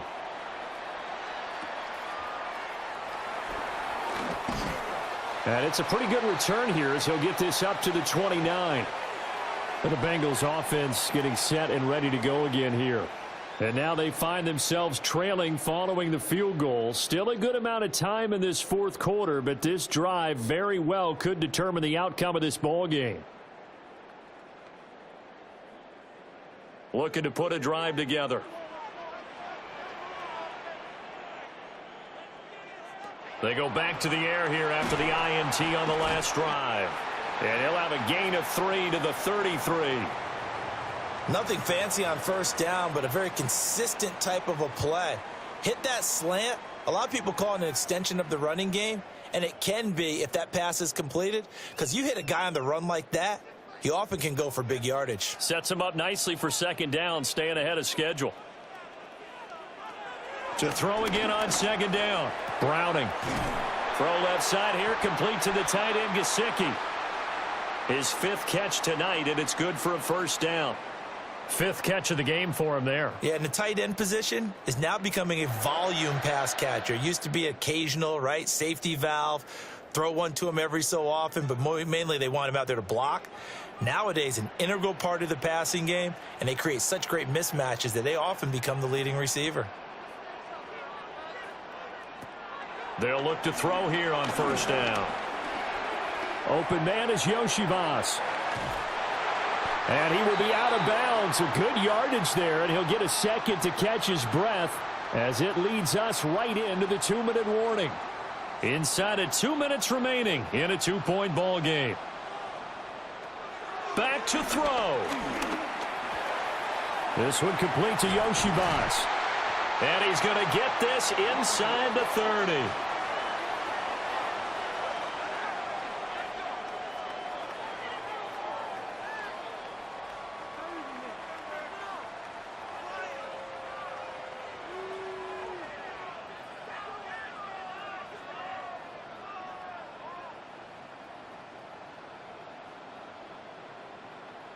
I tell you, it has not been his best day throwing the football. He really needs to piece something together here. All will be forgiven if he leads them into the end zone.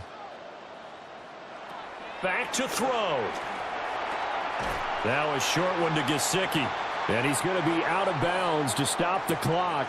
And they continue to move a little bit closer toward that potential game-winning field goal. Obviously, this has not been a banner game throwing the football. So what you got to do, you got to kind of down focus, don't you think? Find the tight end, take some easier completions. Yeah, interception last drive. There he hits the reliable target.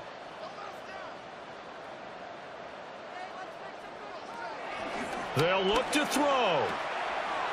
He's going to flip that out to the flat. It's complete. Now the Panthers going to use the first of their timeouts as they'll head to the sideline and talk over what to do next.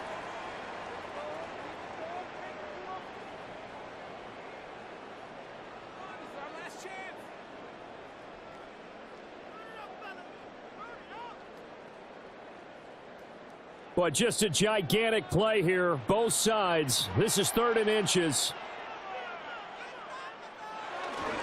An inside give, Brown. The Panthers going to use the second of their timeouts. And they'll be disappointed to have to burn one there after giving up the first down.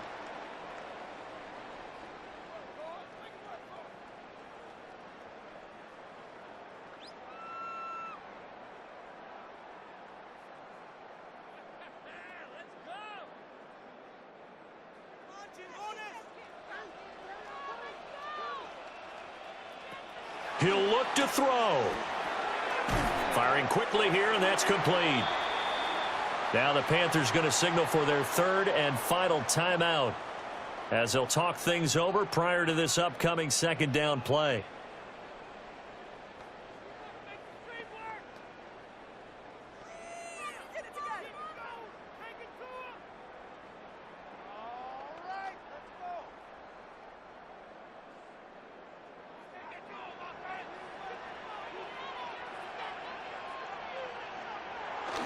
They'll give this up the middle to Brown. And the stop will come inside the 5 at the 4. They were not fooling around at all, were they? 2nd and short, and they brought out the heavy package. Almost felt like the super heavy package against that defense, didn't it? Yeah, I don't think they expected that much beef up front, and it turned into an easy first down conversion. Now 1st and goal.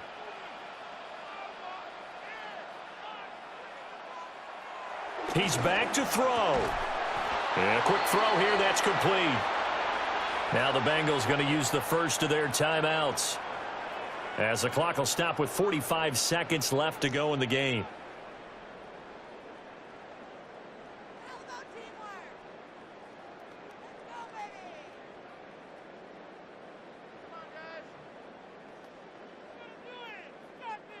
So the ball position now at the 3. Here's 2nd and goal. Brown fighting, but he won't get too far. Maybe a yard, that's all, down to the 2. The Bengals going to use the 2nd of their timeouts, as they'll stop it with just over 40 seconds to go in the game.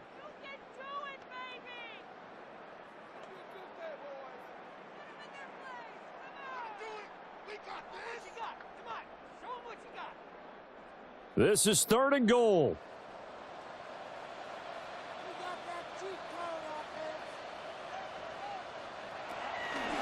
Looking to throw. Browning.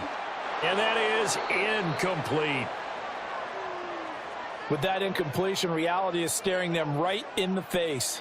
This entire game is down to the next snap.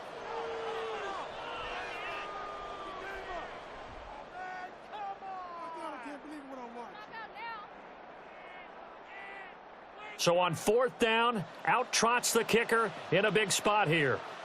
This to take the lead here in the final minute. McPherson's kick is good. And the sideline celebrates as they have taken the lead in the final minute. All right, so time to reset here. It's a huge kick there, gives them the lead, but they've got to be careful that their celebrations aren't a little too premature. You're exactly right about that, because there still is time for the other guys to run a few plays and get into field goal position. So this defense is going to need to come up with one final stop if they're going to get out of here with a victory.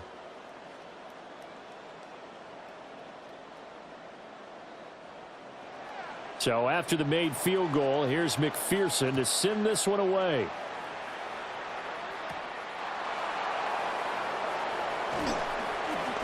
And he'll be tackled just shy of the 25. The Panthers offense and Chuba Hubbard set to take over once more. And he's been the focal point of this offense. And when you get a performance like this, you can almost invariably add that the offensive line play has also been stellar. And that's definitely been the case here.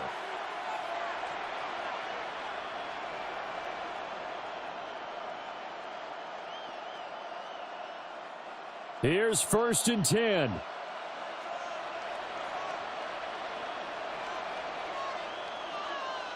Young. Short throw hauled in by Trimble. And that's not going to help a whole lot. Maybe 4 yards on 1st down.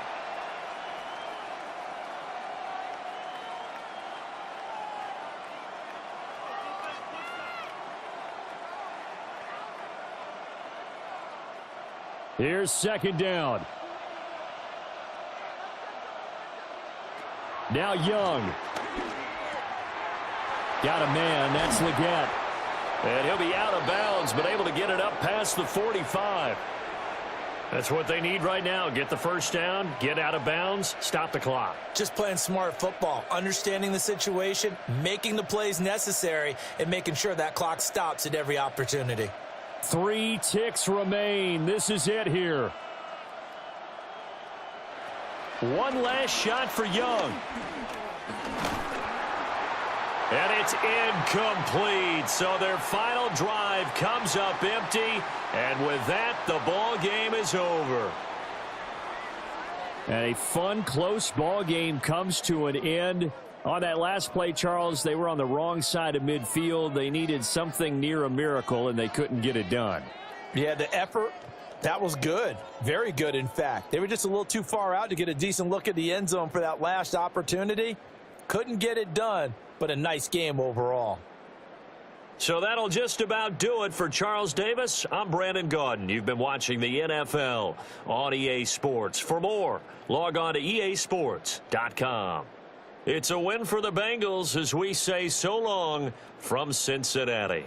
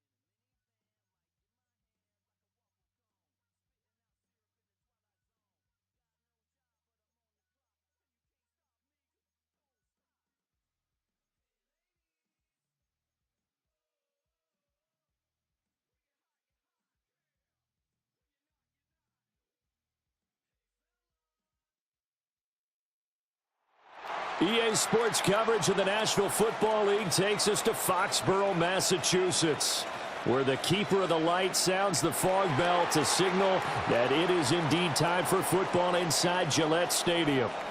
Tonight, we've got the crew set for what should be a real treat, a great Monday night matchup, as it'll be the Chicago Bears taking on the New England Patriots.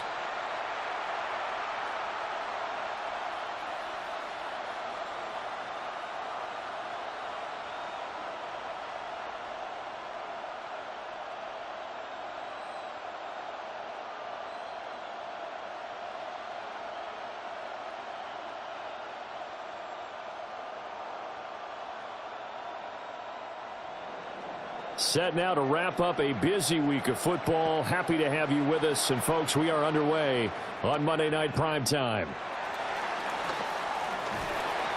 And not much happening on the return as he'll get this to about the 23. So here come the Patriots to take over on offense. And a glance here at their shifty mobile signal caller. And the talented young man took over as the full-time starter in Week 6 of last season, showed a ton of promise as a rookie, despite having minimal help around him.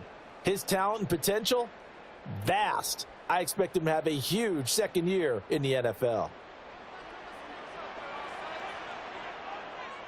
May going to throw right away. Short pass caught by Henry. The game's first play produces 6 yards, brings up second down. Nice rhythm throw there on first down. He located his tight end, made it a nice easy pitch and catch. Hoping he can break a tackle or two. Wasn't able to do that there, but still good yardage. From the 29, here's 2nd and 4. Douglas, the man in motion. Looking left side, and he's got a man. That's Douglas. And this won't be enough to pick up the first. A gain of 2, 3rd and 1.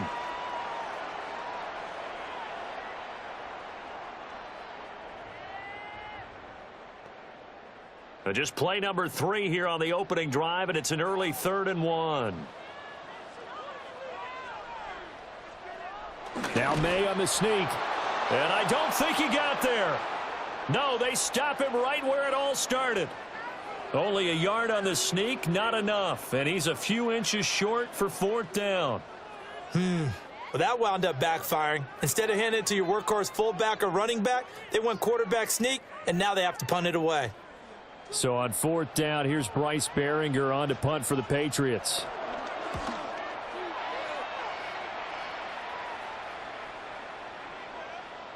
And that hits at the 6 and carries into the end zone for a touchback.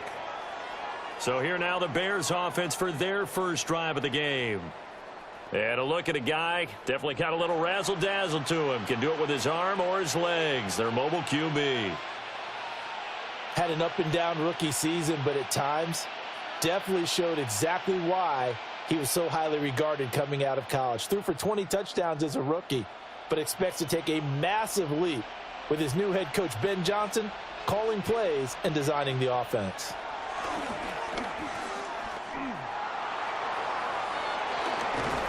And he'll be corralled well upfield right around the 40-yard line.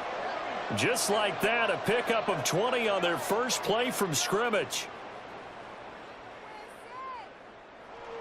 I can't be sure how much of that was planned pre-snap, but it certainly opens up some avenues for their offense. And if he can stay a threat to break off those kind of runs, it'll pull defenders away from coverage and open up some choice throwing lanes for him moving forward. First carry for DeAndre Swift. Taken down at the 42. They suspected it was a power play up the middle coming at them, and boy, were they right. That defense got downhill in a hurry and limited them to just a couple on first down. From the 42-yard line, here's 2nd down and 8. Once again, it's Swift. And he'll be taken down just shy of midfield.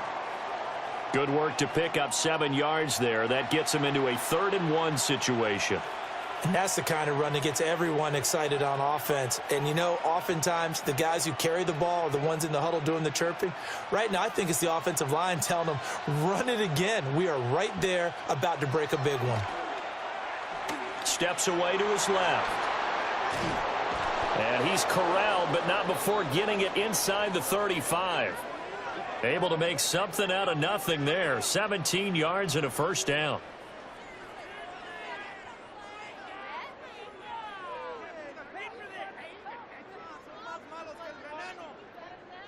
He's a talented runner, and that means he's always looking for bigger and bigger gains when he takes off.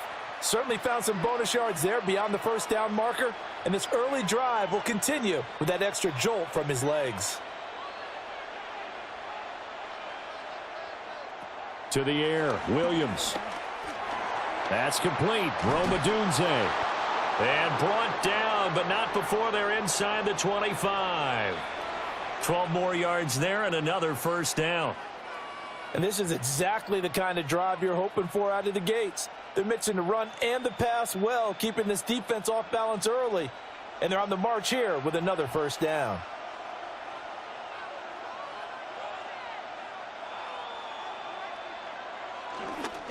On 1st and 10, it's Swift.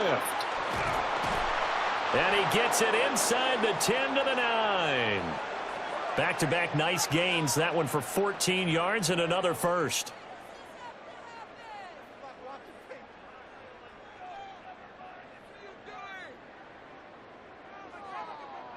Well, one unit I know you want to watch is that offensive line. If they keep clearing holes like that, it could be a long night defensively. No doubt about it, because when they are in sync, as we're seeing so far, when that continuity is there and you can see that they're playing off of each other while controlling the defensive front and linebackers, you're exactly right. It could be a very long night for the defense because someone's going to run for some big yardage. Well, they've had success on the ground on this drive, and that makes the defense more likely to overcommit to stop the run as they did on that play. But keep in mind, it makes them susceptible to play-action passes as well. He'll get that complete to his tight end, Kmet. And from the 9, they get this to the 5-yard line. And he's the epitome of what we call the move tight end, a guy that you can line up anywhere, in the slot, out wide, in tight, doesn't really matter because he has such great skills. You want to utilize him in all aspects of your passing offense. And there he was in the slot for the catch. They'll look to throw for it with Williams. And that is caught. Touchdown, Bears. Romadunze. A 5-yard touchdown. And the Bears put the night's first points on the board as they take the early lead. An ideal start for them, really. You force the punt, and then you go down and score. And you've got to see a fist pump on the sideline from the head coach, don't you? Because he's turned into his bench, and he's telling his team, this is how we prepare. Force the punt, go downfield and score. I told you guys, it's just like a boxer in the gym preparing for the fight. Now we get to turn it all loose. Cairo Santos on to try the extra point.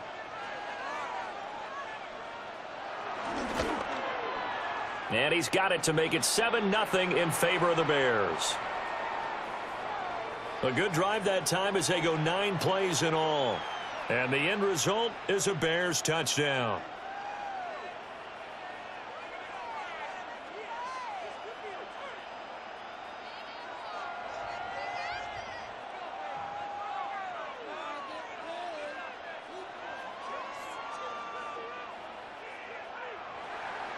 Now, after the touchdown, here's Santos to kick this one away.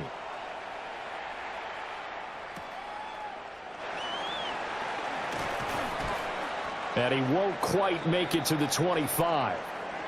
So back onto the field come the Pats for their second drive. And the first drive, 3 and out. Second possession, see if they can get a little momentum. And oftentimes that first drive is just a feeling out process. You have some plays that you've got called and you want to see how defense reacts. And it may not go terrific on the first one. Now they're ready to go. They've kind of got to look at them, got a sense.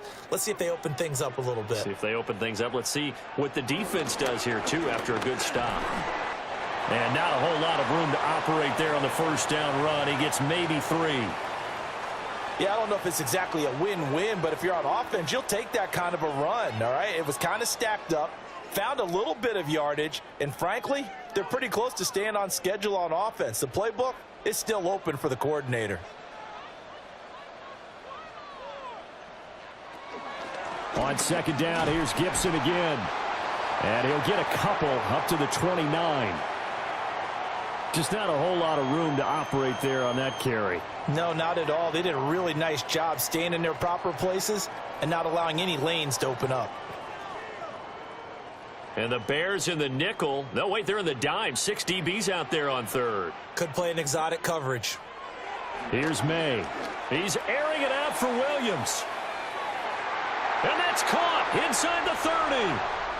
And all the way in. Touchdown, New England. Kyle Williams, 70 yards. and the Patriots are an extra point away now from tying this ball game. So on third and medium, they dial up the pass, and it works to hit the end zone. And it's really not a surprise to me. That's a throwing down in the NFL because of how tough it is to run the football.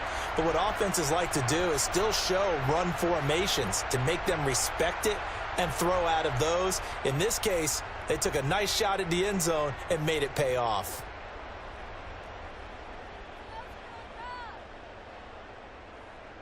Now Andres Borregales for the extra point.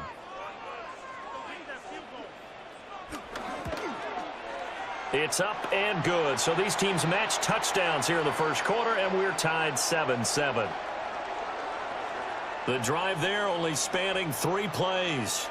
And it's finished off by a Pats touchdown.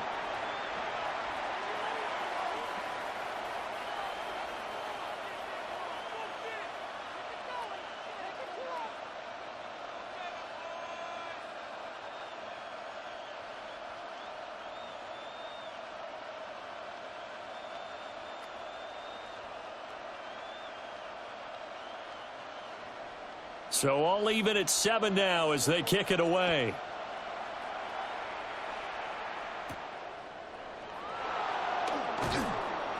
And beyond the 20, but not by much. In fact, just a yard pass there to the 21. Chicago works their way back onto the field here for their second drive of the game. And now last drive so successful with the ground game, ending in a touchdown. Do you stick with that formula? That would be the #1 thing you would think of, but so many guys now would look at it and say, we've got them set up so well for play action. Now's the time to take a shot. Yeah. But, you know, there was a big-time coach in the state of Ohio who once said, if you throw the ball, if you put it in the air, 3 things can happen, and 2 of them are bad. He would have kept it on the ground. First down yardage on the first play of the drive. Give him 14. Nice little nifty play for him there. That's the ability to read a defense and utilize players that don't often get picked up in coverage easily. And I'm talking about being able to use the backs out of the backfield. Because I know that when I used to cover, hey, we got everybody oh, he just snuck out there, and they just got a nice first down there. What do we love to say? Get those backs in. Williams loses the football. And it's picked up by the Patriots.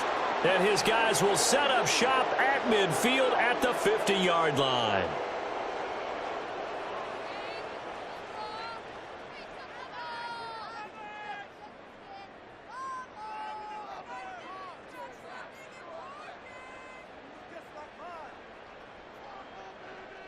Had some good yardage there, too, before he fumbled that football, Charles. Yeah, just think about it this way. Running backs, as a general rule, they kind of know when the end of a run is near, and you notice how they cover up, right? They protect the football. Sometimes quarterbacks forget that out in the open field. After a while, you start to wonder, does the running back coach visit the quarterback coach and say, hey, I can help you with this. We can protect this and make sure we keep the ball. That's out to the flat for Gibson. And he maybe makes it back to the line of scrimmage. That's it.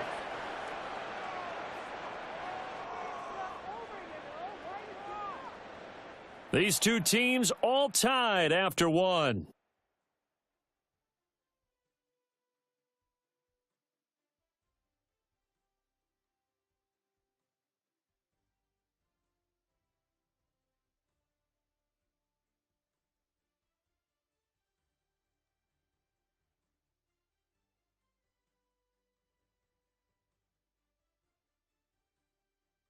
Start of the second quarter from Foxborough. It's the homestanding Patriots with the football. So from just across the midfield stripe, here's 2nd and 9. To the air, May. Throwing into traffic there, and that's complete. And they'll get him down as he's inside the 40. A 10-yard pickup, and it's enough for a Patriot first down.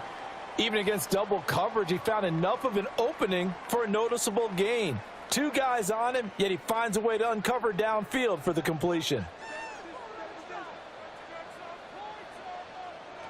Throwing here is May. Douglas with a grab over the middle. Only able to gain a couple there, and that will bring up second down.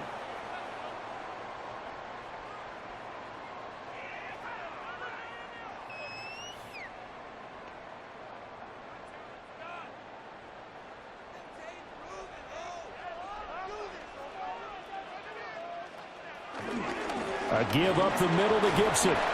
And down right around the 32-yard line, 4 yards on the pickup. The completion on first didn't get much, and now the run on second doesn't get a whole lot either. Well, if you're a good play caller, you've already looked ahead and anticipated this type of situation. Already down in his play sheet, trying to dial up a big third down play. From the gun on third down is May. And I don't think he got there, no. He's short by maybe a foot, maybe. Call it 4th and inches.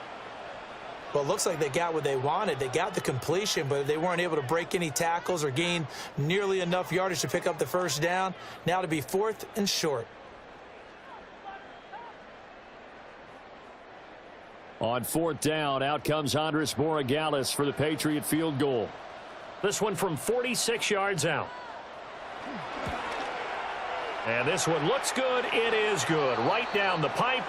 And they take the lead here now at 10-7. So the defense are able to force their first turnover of the game, and then they add on to that by getting the field goal. And you don't just want to take the ball away from your opponent, partner. You want to make them hurt as well. And if you don't score yourself on defense, turn it over to your offense and have them put points on the board.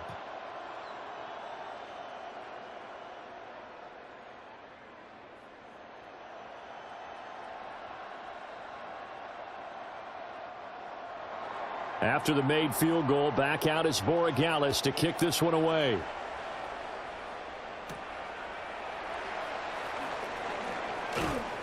And a decent return out to the 27-yard line. And now Chicago getting ready to go as they take the field. And last time they coughed it up, led to a field goal. They're fortunate that it only led to a field goal, but still, they're not happy about it. Could you sense the relief, though, when they only gave up the field goal and they were able to trot back out on the field and start this drive? A little more pep in their step because they didn't cost their team a touchdown, but they know they've got to do it a lot better than they did on the last possession. The coach will just be relieved, though, if they recoup with a score here, right? I think the coach would be ecstatic to see them pick themselves back up and now take it downfield and punch in the end zone without turning it over. He'll lose a yard there, and it's 2nd and 11. Yeah, another negative play in an early down situation. This one to start the drive. You're putting a lot of pressure on your quarterback to bail you out when you're in 2nd and long yardage. After the loss to start out, here's 2nd and 11. Looking to throw is Williams. And he'll get this complete downfield to Komet. And he takes this one in for a Bears touchdown. Cole Komet. 74 yards. And the Bears are once again back in front. When they drew that up, I don't think they envisioned it ending in a house call, but he got it and took it all the way home. Really impressive run after the catch, wasn't it? That was really special by him. But let's face it, in today's NFL, those tight ends are often former wide receivers or maybe even sometimes bigger running backs. They just put them in a position to get a great matchup and make plays like that. Santos now to add the PAT.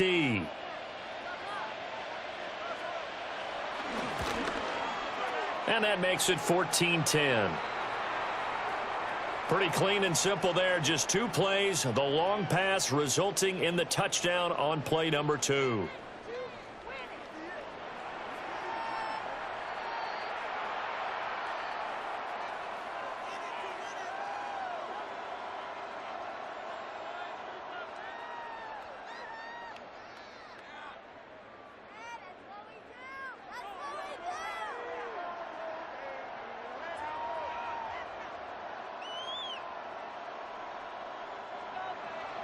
Now, after the touchdown, here's Santos to kick this one away.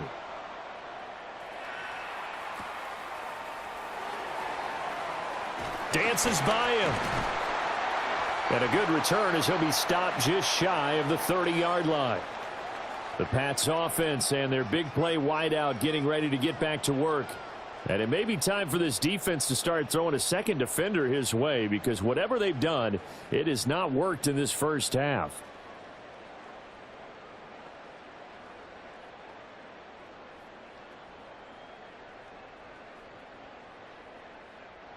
New England with a first down as they begin the drive. And last time able to get 3. It's not what they wanted. They wanted 6, but they got at least something. They mustered something out of the drive. They'll take it. I like the way you described it. Not ideal, but they'll take it. Anything to put some points on the board. But this time on offense, they don't even want to see the field goal kicker trot on the field. They want that ball in the end zone. Yeah, they'll be going for 6. From the 33, here's 2nd and 6. They'll send the big tight end in motion right. To throw, it's May. Quick hitter here, it's complete. 6 yards the pickup, and that's a first down.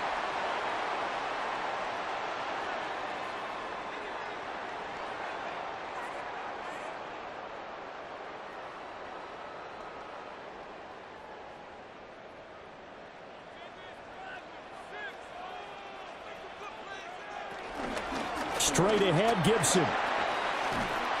And strong running there as he's across midfield and down to the 49. That'll be a New England first down, a gain of 12. Good push up front and that run in between the tackles. Let's play the leverage game here. Offensive line just got lower than the defensive front, and they were able to get their pads on them and move them backwards and create space for their running back to roam. Looking to throw. May. Short pass caught by Henry. And he is out of bounds, but not before he's inside the 30. A good pickup there, 21 yards. And this was a nice example of an offensive coordinator scheming his guy open. Just a little underneath route, just trying to free up some space, and it worked awfully well. Got him not just space, but plenty of room to run after the catch to pick up really nice yardage. Got a man, and he hits him in stride.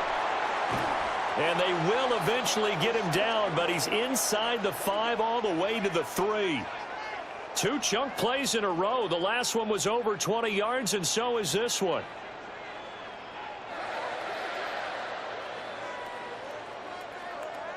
Just picking up yardage in bunches here these last few plays. They have moved right down the field, and just like that, they're going to be set up with a 1st and goal. 2 big plays in succession. Not sure this D knows what hit him, but now they got to get ready. It's 1st and goal. And they're going to go with the jet sweep. This is Diggs with it. Oh, and this one may need to go back to the drawing board. He's going to be swallowed up right away. That's going to go as a loss of 1 on 1st down. Well, as a wideout, when you take that handoff and you're coming around the edge, you're expecting to see nothing but empty space in front of you. But if not, well, things can go south in a hurry, and that's exactly what we saw on that play with a loss. Touchdown, Patriots! Antonio Gibson from 3 yards out. And the Patriots have moved out in front. Certainly there are good things about quick strike offenses that score fast, but a long drive can also work to your advantage as well. In so many ways, Brandon, because number one, you get them tired, but the big one is mentally. They can't figure out how to slow you down, how to get off the field, how to get the ball back. They go to the bench wondering, what are we going to do next time in order to stop those guys?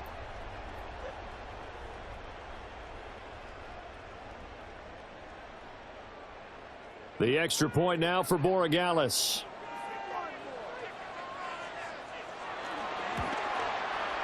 It's good, and they'll take a 17-14 lead. So that winds up a 7-play drive all told. And it concluded with the touchdown pass to Antonio Gibson.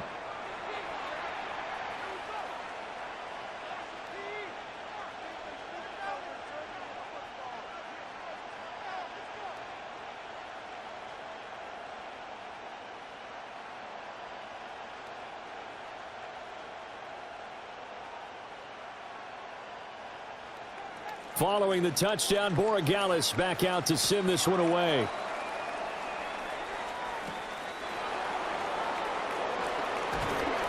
And he'll go down as this drive will start at the 25-yard line.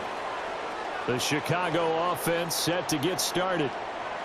This drive here beginning probably with a pair of motivated groups. Remember, the offense scored a touchdown on their last time out, looking to repeat that in Charles's defense. They were very frustrated after giving up 6 the last time on the field. And frankly, it's just a battle of wills in a lot of ways because you know they're both motivated. They both game plan for this drive, and they both have specific outcomes in mind. To me, it just comes down to who can execute better and which side can step up and assert its will over the other. Well, you got a young quarterback. Maybe that's just an example of a growing pain for him. I think you're right about that because when the game starts to move fast and it moves quickly on him, a lot of times they fall back on what they know best, their arm. He's slinging it on this one. Had a wide open target, but didn't have the proper footwork to increase his accuracy. And he'll be out of bounds across the 30-yard line. 1:57 to go in this first half on EA Sports. This now a 3rd and 4. Throwing is Williams. A throw left sideline falls incomplete. That could be the stop this defense needed to get them back on track. They've been pretty well dissected by the offense here in the first half. After that possession, now they know that they can compete with this offense.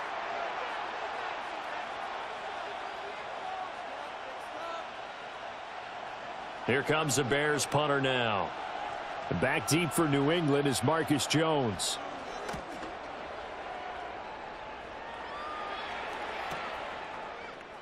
Oh, a nifty juke there. Not much fun for a guy trying to tackle him. 55-yard punt, 11 on the return. And the Patriots take over.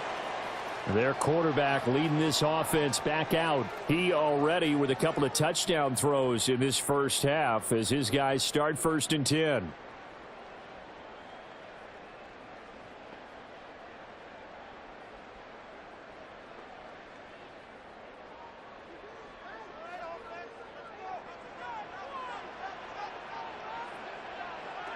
They'll throw with May. He finds Douglas complete. And up to the 35 before they're able to knock him down. A gain of 11 to kick off the drive, and it's a quick first down. Any questions of how they'd approach this drive were answered right there. They come out throwing, and they get a nice pickup here toward the end of the first half. Ball up to the 35 now as they come up on 1st and 10. And this is incomplete. Defensively, celebration time because they finally forced an incompletion. He was perfect throwing the ball to that point. Yeah, but from his viewpoint, they didn't force the incompletion. He just missed. That's how hot he is right now, and that's how he wants to continue to throw the ball. 2nd and 10.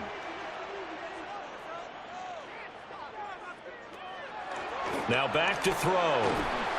Throwing over the middle, and it's incomplete. Feels like they're getting caught in between here because they had incompletions on 1st and 2nd down.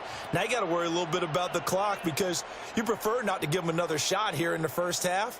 But if you don't pick up the first down, guess what? You're likely going to have to. Now they face a 3rd and 10 after back-to-back incompletions. From the shotgun, May with it. That is caught. And he's going to have another first down as the tackle's made here at the Bears' 41-yard line. Now the Patriots going to use one of their timeouts as they'll stop it with just over a minute to go before halftime.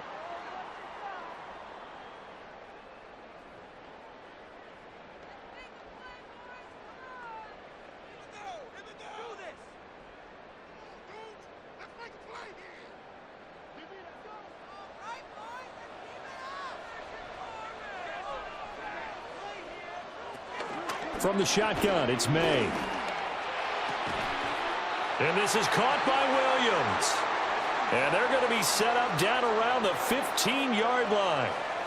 A good pickup there, 26 yards. Good strong throw and catch right there. And so far in this game, the alleys have been open for them to get completions, and they're taking advantage of it. They'll look to throw again. And this is caught. Touchdown, Patriots. A 15-yard touchdown grab. And the Patriots will extend their lead in the final minute of the half. And that's certainly an important score right there because they gave themselves a 2-score cushion heading towards halftime. Now you got to force the other team out of their comfort zone, and it changes the way you approach the second half as well. How you want to do things on offense, and your defense feels much better too, having that lead.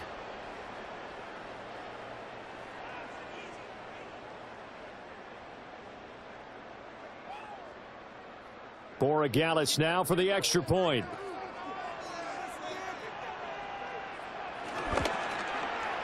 And his guys will take a 10-point lead.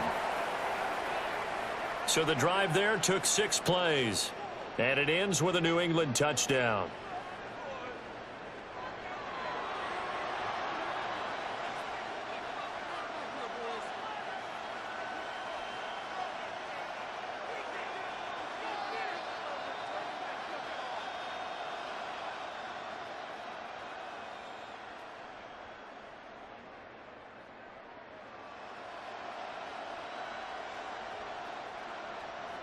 Following the touchdown, Borregales back out to send this one away.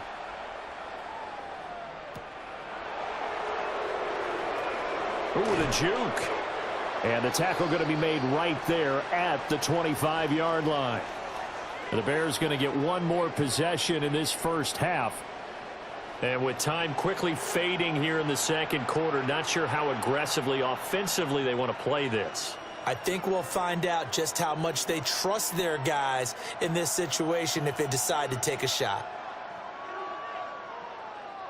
A little under 30 seconds to go. We'll see how they play it here on 1st and 10. To throw, it's Williams. Over the middle, and that's caught by Kmet. Now the Bears going to call the first of their timeouts, as the clock will stop with 21 seconds to go here in the first half.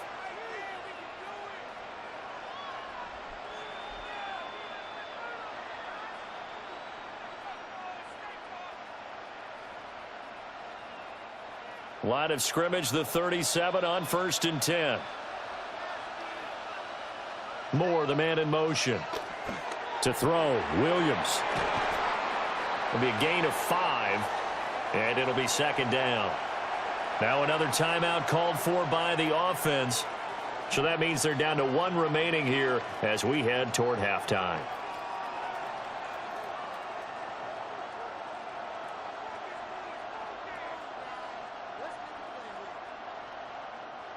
Second and 5.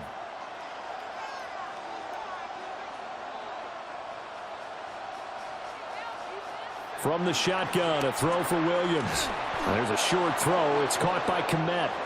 Now the Bears will use their 3rd and final timeout, as they'll stop it with 14 seconds to go in this first half.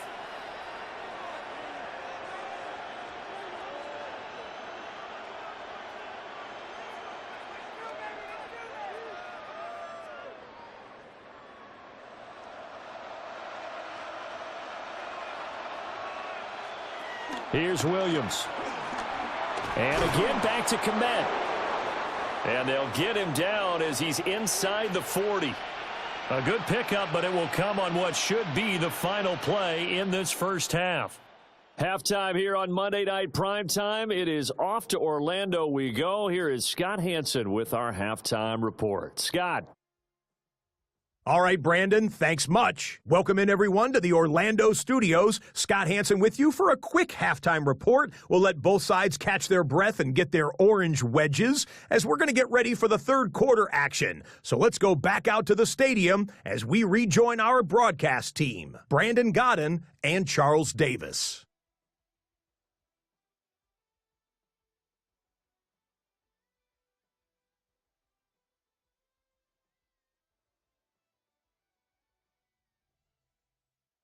All right, Scott, thanks very much. And we welcome all of you back here on EA Sports for quarter number 3.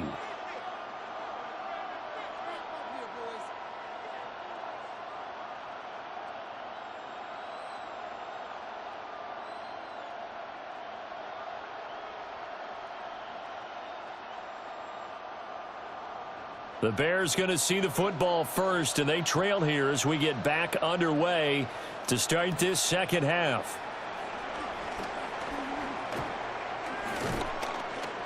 And able to get this out to the 25. So here's the Bears offense now as they get set to start this third quarter. And Charles, some things to like about that first half, ultimately trailing here, but certainly this deficit is manageable. So curious to see what adjustments they may have made at intermission. As am I, because I think things bode well for a possible comeback, because I thought a lot of their best reps in the first half came through the passing game. They were hitting the open receivers, taking whatever the coverage gave them and making it work well for themselves. Now, they just want to pick up the pace of scoring a little bit. So I expect them to come out and continue to throw the ball effectively. And nothing doing. He's immediately taken down at the line of scrimmage.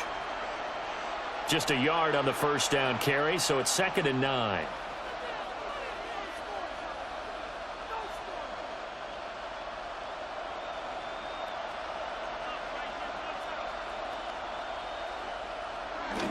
Off the play fake, it's Williams. Open man is Kmet, the tight end. And he gets this one just shy of the 40, down at the 39. They call his number again. It's his 6th catch and a first down. For many teams, the evaluation of tight ends has really changed. We used to wonder about how they would block first and foremost. Now we want to know how these guys can run, because we envision them in offenses catch the ball. How much yardage can they gain after that? And that on display there for a good pickup. And his pass incomplete. Well, if you're going to give out a little applause on that play, it has to go to the defense. More good work by them. They've taken away the passing lanes all game long, and you can see the frustration that it's causing, because he just about threw that one into the first row. Now a 2nd and 10. To the air, Williams. They'll try and set up the screen to Swift. They get 6. That'll leave them with 3rd and 4. With all the success they've had throwing the football as a pass rusher, you know you've got to come hard when you see him drop back to throw. So I really like this call to counteract that pass rush with a screen. It turns into positive yardage. A lot of times the offense says, just replace the rusher with the ball, and it turns into a good play. And we've got movement. I think this is against the Bears here. Let's find out. That flag, that'll push him back 5.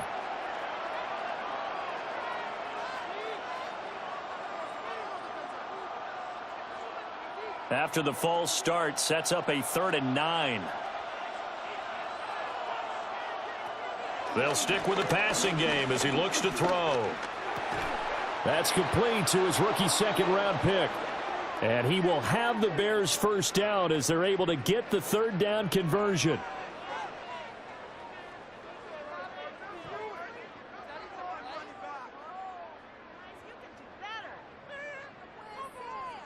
And that's one of those where it feels like backyard football in a sense. You say, forget about the route. Just run to the open spot in the middle of the field, and I'll find you. Good throw, good concentration on the catch, and they pick up the first down. They run out of the gun with Swift. And he'll manage to pick up about 4. It's 2nd down. Well, they still have time to get him established, but in my estimation, they've got to pick up the urgency here. They've got to get quickly in and out of the huddle and run off a bunch more plays. From the 46-yard line, a 2nd down and 6. Play action. Now Williams.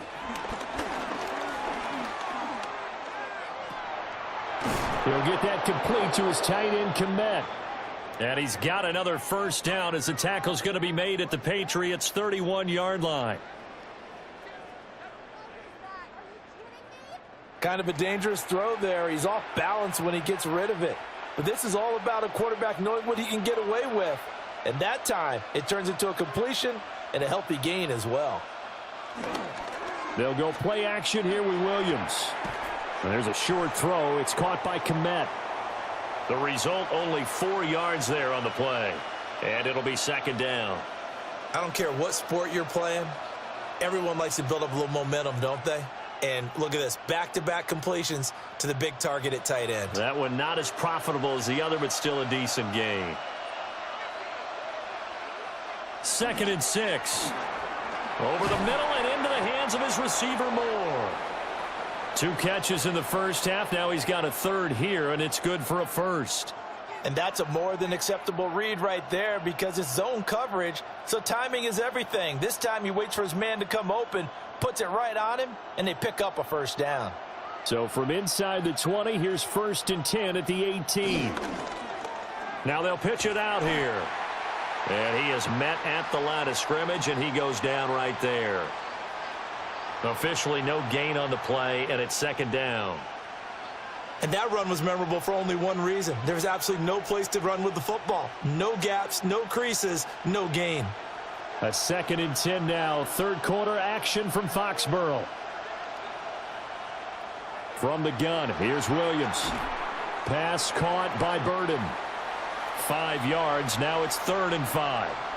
One thing you're hoping for when you run drag routes, you're able to hit a receiver in stride, and he can pick up a lot of yardage after the catch.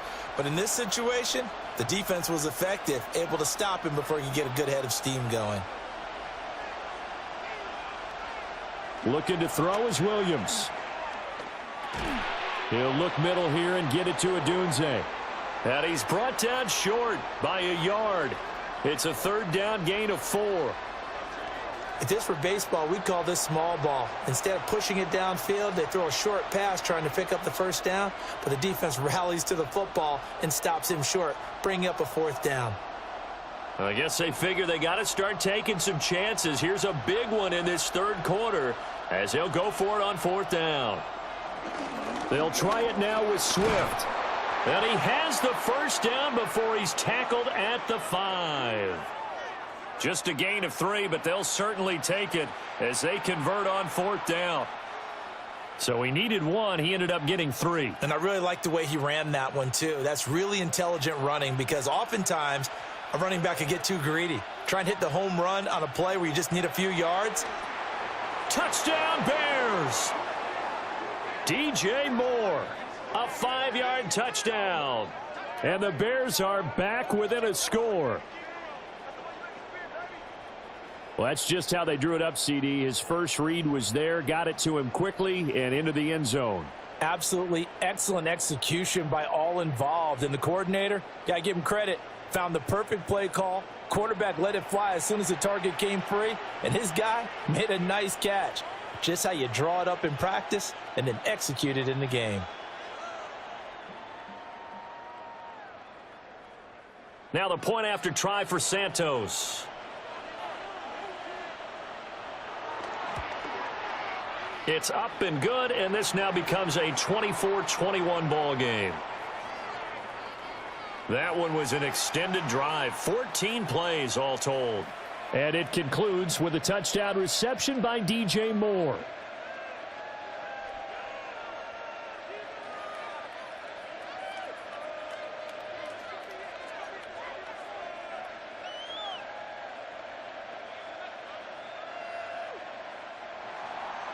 Now after the touchdown, here's Santos to kick this one away.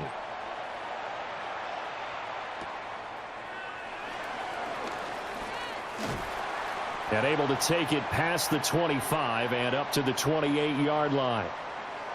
So here are the Patriots now. They get ready for their first possession of half number 2.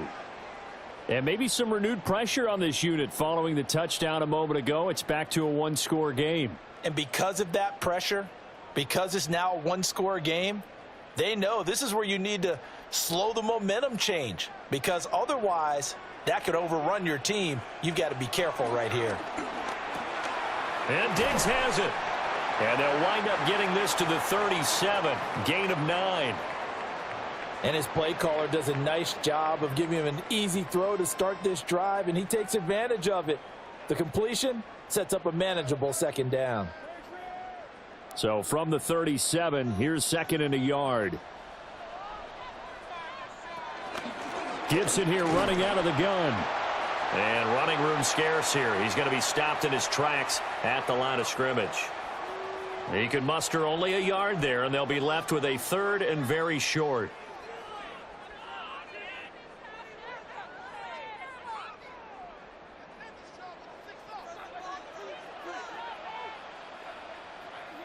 Now May on the sneak. And he will have a Patriots first down as they're able to get the third down conversion.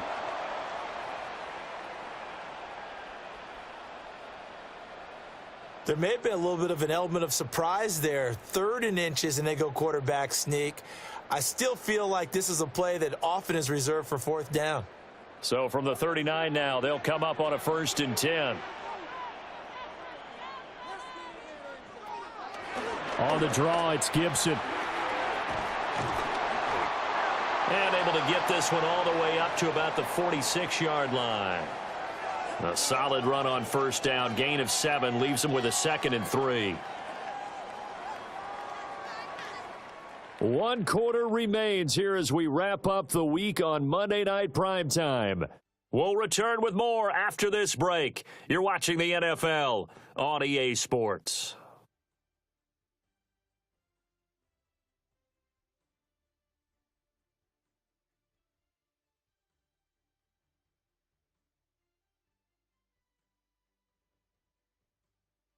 Back now in Foxborough. It's been a very hotly contested game to this point. Just a field goal separating these two teams as we get set for the 4th quarter. On 2nd down, here's Gibson again.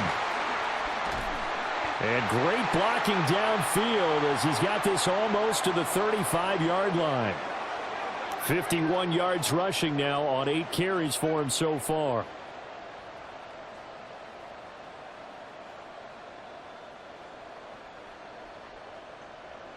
I think we're seeing the effect that runs like that are starting to have on this game. They're a little bit slower, that front 7 reacting to the football, almost like body blows in boxing, slowing them down, and they're really starting to take over in this game. And they'll send the tight end in motion here. On 1st and 10, it's Gibson. And this time the yards won't come so easy as they'll in fact tackle him behind the line. 2 yards the loss, 2nd and 12. That's a play to take note of there for the defense, I think, in the future. If you're going to try and block him, maybe you get a guard to help double team him and try and steer him out of the play. They should have done it on that snap. To the air, May. Firing quickly here, and that's complete. Calling a gain of 3 on the play. And that's going to set up a tough 3rd and 9.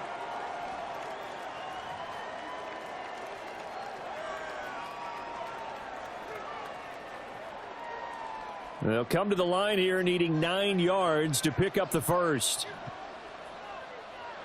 From the gun on 3rd down is May. And he's going to have another first down as the tackle's made here at the Bears' 20-yard line. It's a pickup of 15 and a fresh set of downs. Now that's a killer because you think you've got it absolutely covered, and then he hot-foots it out of there and picks up a first down. Drives you crazy as a defense. Looked like, you're exactly right. Looked like a for sure stop on 3rd, and then the tables turned.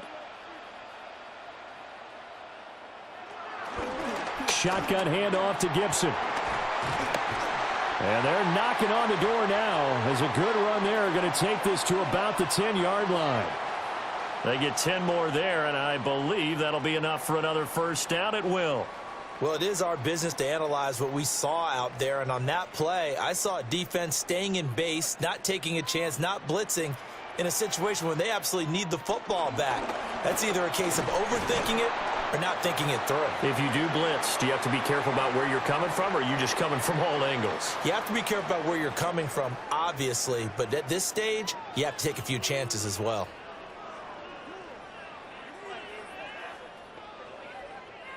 The 6-yard line, the line of scrimmage on 2nd and goal. First carry now for Ramondre Stevenson. And he's going to be met at the line of scrimmage and taken down. It'll go as no gain on the play, and now they're looking at a 3rd and goal. Now, obviously, that's some good work there defensively, being able to stop them and bringing up a key 3rd down. But if you're on the offensive side of the ball, there's an opportunity, because I know what defensive guys are thinking right now. Just stop them, get to the ball. That means it might not be sound. That is caught by Williams for a New England touchdown. A great effort there. His second touchdown of the night. And the Patriots will add to their fourth quarter lead. Now, that's certainly an important touchdown there. It makes this a two-score game. But as we've seen, no lead is safe in this one with the way these two offenses have lit up the scoreboard. I would imagine that on their sidelines, they're both yelling at their defenses, hey, you want to get involved here? One big play from you, that could win the game for us.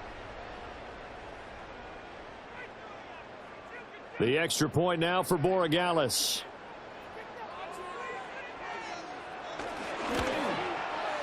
And his guys will take a 10-point lead. So that drive, 12 plays in length. And it's finished off by a Pats touchdown.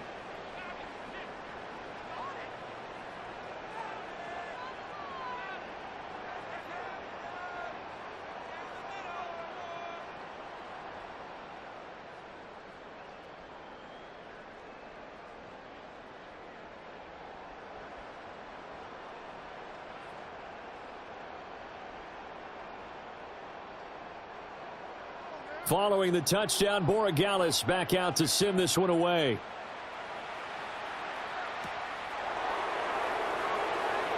Oh, leads him behind on the spin. And makes it across the 20 as his guys will set up shop at the 23-yard line. And now Chicago getting ready to go as they take the field. Well, that last touchdown we just saw, what an important one. Now it's back to a two-score deficit for this crew as they take the field here, and they are in desperate need of finding the end zone. Looking to put a drive together.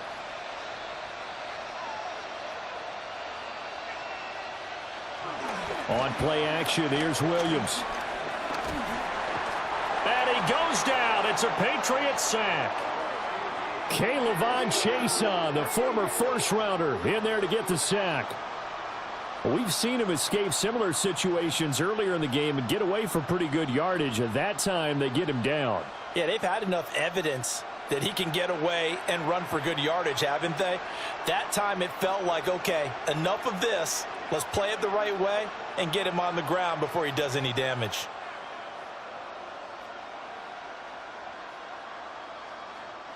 Under 4 to go now as the clock runs and they come up on second down.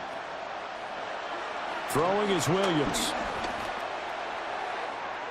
Oh, he had a man running free, but he overshot him, and it's incomplete.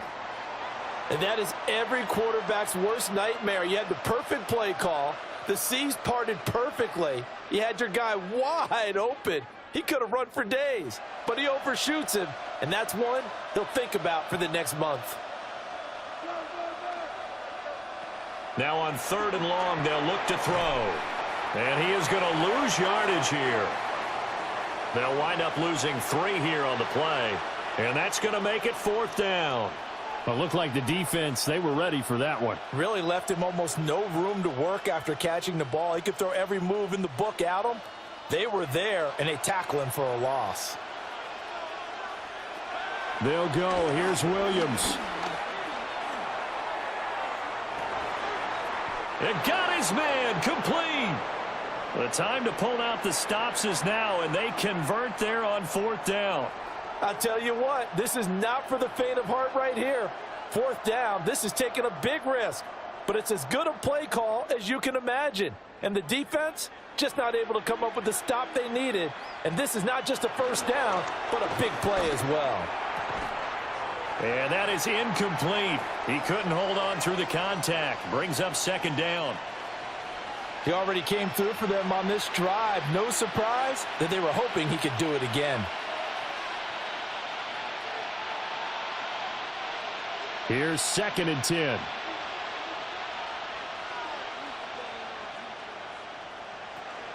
Again, he'll drop to throw. Out to the flat. That's complete to his running back. They get 7 out of that, so they're left with a 3rd and 3. And that doesn't have to gain big yardage to be an impactful play, because if you can get those pass rushers second-guessing themselves, that they might get hit with a screen, maybe you can wind up slowing them down just a step. And if you do that, that's a win for that play. To throw once more, here's Williams.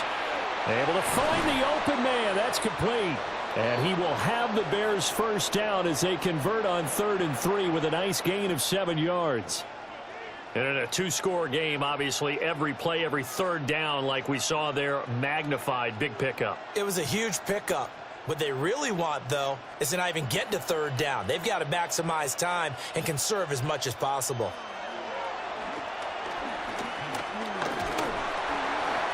Oh, he was hit as he threw it there, and that one winds up incomplete. Down under 2 minutes to go in this football game. They'll try again here. 2nd and 10. To throw, it's Williams. Back-to-back incompletions, but we know this is definitely 4-down territory. Time not on their side. I don't think they want to try and get the first down in 2 installments. I think they got to go and get it right here, right now. Well, this crowd is making an impact right now. 3rd and 10. Throwing again here, Williams.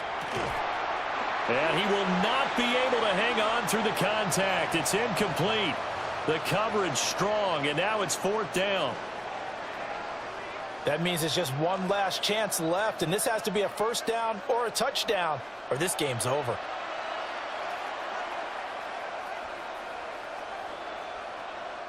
So a big one coming now for Cairo Santos. On the right hash, officially this will be a 51-yard attempt. Santos' kick is up and through, and this is back down to a 7-point game.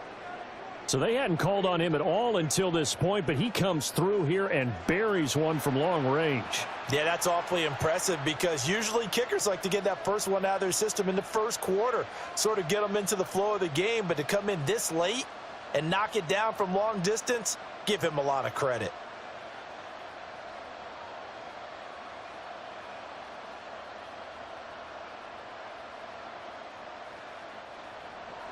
After the made field goal, Santos back out there to kick it away.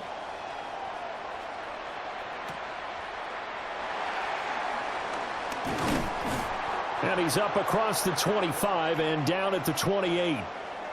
The Patriots offense and Drake May headed back onto the field. And this defense might be about ready to wave the white flag. Nothing they have tried to throw at him has been that successful. He just processes things so quickly and makes a right read seemingly every time.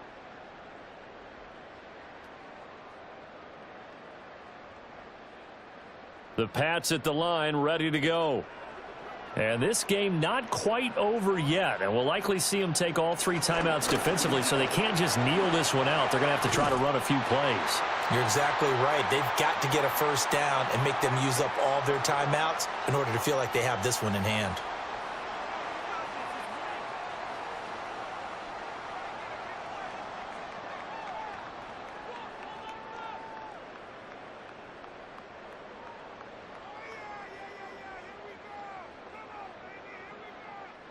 And not totally home free yet, but it's looking good as they come up 1st and 10.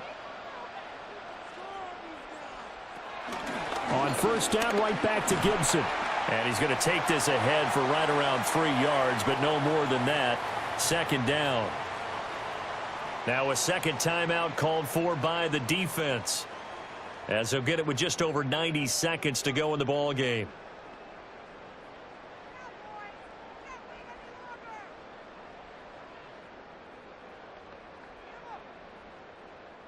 Have to imagine this will be on the ground as well as they come up 2nd and 7. They'll go again with Gibson. And he stopped immediately there. Now the Bears will use their 3rd and final timeout as they'll head to the sideline and talk over what to do next.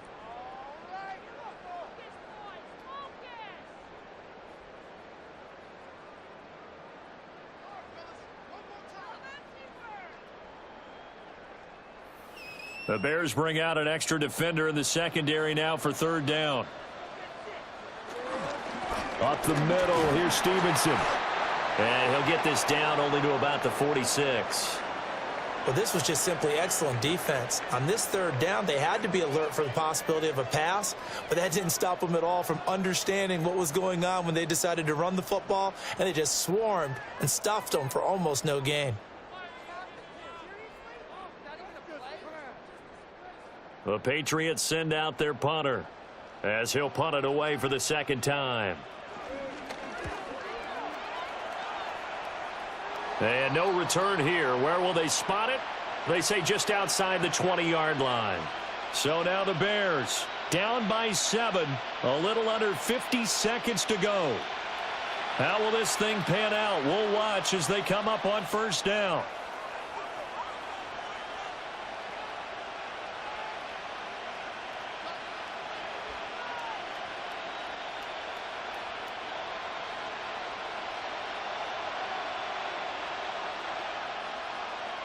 He's back to throw.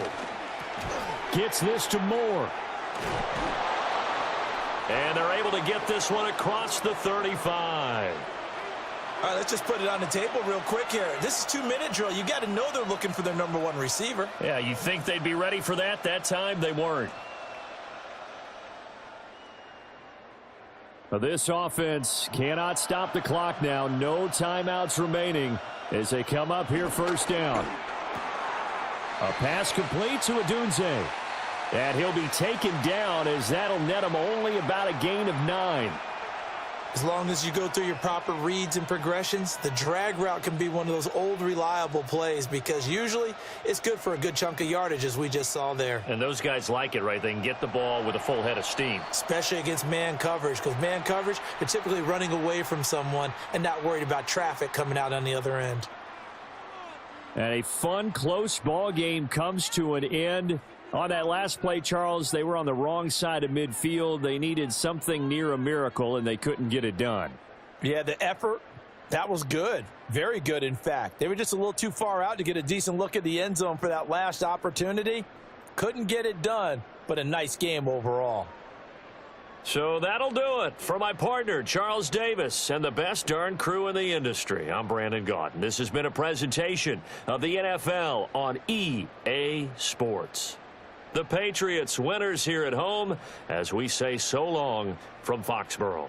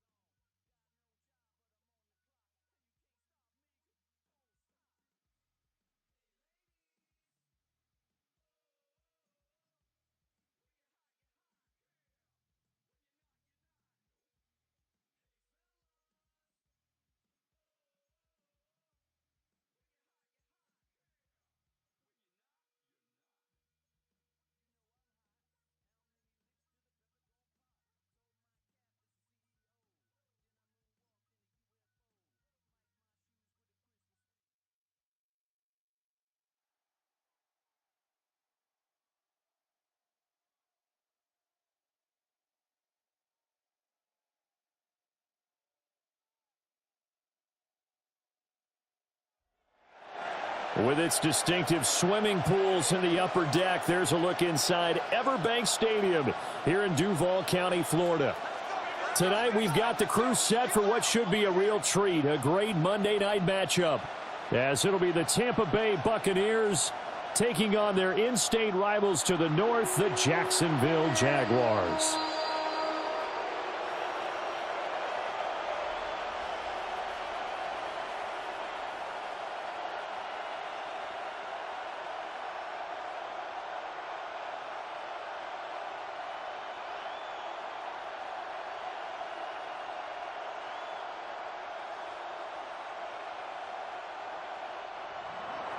Set now to wrap up a busy week of football. Happy to have you with us. And, folks, we are underway on Monday Night Primetime.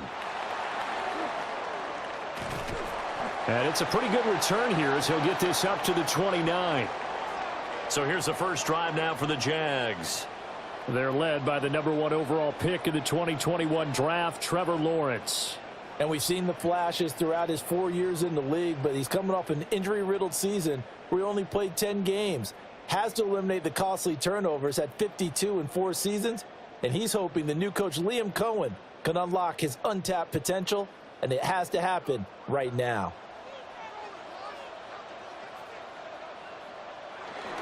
First carry for the Clemson man, Travis Etienne. And he is met in his tracks behind the line of scrimmage. It'll go as a loss of a yard on the game's first play. Second down. The defense was ready for the run-pass option, diagnosed it perfectly. Not only did they stack him up at the point of attack, but he was met by a host of light-colored jerseys. A loss of a yard there to start out. That leads to a 2nd and 11. And they'll go again with Etienne. And he is going to be stopped cold behind the line of scrimmage. Third down, now even tougher. 3rd and 13 after that loss of a yard. You can bet they're not going to go away from the running game anytime soon, but this is obviously not a good start. 2 carries, 2 runs, both stopped for a loss. Lawrence will throw. He's got his target. That's complete. And he will have a Jaguars first down as they're able to get the 3rd down conversion.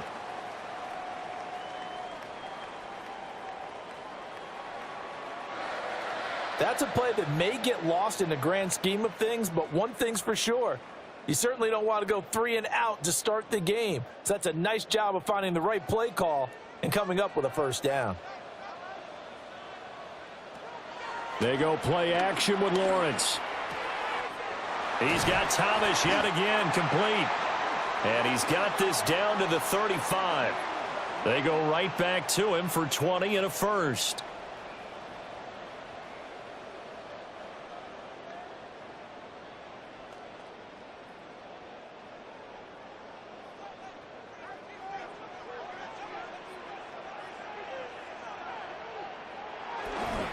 They'll try the left side with Etienne. And he is going to lose yardage here. That's going to wind up a loss of a full 3 yards on first down. I think there's one element that just keeps increasing on defense in the NFL, and that's speed. They want it at every position, and we just saw there some linebackers who can go sideline to sideline, run past that trash, go past people, and make tackles near the sidelines. And not only near the sideline, but also in the backfield there for the loss. And he's going to find his man out of the backfield. That's complete. And this is going to lead to another first down as the tackle's made at the Bucs' 20-yard line. He goes for 18 there as the drive will continue. Well, another completion right there. And again, Charles, good time in the pocket. That offensive line on this opening drive been really solid. They've been more than solid. They've really tamped down the pass rush and kept him safe in the pocket, able to look around, find his target, and deliver. He's got to make sure he tells the offensive line in the huddle, thanks, fellas. Let's keep it going. Showing off the quick feet that time and getting forward for a pickup of 3 yards.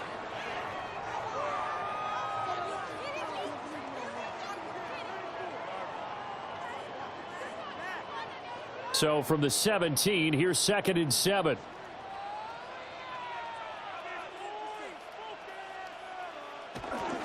Straight ahead, Etienne. And stopped a few yards shy of the goal line at the 3.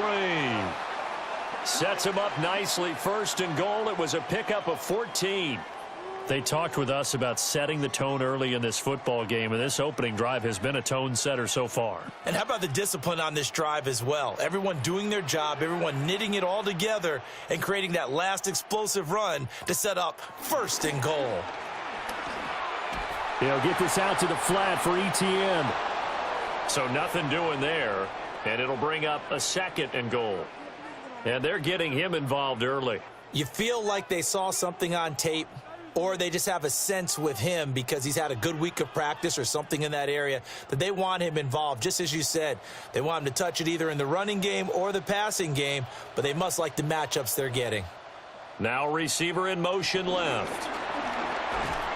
A great read by the secondary. They come up to stop that touch pass before it can even get back to the line. They'll wind up losing a couple yards here on the play, and that will lead to a 3rd and goal.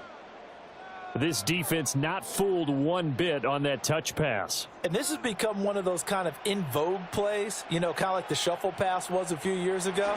This one never got off the ground, but you understand why a lot of teams are running it. These wide receivers.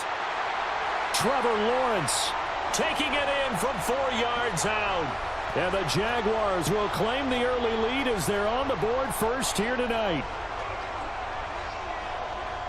Solid finish to the opening drive. And look, when you get down around the goal line, you have to account for his legs. We saw it right there. Yeah, that's the added dimension to the offense, isn't it? Remember what the offensive line coach told us earlier this week? I told my guys, he's going to run it. We have to make sure he stays protected and give him an opportunity. Point after here coming up.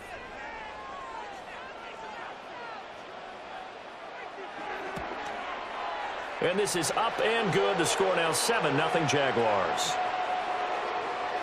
A pretty long drive that time. 11 plays all told. And it was capped off by Trevor Lawrence taking it in himself.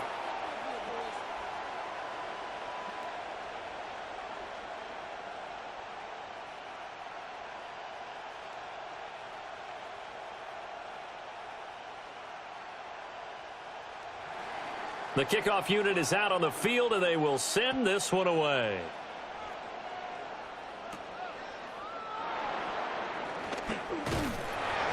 And he brings us out past the 20 to the 24. So out come the Bucs now for their first drive. Leading them out is the Austin, Texas native at quarterback. It's Baker Mayfield. And what a career resurgence for Baker Mayfield. He went from being a discarded starter to a Pro Bowl quarterback, and he's coming off a year where he set career highs in passing yards, touchdowns, and completion percentage. But best of all, the ultimate leader for his ball club.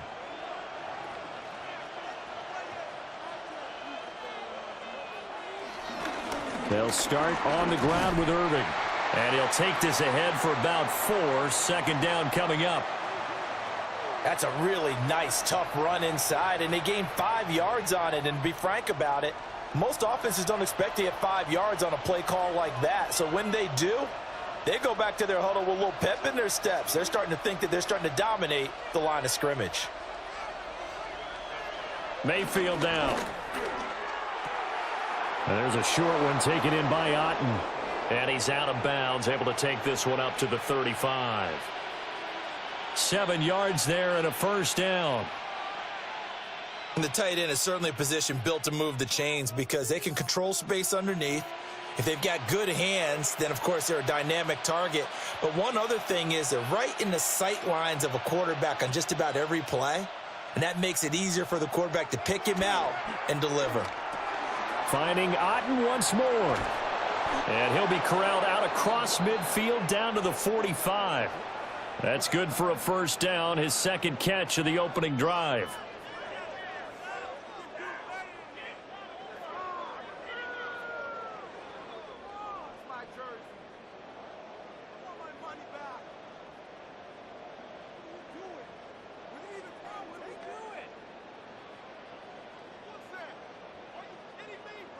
You don't always expect tight ends to be big in terms of run after the catch, but after that play, he joins a growing band of players that's putting that stereotype right on its ear.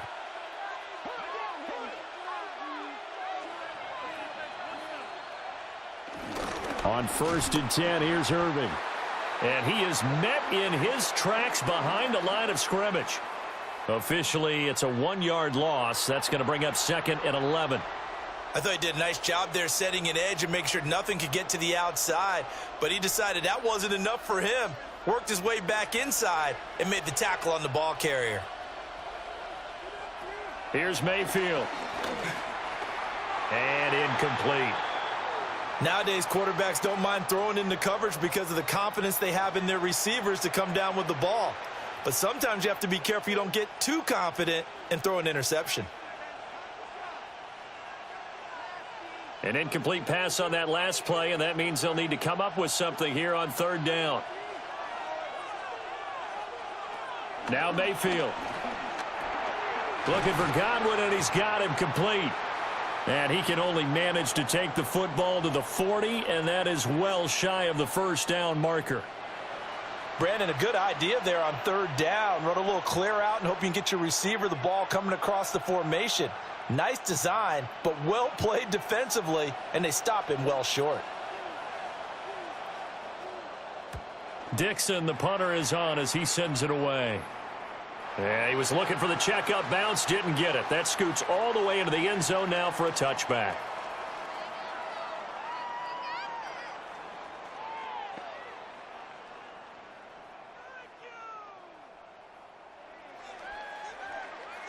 The Jacksonville offense set to begin their next drive.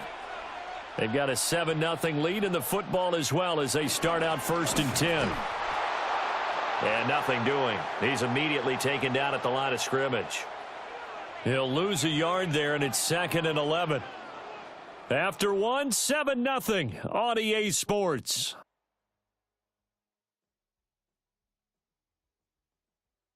Second quarter now from Jacksonville, and it's the Jags with the football. After the loss to start out, here's 2nd and 11. As they've got it as we resume action. Running out of the gun with Etienne.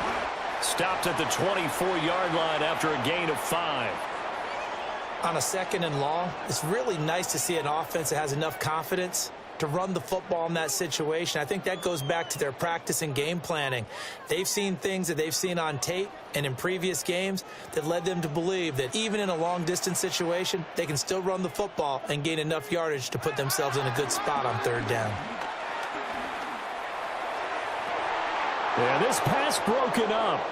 Excellent coverage there on 3rd down, as that was not an easy one to hold on to. And this is what you want to see from a defense. Give up an opening drive touchdown, that's fine. But how about them going back out there, recommitting themselves to the task at hand, and forcing a 3-and-out and giving the ball back to their offense? So on 4th down, here's Logan Cook to punt for Jacksonville. And he'll get this away into the humid Florida sky. Johnson to return it. And when it's said and done, it's a 58-yard punt. And the Bucs will get ready to go on offense. Tampa Bay, they're getting ready to set up shop here for their 2nd drive. The defense got the better of them last series, forcing a punt. See if they make a few changes in the game plan here and try to get points out of this drive. 1st and 10.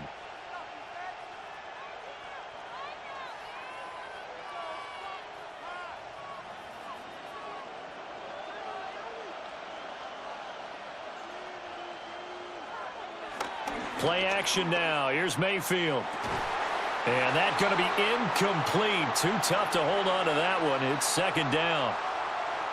Have to give some credit to the defender on that when he read all of his keys perfectly and got a great break on the ball and able to force that incompletion. So after the incompletion on 1st, now 2nd and 10.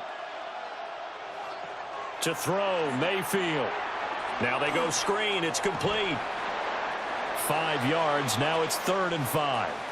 The key to any screen play is all in the deception. That means everyone on the offensive side of the ball, but someone gave it up because that one wasn't very well concealed. And the defense able to rally to him and hold him for just a short gain. 3rd and 5. Mayfield to throw it. And he is caught. And he is going to have a Bucs 1st down. They needed 5 there on 3rd down. He winds up getting 7. Well, this is where reading defenses and practice time comes into play. You've got to know what you're running versus zone versus man and how to run the proper route. And they just executed that one pretty well. So from the 36 now, 1st and 10. Baker going to give it to Irving. Oh, able to avoid him. And he'll be out of bounds, but able to get it up past the 45. 1st down, Tampa Bay there, a gain of 13. Interior of that line blocked really well on that run, but also the 2 tight ends, they blocked well too. Not only have they scouted the line of scrimmage, with their agility, they can get upfield and hit moving targets like linebackers, defensive backs. They do a really good job helping out the running game. They'll stay on the ground with Irving. And he's going to take this across midfield into Jacksonville territory. He'll get a nice chunk there on the 1st down run, and it's 2nd and 4. Consecutive positive runs for him on the last 2 snaps. He certainly appears to be trying to put the offense on his back and just move them down the field when his number is called. The way he's running it, I'd keep going back to him. Mayfield off the play fake. That is caught. It's Chris Godwin. And he's going to have another 1st down as the tackle's made at the Jaguars' 29-yard line. A nice pickup of 17 yards.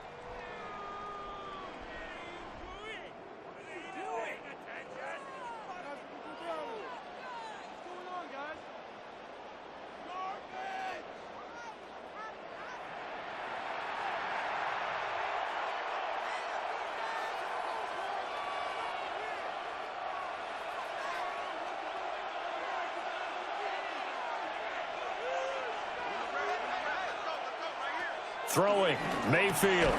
And there's a short one taken in by Otten. 2 yards on the pickup there. And it's 2nd down. Well, it certainly feels like there are more stars at the tight end position than there were even 10 years ago. And I think it's become more of a glamour position because of the ways it can hurt a defense, and guys want to be involved. They can be in line, close to the line of scrimmage. They can split out like receivers. But hands, route running, speed, and some toughness to go across the middle, you put it all together, you got a heck of a tight end candidate. Mayfield showing he can be fleet of foot, picking up the 1st down.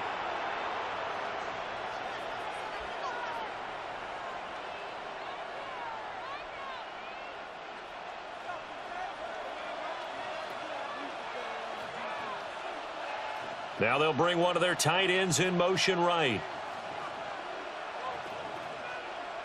From the gun, Mayfield.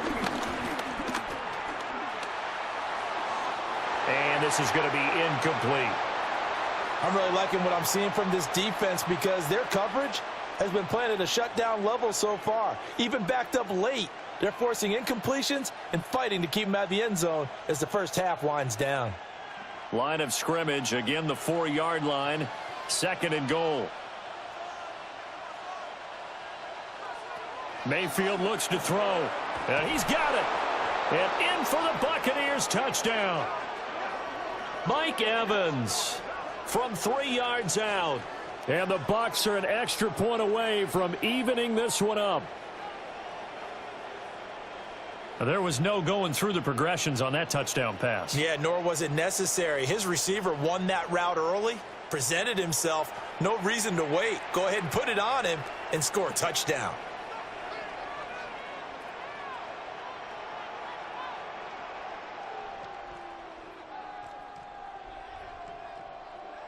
Chase McLaughlin on for the extra point.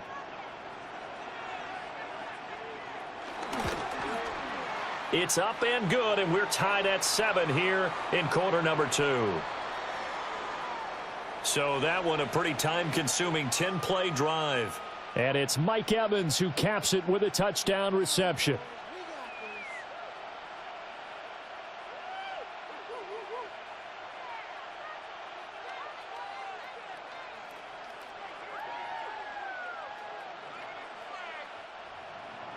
So all even at 7 now as they kick it away.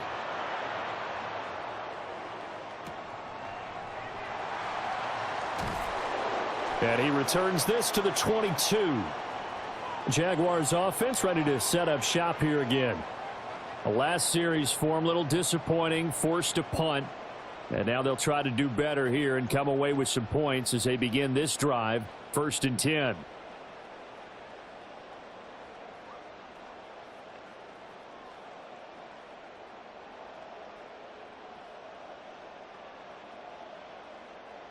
Lawrence bringing the Jaguars up. 1st and 10. At their own 22. They'll try and start this drive in the air. A short throw there to Strange. And this will leave him a yard short. Nice pickup of 9 yards on 1st down. Coaches always harp on the quarterback reading the defense and getting it to the open man. That's good recognition there. And how about what he did after the catch? Yeah, hit your tight end, let him get some rack. Yeah, when he gets moving, not many guys want to come over and put a hit on him, do they? ETN on the toss right. Gets around him. And able to get this one across the 45 before he's brought down. 16 yards that time on the pickup for the Jags and a 1st down.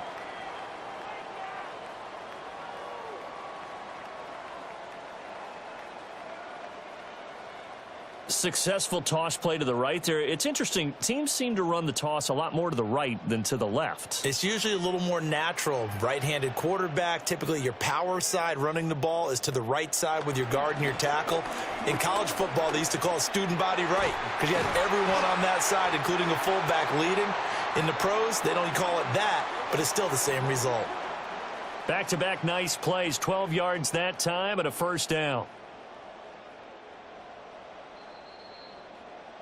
Second quarter, 2 minutes to go. Tie ball game.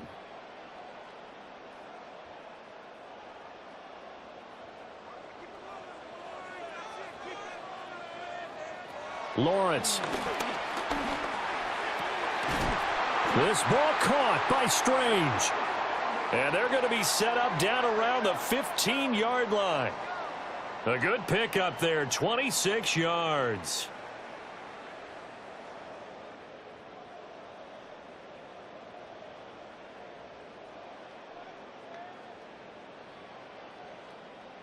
Another nice play there. They've gotten down into the red zone in no time at all. That's what this offense can do when they get on a roll. And now they're set up with a 1st and 10. On 1st and 10, it's ETN. And now they're inside the 10 as he's brought down at the 9. Now the Bucs going to use the first of their timeouts as they'll talk things over prior to this upcoming 2nd down play.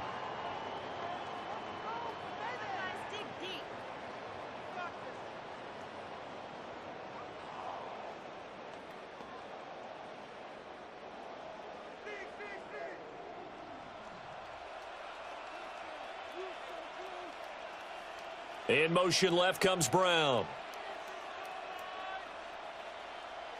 From the gun, it's Lawrence. To the goal line, but it's incomplete. That's a pretty play there. Got in at the last second, helped force the ball free, and kept them out of the end zone.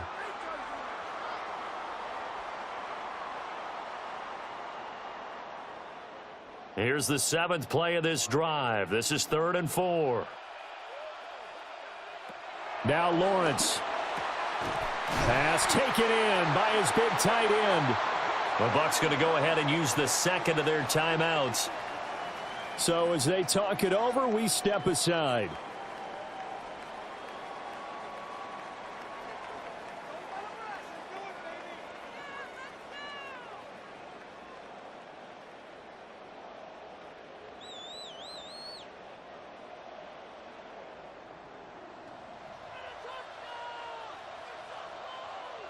From the shotgun, Lawrence. Forced out, and he takes it in. Touchdown, Jacksonville. Trevor Lawrence with his 2nd touchdown here in this 1st half. And the Jaguars have taken the lead. And always a good 1st half when you can hit pay dirt twice. And it never hurts to have that good feeling as the game moves on. Just think about halftime. If that's all he gets, he'll just sit there at the half and think, all right, 2 already. I can get some more. And he'll be encouraging his offensive line to create some space. No going for two. They'll kick the point after.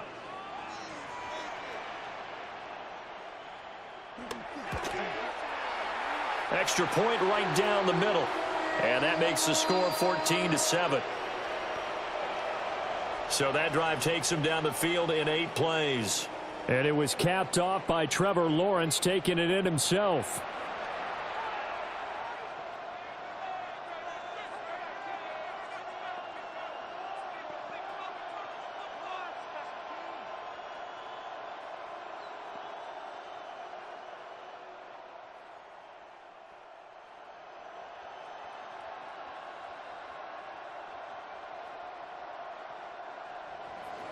Here's the Jaguar kick team now as they run up and send this one away. A beautiful fake. And he'll be tackled just shy of the 25. Well, the Bucs going to take over now late in this first half. And with just under a minute to go, they might try to think about mounting a drive here if they can and get in the end zone. Could potentially tie this game up.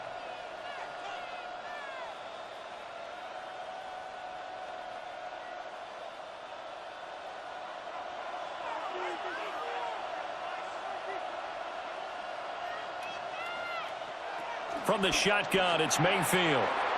Looking for his running back, and he's got him. And he's brought down, getting this one up to about the 35.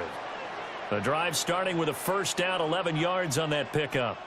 It's funny, throughout the time that we've been together, when we talk with running backs about the ability to catch the ball, their eyes light up when they talk about open field and having one-on-one matchups, don't they? Yeah, they do. And that's the reason why. What we just saw, shedding those tackles, and that's what they're used to doing. It is, and it starts at the beginning of the play. One-on-one matchup if someone's trying to cover them, but they also like those one-on-ones downfield after the catch when they're running with the ball.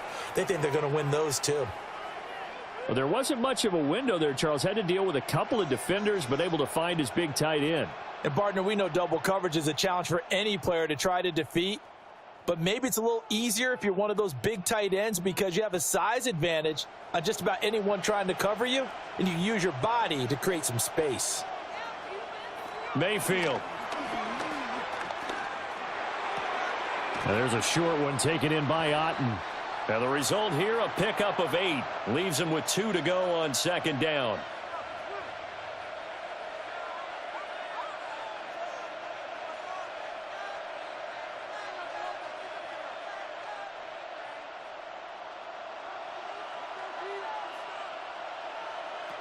Final play of the half, Mayfield. He finds his target. It's Evans. Halftime here on Monday Night Primetime. It is off to Orlando we go. Here is Scott Hansen with our halftime report. Scott. All right, Brandon, thanks much. Welcome in, everyone, to the downtown Orlando studios. Scott Hansen and crew with you for a short and sweet halftime, as this game's had a little bit of everything to it. We'll find out which side can establish some tempo in the third quarter as we're ready to kick off the second half. Back out to our commentary team, Brandon Godden and Charles Davis. Scott, we thank you as always, and we'll see what happens here in the second half. Both teams trying to find the right formula to come out with the victory.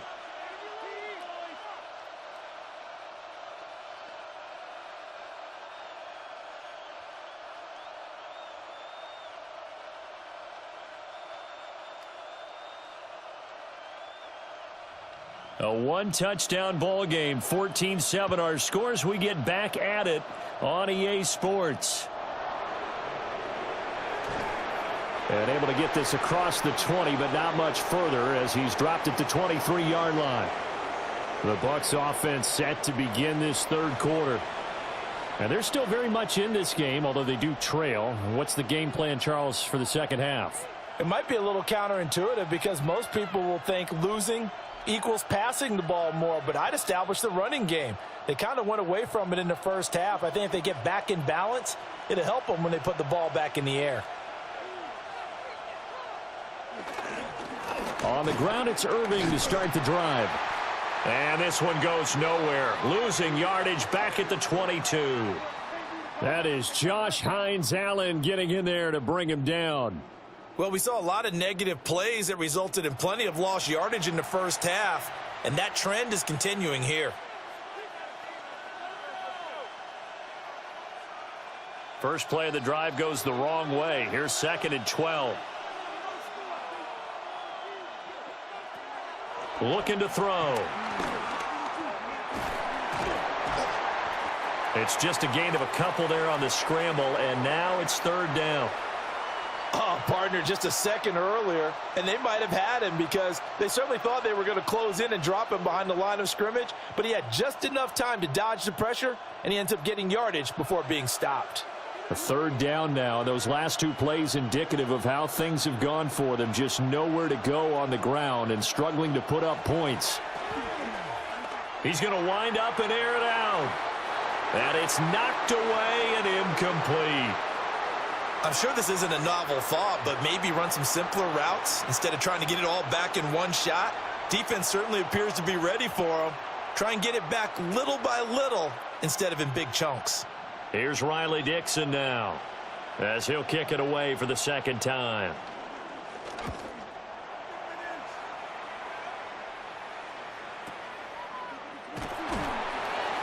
So possession goes over here on the punt.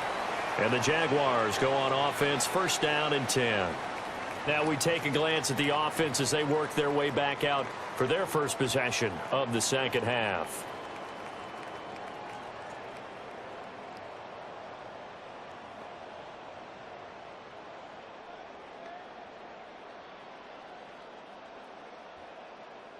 Lawrence bringing the Jaguars up, 1st and 10.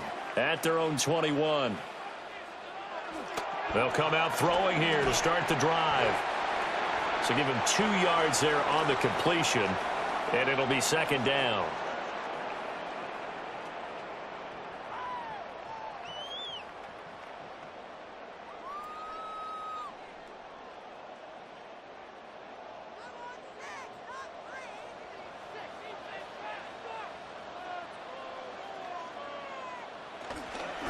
ETN up the middle. And he is going to be stopped cold behind the line of scrimmage. It's a loss of 4. Now 3rd down. An interesting and intriguing decision there defensively because they kept extra DBs on the field despite seeing the multiple tight end look that came out for the offense. I thought they were going to switch out of it. I didn't know if they felt they didn't have time or what the case was. Well, in any event, the extra speed allowed for great penetration as they stuffed that one behind the line of scrimmage. Now Lawrence. He's got his target. That's complete. And they're going to get this beyond the 40 before he's taken down. That 3rd down conversion good for 23.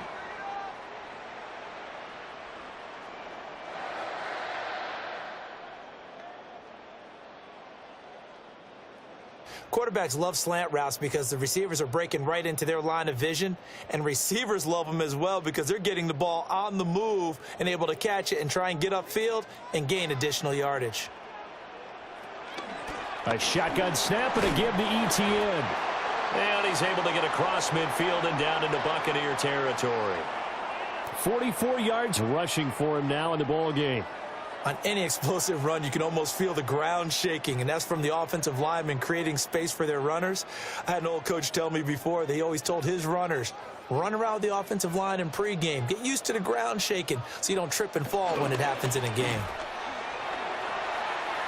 Throwing quickly there, but it's incomplete. I see the surprise in your face there, partner. That is a rare incompletion from him. He's been on point this entire game. He has percentage completion-wise way up. Not that time. Heavy set out there on 3rd and 1. Lawrence on the sneak. And he is going to have a Jags 1st down, maybe by about a yard as they find a way to convert on 3rd and inches. I don't know about you, but I like this call. 3rd and inches, and instead of worrying about getting it back to a running back and maybe there's some penetration from the defensive front, just go ahead and take it, move forward, and pick up the 1st down. And as we say often, shows confidence in your offensive line. Oh, the Buccaneer pressure too much. Down he goes. That sack courtesy of the effort of Hassan Reddick. Chalk that one up to bad acting, I guess, because they certainly failed to sell the handoff, and the pressure stayed keyed in on the quarterback. No Oscar awards for this offense, just a loss of yardage.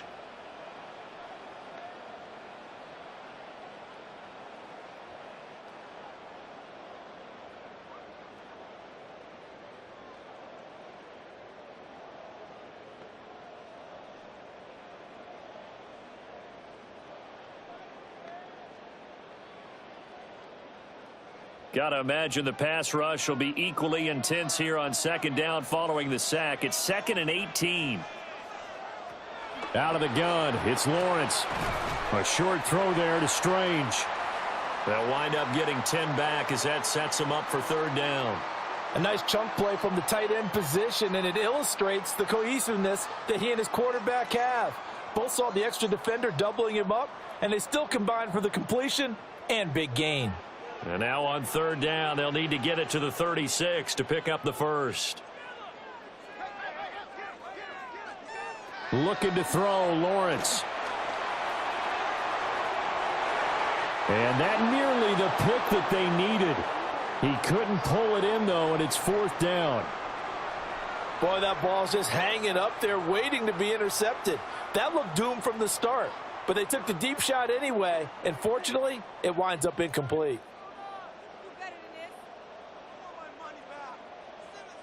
So on trots the field goal unit, and wow, this is going to be a challenge here. And this will be spotted on the other side of the field. It's a 61-yard attempt. Well, Charles, the NFL record is 66 yards. That was 5 shy of that, but only a handful of guys have ever connected from 61 or deeper, and he can add his name to the list. Yeah, more and more guys are trying it. That doesn't mean the success rate has gone up. That is a long kick. Guaranteed, when he turns on his phone after the game, a ton of congratulatory texts will be awaiting him.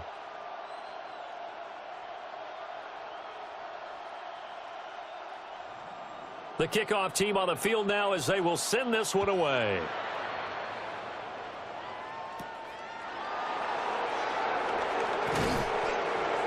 And he won't quite make it to the 25. And Tampa Bay trots out there now. They find themselves down 17-7 as they start this drive 1st and 10.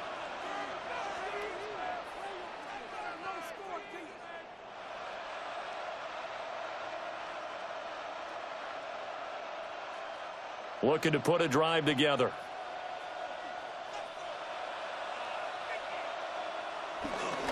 They'll start on the ground here on 1st down. And up to the 35 before they're able to knock him down. A gain of 11 to kick off the drive, and it's a quick 1st down. Defensively, they were in the 3-4, and that O-line just dominated the D-line there. Let's go with a verbal telestrator here, because that D-line has a nose over the center, and it has a 2 defensive ends over the offensive tackles. That means the guards don't have anyone over the top of them. That creates a natural bubble inside where they sprint. Now Mayfield lost the football.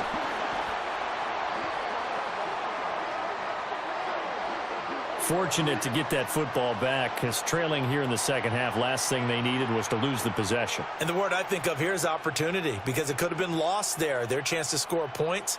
But the opportunity for the defense was to go ahead and really close this game down if they were able to get possession.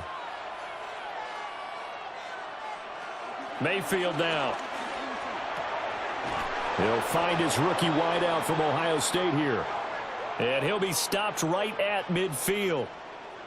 It's a gain of 16, 1st down Tampa Bay.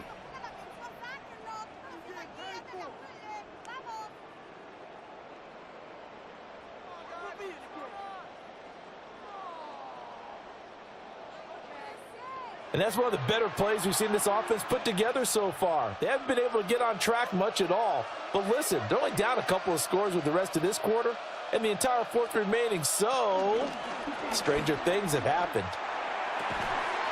This is caught by Evans. And he'll go down, but not before getting this inside the 30. That one goes for 24 yards.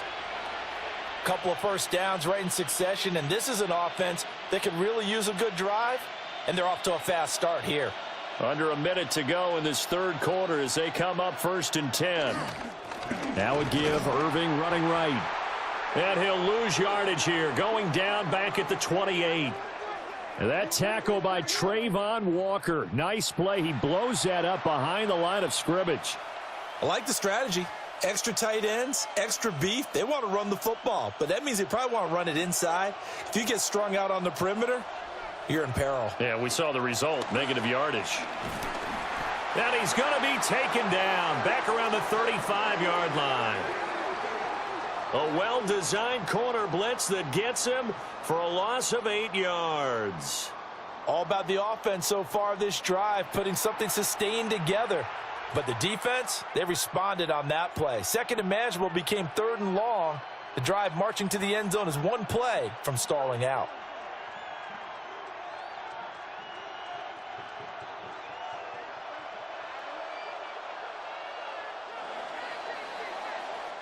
One quarter remains here as we wrap up the week on Monday Night Primetime. We'll return with more after this. You're watching the NFL on EA Sports. Back now in Jacksonville. It's Buccaneer football, but they've got work to do. They find themselves behind here to start the 4th quarter. The slot man in motion right. Now on 3rd and long, they'll look to throw. And this pass broken up. The contact well timed there, and now 4th down. Well, how about the coverage we just saw him break out on 3rd down? Dime defense, blanketed the field with extra defensive backs and speed, unable to find an open hole to complete that pass. And this will split the uprights. It's right down the middle. And they're back within a touchdown. It's 17-10.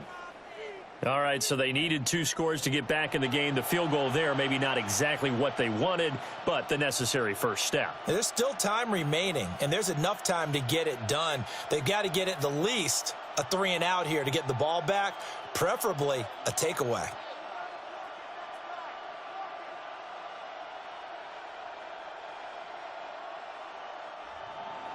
After the made field goal, here's McLaughlin back out there to kick it away.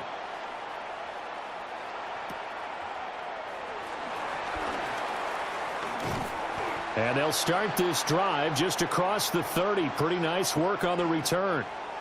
And out now comes Jacksonville as they get ready to go. Their lead back down to 1 score after the field goal a moment ago, so they'll be looking to string together a few first downs, likely on the ground as they begin 1st and 10.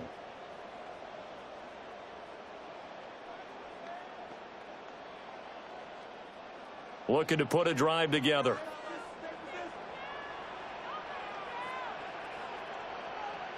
Here's Lawrence. Got an open man. It's Washington. Just a gain of a couple there.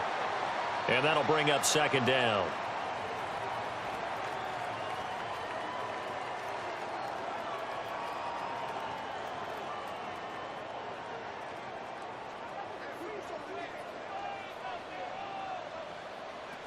Lawrence will throw. A short throw there to Strange.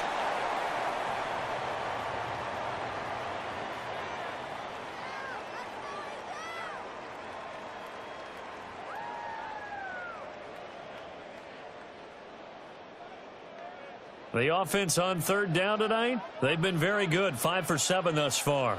This will be 3rd and 5. Here's Lawrence to throw. And he won't get close. Only a yard, 4th and 3. And, partner, I would guess that in his headset he was hearing from his coach, it's 3rd down, don't take a sack. And in this case, he's able to avoid the pressure and get out of there. He doesn't get the first down, but he does turn a possible loss into positive yardage. Here's Logan Cook now as he's on to punt for Jacksonville.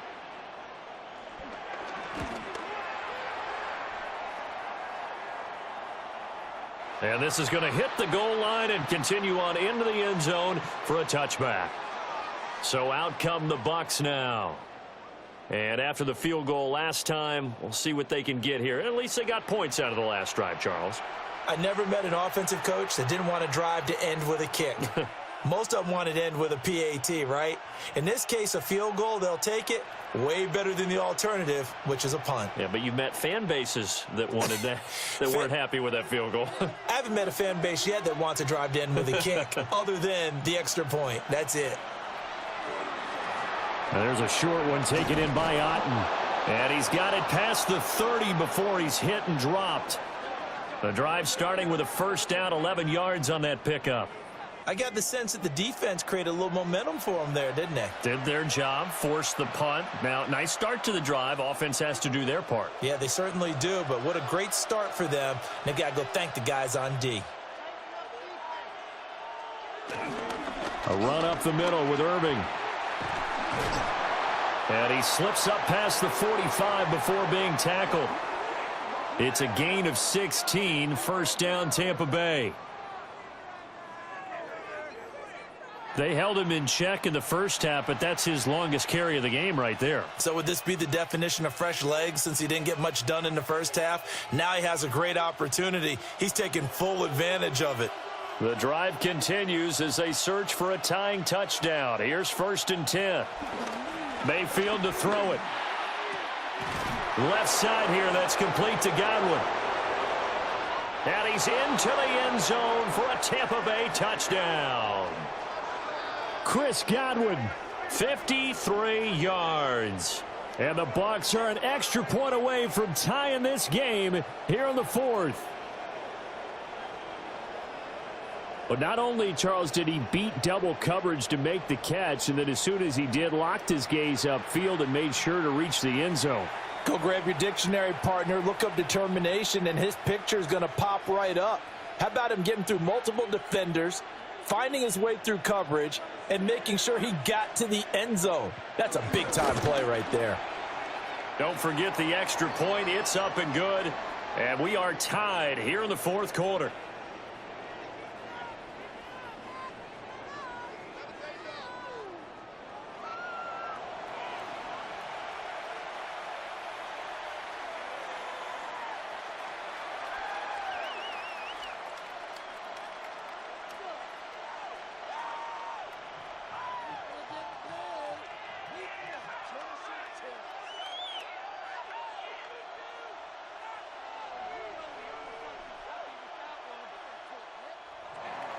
Now this one setting up for a great finish. All tied in the 4th as the kick's away.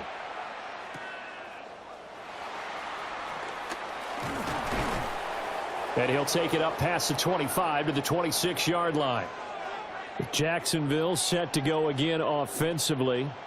Well, they just gave up the score to tie it. That's the bad news. The good news, plenty of time in this 4th quarter to try to grab that lead back.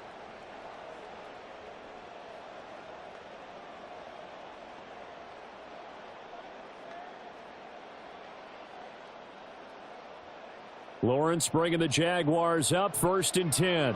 At their own 26. Out of the gun, he'll throw. Thomas brings it in. And he'll be taken down, but not before they reach the 50.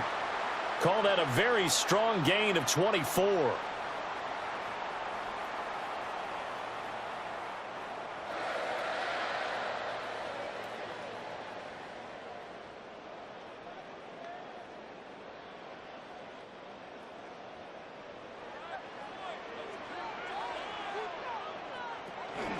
Play action. It's Lawrence. Got his man. It's the tight end Strange with it. The 26 big yards on that one. It's another 1st down. There are so many things to watch for when you play defense. And reading your keys, you always hear about that, and having your eyes in the right place. Sometimes your eyes can fool you. How about that play action there? And it sprang the big guy, didn't it? Able to dump it over the top to him. And they'll send the slot in motion left. They'll fake it on the jet sweep, and instead a handoff up the middle. And he's swallowed up right near the line of scrimmage. Tackle made that time by YBTV. And the big fella stuffed that one up in a big way. I think doubling him has to be a priority because you can't move up to the next level if you don't take care of him first. So after the run for no gain, here's 2nd and 10. Now Lawrence to throw. That's caught. It's Strange, the tight end. They get 6. That'll leave them with 3rd and 4. They went to their big body tight end on 2nd down in hopes that he could plow his way to a 1st down, but they were ready for him defensively and ended up holding him to a modest gain. This a big play for both sides. What will we see here? 3rd and 4. Lawrence working the middle of the field, and he's got a man complete. A 6-yard pass on back-to-back plays. Picks up the first.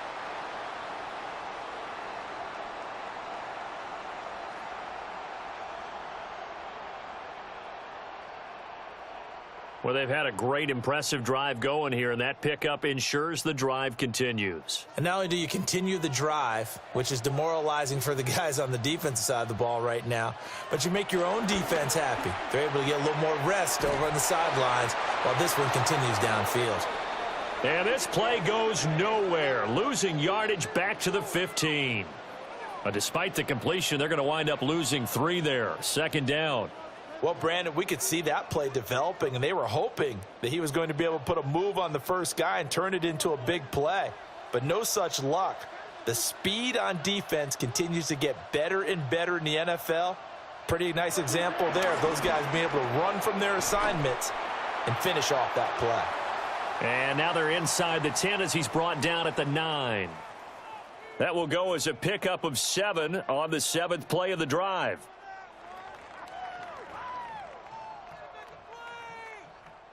What can they come up with here? It's 3rd and 7. Again, it's Lawrence. And this is going to be incomplete. So many things have to go right for any passing play to work out. Quarterback has to understand the defense, deliver an accurate ball. Receiver has to concentrate and bring it in. Somewhere along the assembly line, something was off with that one. So the field goal unit is on the field as this is a big spot right here. And this one is right through. And with that, they take the lead here 20-17. So no problems at all on that one. And you know, there's virtually no wind. This is a kicker's dream here tonight. It absolutely is, isn't it? So to me, with no wind, it should be a passer's dream as well, right? But in this case, the defense held out. They had to force the field goal.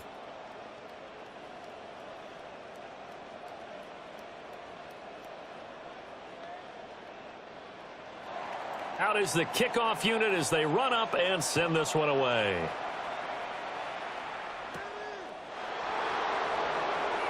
Oh, a heck of a move. Man.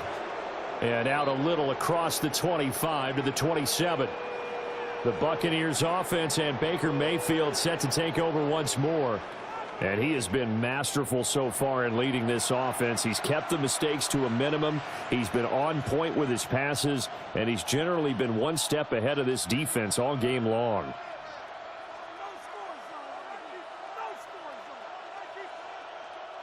Here's 1st and 10.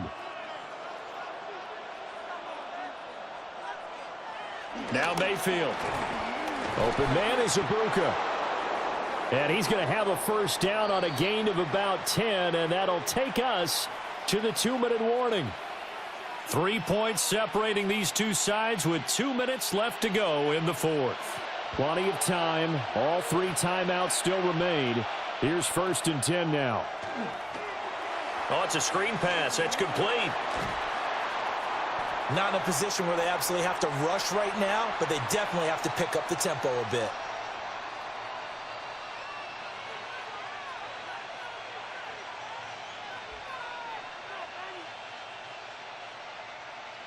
Here's 2nd down.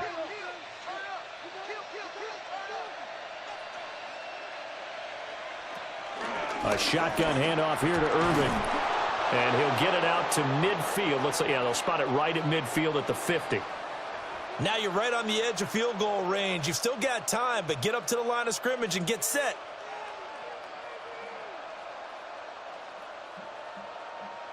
They'll come up 1st and 10 here.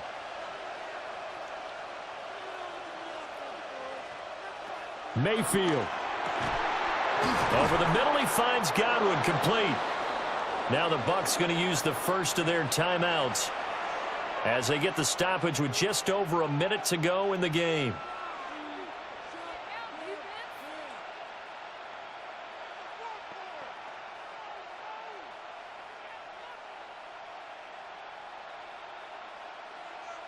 Still plenty of time and the 2 timeouts. Here's 1st and 10 now. Straight ahead, it's Irving. Might have gotten this one down to the 28, and that's all.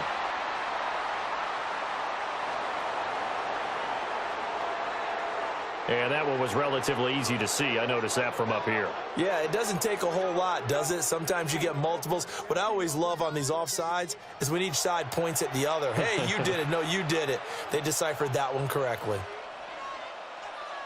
Mayfield. He completes it to Evans. Gosh, given the time in the short game, would he have been better off just dropping that? Yeah, when you look at the clock, you think so. But it's hard to get a receiver to drop a football. They're trained to catch everything.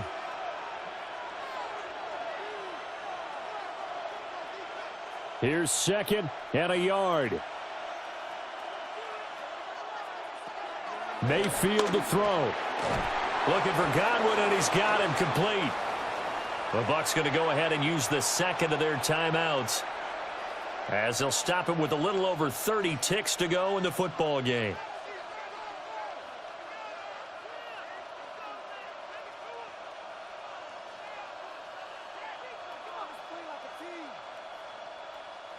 Final minute, 1 timeout remaining. 1st and 10. Here's a handoff to Irving. Down to the 6-yard line on a pickup of 6 as he gets halfway to the goal line.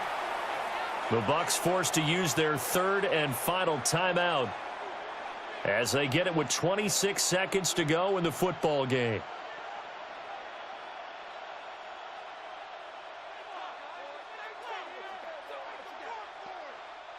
Here's 2nd down and 3.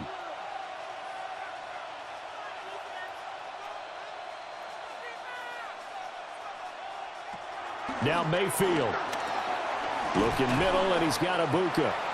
And this won't be enough to pick up the first. A gain of 2, 3rd and 1. Sometimes it's hard to figure, but you can live with incompletions in this situation. You can't live with these short gains that take time off the clock. You know who loves it? This defense.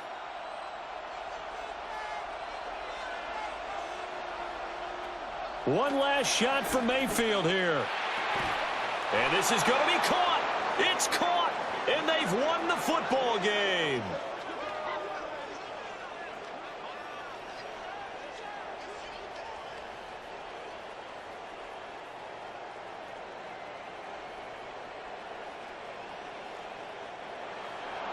That was an excellent come-from-behind victory, Charles, especially there in the 4th quarter. Both offense and defense were clicking. They're going to feel good about this one. Boy, are they ever, because the deficit they faced certainly wasn't small. They obviously did not give up on that one, and in the end, how about that come-from-behind victory? They'll cherish this one for a while. So that'll do it for us. For Charles Davis and all our crew, I'm Brandon Gaudin. You've been watching the NFL on EA Sports. From Jacksonville, good night, everybody.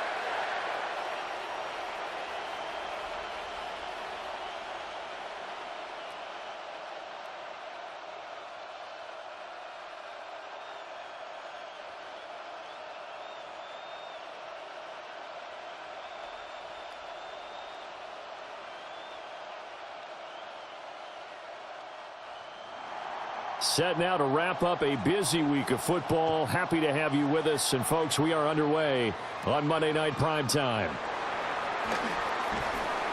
And he takes this near the 25. Just a little pass there. Call it the 26. So now here comes the Jet offense as they get ready to take over. They'll be led out by a first-round pick back in 2021 from Ohio State. It's Justin Fields. And normally when you talk about a quarterback on his third team in as many years, you're worried about this kid's potential. But in this case, Justin Fields has plenty of it, and he flashed it big time during his short tenure in Pittsburgh. Now he has an opportunity in New York to be a full-time starter once again, and the Jets are excited about his potential. Now Hall to start the drive. And he is met in his tracks behind the line of scrimmage. Call it officially a loss of 2 on the first play from scrimmage. Second down. They went with the run-pass option, and I don't know if the option really mattered there because the defense was ready. So many times you put the defense at a disadvantage because you have those multiple options, but when they read their keys and play it correctly, sometimes the result goes in their favor. Now Fields. And Fields going to have the first down before sliding to a halt to avoid the contact. A really nice gain of 25 yards. This early in the game, it's all about making steady progress downfield, hoping to lead to early points. And you can do it with your actual play calls or sometimes something a little more improvised, as we just saw there. On 1st and 10, it's Hall. And a nice job there skipping away from the one tackle and ends up getting 5 yards out of that. Second down. Brandon, 5 yards on that run. Let's get back to the huddle and make sure if you're a back, you spend time with your offensive line and give them credit. Hard to move those 300-plus pounders at the line of scrimmage, and they did for a significant chunk of yardage. Fields.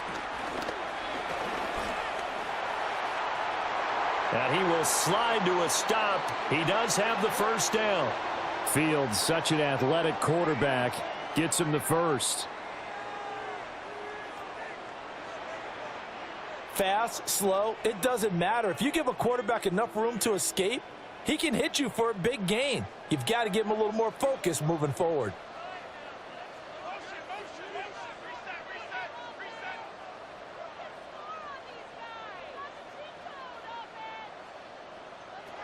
Here's Fields.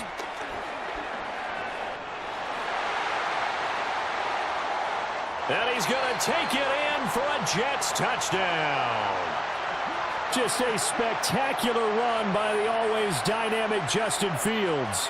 And the Jets put the Knights' first points on the board as they take the early lead. And maybe the defense got so caught up in him throwing the football, they forgot he can take off too. And you often hear about the quarterback being the unaccounted for guy as a runner. Well, even on a passing play, he's unaccounted for as a runner, and he turned it into a nice gain. A very nice run, and it turns into 6 points. Nick Folk for the point after. He's got it, and the Jets lead 7-0.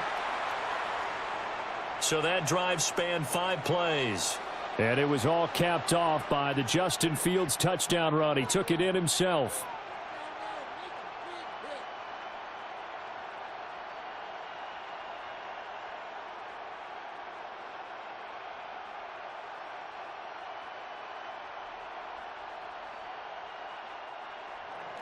Folk now set to boot it after his guys put 6 on the board.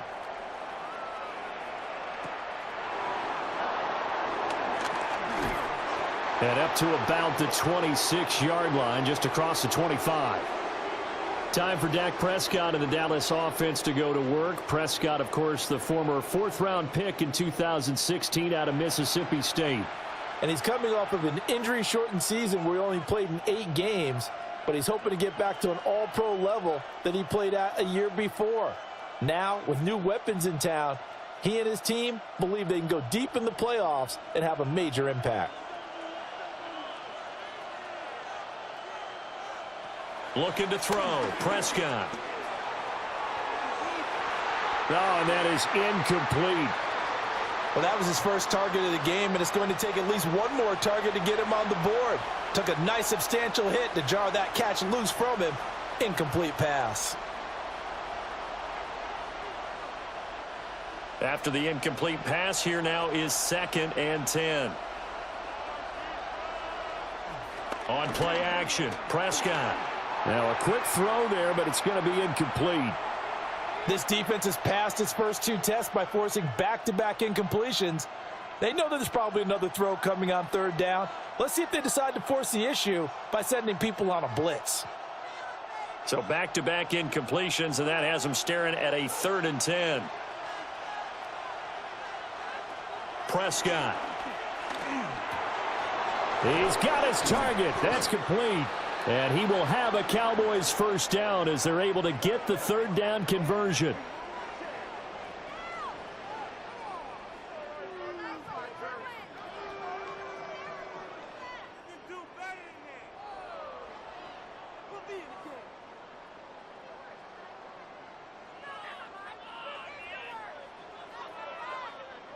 Plenty of things to talk about here, partner, but to me, their defense gave up a touchdown on the first drive. How about how they're responding, coming back? That's a big 3rd down pickup to keep their drive alive. They run for the first time with Javonte Williams.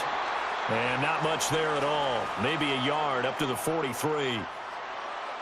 That was a pretty good job defensively to hold them to a 2-yard run, but I've got to think this offensive line, they're asking their quarterback for a different type of a run, one that they rely on, one they have confidence in, one they feel like they can block. To throw is Prescott. And he'll lose yardage here, back at the 41. They give those 2 yards right back, and now they're looking at a 3rd and 10. Well, sometimes despite the best planning, the defense actually has a plan as well, and they blanketed everyone on that play. They were able to close it down and spill in for a loss. Here's Prescott. Loose inside the 30. He's got a first and maybe more. Touchdown, Cowboys! CeeDee Lamb, 58 yards. And the Cowboys are able to match the opening drive touchdown against them with one of their own. Well, Charles, here in their opening series, they said they had certain plays scripted for certain players. That looked like a well-designed play to get one of their top targets involved. Yeah, let's face it, Brandon. A player of his talent is a problem for any opponent to defend, and we saw it right there. They tried to deny an open lane to him. He still outplayed the coverage and scored the early touchdown. Good luck trying to figure out how to defend him as this game moves on. Brandon Aubrey now for the extra point. It's up and good. So these teams match touchdowns here in the first quarter, and we're tied 7-7. A drive that time of 6 plays. And it's finished off by the touchdown from CeeDee Lamb.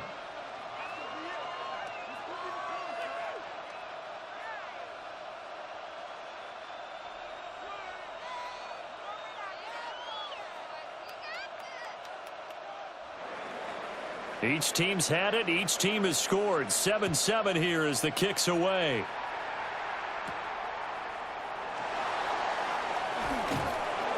And taken down just past the 20 at about the 21-yard line. Back onto the field come the New York Jets for their second drive. And that last drive, it was all about the ground game, ground and pound. And I don't care how we're playing the game these days, offensive linemen still want to fire out and smack the guy opposite them and move the football on the ground. They feel better about that. That's what they want to do. That's how they want to play, and that's how they got it done. Yeah, and they got it for a touchdown last drive. Let's see what happens here. Yeah, that's good for a gain of 6, and it's second down. Zero hesitation that time. That was get ball, throw ball. Yeah, it turned into a smoke route. If you see the coverage off the receiver, doesn't matter whether you call it a run or not. Just take the ball, get it out to him. Here now, 2nd and 4.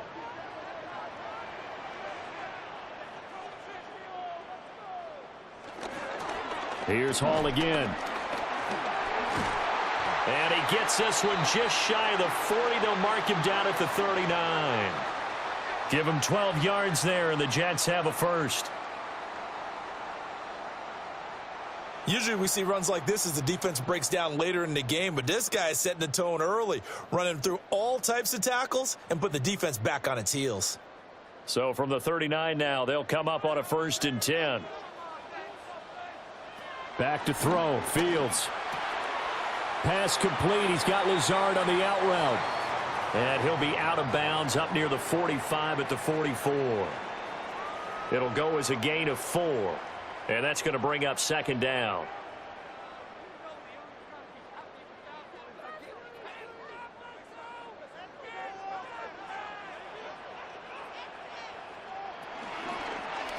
Fields going to keep it running right. Unable to corral him. He fights through. And they'll have it in the red zone before he crosses over out of bounds. A big-time gain there on the keeper, using his legs to hurt him. 1st down. What a run there. I mean, you got speed, elusiveness, escapability, all rolled into one. And we all know that quarterbacks are coached. They get the ball to the guys who can do all the things you just described. You want those guys who have speed, elusiveness, and escapability all rolled into one with the ball in their hands. And guess what? It's him. So there's no sense in throwing it or handing it off when you can do all of that yourself. The previous play went to the offense with a nice run, but that last play we just saw certainly went to the defense. So you're keeping a little bit of a ledger there, aren't you? Tally. You know, somebody wins, someone loses. But you get this sense offensively, they're continuing to probe around, trying to find the runs that are going to work, and then they'll go to them consistently. And he's in. Touchdown, Jets. Justin Fields With his 2nd touchdown in this opening quarter. And the Jets have taken the lead. Well, Charles, he's already proven that he's not afraid to tuck that football down on the option, and he's into the end zone for the 2nd time in the game. And that's exactly what you need from your quarterback. The ability to run the ball fearlessly. And in fact, many quarterbacks will tell you running the football doesn't scare them. Standing in the pocket and taking blindside hits, that's what terrifies them. Folk connects on the extra point, and that makes the score 14-7. That time a 6-play drive. And it was all capped off by the Justin Fields touchdown run. He took it in himself.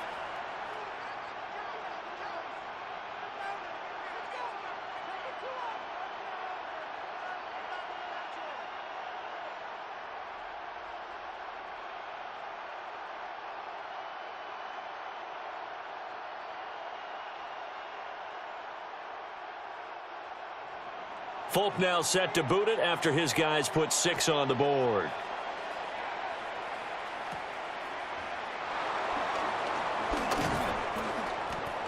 A solid return, pretty good field position. They'll start at the 32. 2nd drive forthcoming here for the Dallas Cowboys. And they'll just simply be looking to build off the confidence of the last time out where they scored a touchdown. And confidence is powerful, isn't it? When you've scored once, you feel like you can go back out there and get it done again. Doesn't matter what the defense throws at them. They feel like they're in a groove right now, and they want to get out there and show it. Yeah, hoping to stay in that groove here this go-around. From the 32 now, here's 1st and 10. Play fake. Here's Prescott. And the Jets pressure too much as down he goes. The former 3rd overall pick, Quinnen Williams, there to bring him down.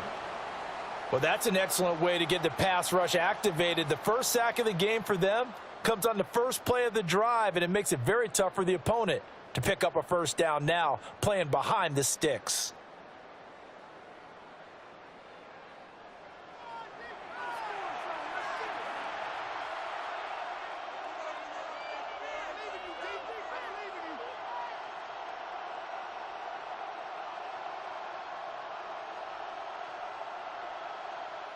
So now 20 yards to go on 2nd down after the sack. Work to be done.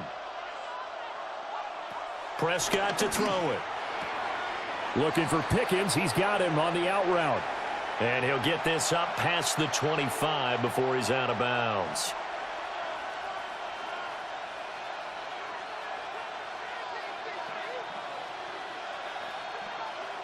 How to approach this. 3rd down and 16 yards to go.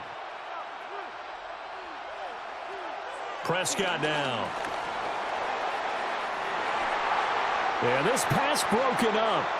Excellent coverage there on 3rd down, as that was not an easy one to hold on to. And that's exactly what defenses talk about. You've got to find ways to get off the field when you can, especially on 3rd down. And 3rd down defense going to be vital in this game. Able to knock that one away and force a 4th down. And the Cowboys going to bring on Brian Anger to punt on 4th down.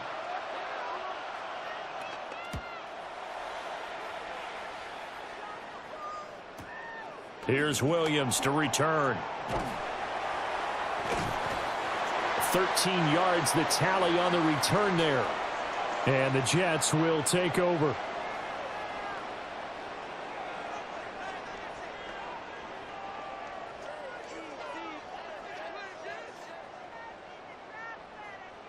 Jets offense coming up now to start their next drive. And right now they're saying, hey, let's keep this going. 2 drives, 2 touchdowns. Yeah, can't ask for a better start than that, can you? I mean, this is the way you practice it. This is the way you rehearse it. But right now, the play calling, they're locked in really well. Through 1 quarter, 14-7 our score.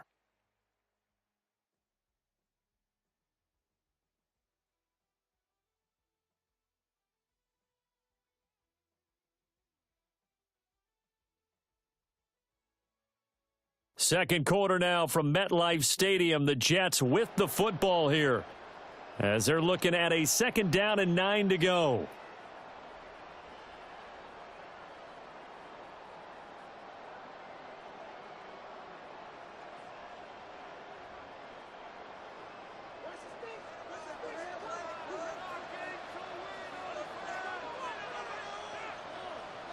Here's Fields.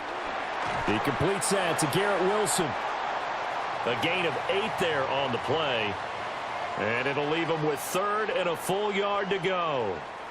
When you see zone defense and you know you've got a drag route on as your primary call, you've got to be really careful as a passer about how far you let your guy go, because he might wander into some tough coverage. From the gun on 3rd down, Fields able to find the open man. That's complete. And he is going to have a Jets 1st down as they're able to get the 3rd down conversion.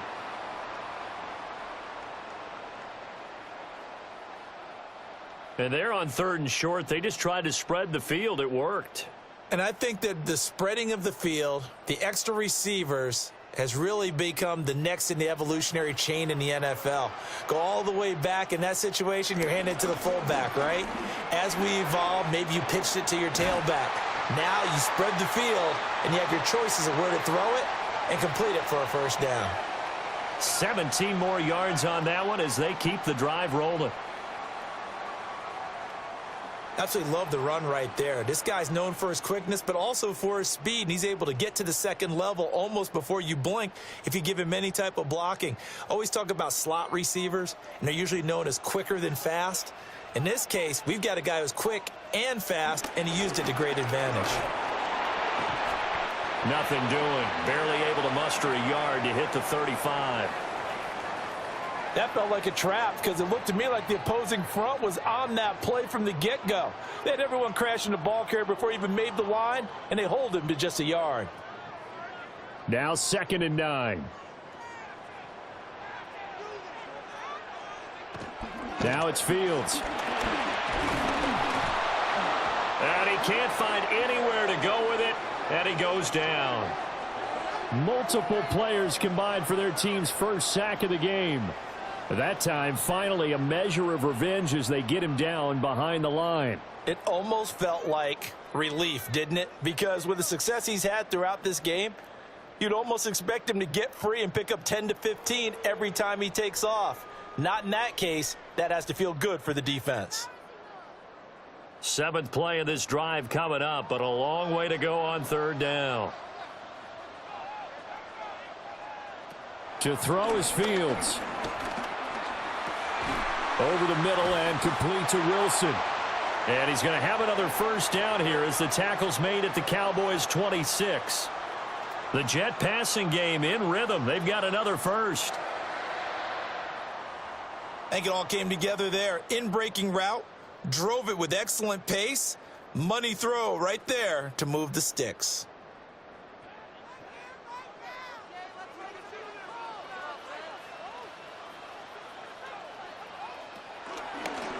Hall on a give up the middle. And not much of a hole there as he gets it down to about the 24-yard line. 2 yards on the pickup there. It'll be 2nd and 8. You've got to be impressed by that defensive front on reps like those. They were not being moved off the line, kept their shoulders square, and gave their teammates time to fight to the ball and limit that gain. Fields now to throw. That's into the hands of Reynolds. And a pretty little juke move there on a nice gain. They'll wind up getting 7 on the play, and that will bring up 3rd and 1. I always laugh when people say, what's the toughest route to defend? And I'm like, any of them, especially if it's a good receiver. That makes things very difficult. But when you're running a drag route, something short, shallow, going through defenders, using guys almost as screens in order to get open, that makes things tough for guys trying to get to the football. Now the Cowboys going to burn the first of their timeouts. They'll have 2 remaining as we step aside here in this second quarter.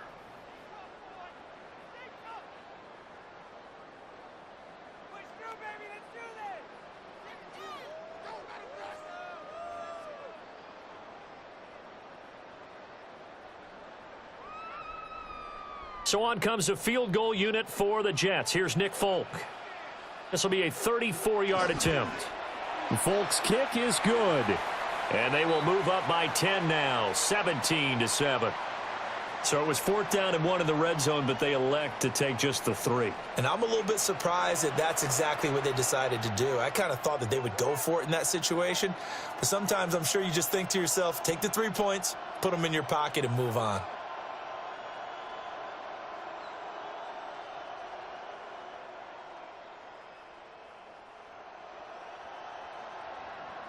After the made field goal, back out is Nick Folk to kick this one off.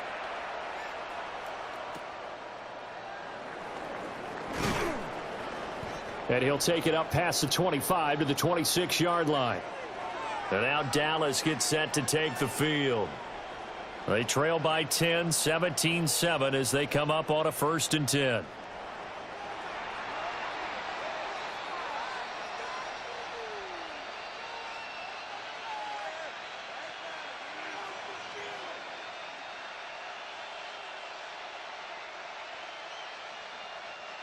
Looking to put a drive together.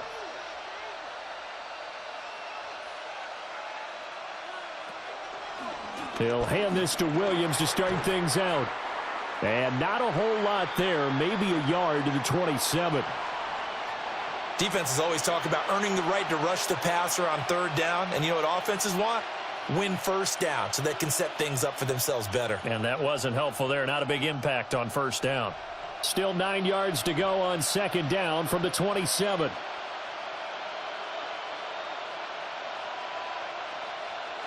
Now Prescott. Able to hit his target, Lamb. A pickup of about 3 yards as he's taken down at the 31.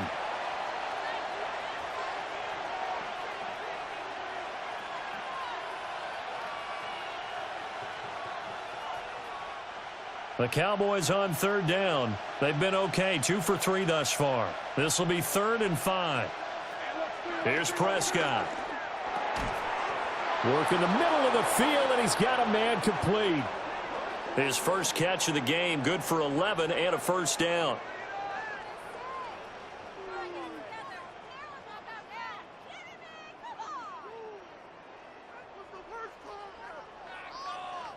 Yeah, these are the types of plays they're going to need to hit on if they're going to get back into this game. It hasn't been the greatest of first halves, but this is a nice throw here on 3rd down, and they keep the drive going.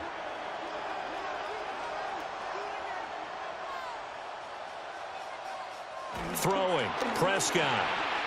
Left side to Lamb. So give him 5 yards there on the pitch and catch, and that'll make it 2nd down. 2 minutes remaining in this first half of football. Now 2nd and 5.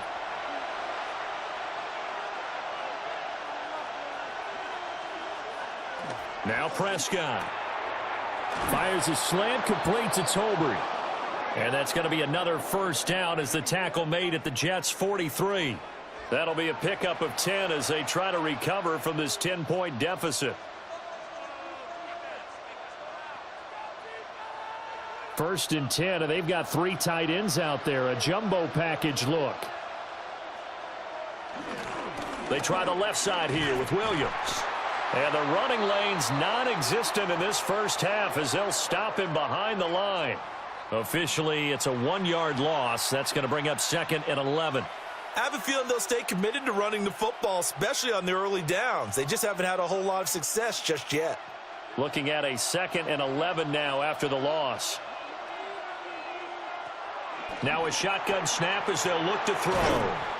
And to the 36-yard line, taken down there after getting 8 yards.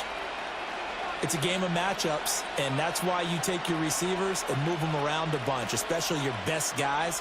And when they work out of the slot, you often hear the coaches talk about how great it is because it gives you a two-way go. You can break out or you can break in. That makes it hard to defend. That is caught. And he is into the end zone for a Cowboy touchdown. CeeDee Lamb With his 2nd touchdown here in this first half. And the Cowboys get a late score here in the final minute of the first half. I think everyone in the league talks about finishing, don't they? Doesn't matter whether it's a quarter, a half, a game, a series, whatever. But they're finishing the first half in fine style, putting that one in the end zone. They did, and they didn't leave much time on the clock either. Well done. Aubrey now for the PAT.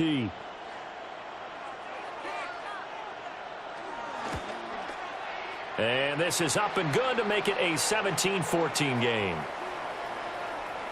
So that drive in total 8 plays. And it's finished off by the touchdown from CeeDee Lamb.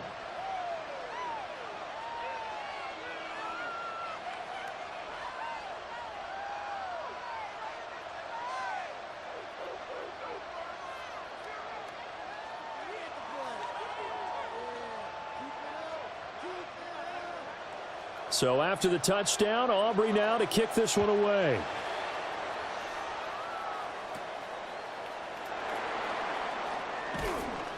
And he brings us out past the 20 to the 24.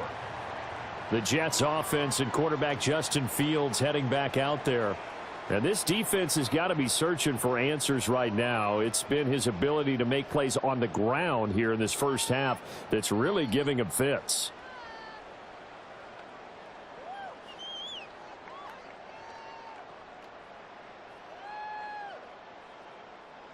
The New York offense taking over for their next possession.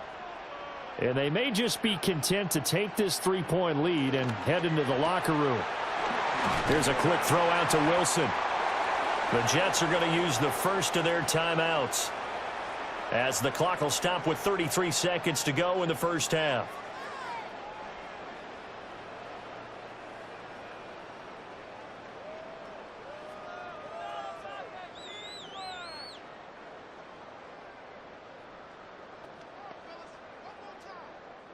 Four receivers in the formation here. 3 to the left, 1 to the right. 2nd and 3.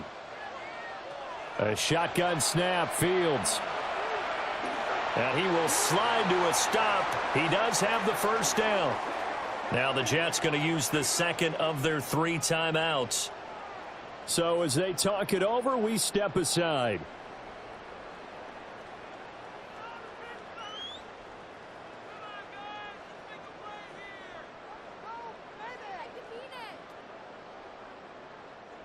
So here's a 1st and 10 at the 38.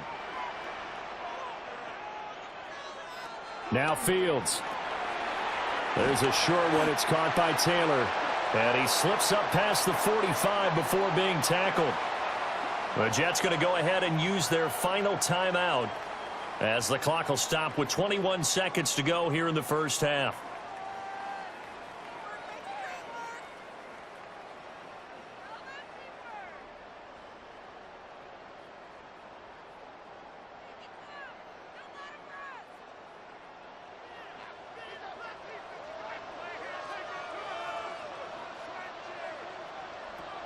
midfield. He'll get 3 yards on the scramble there. It's second down.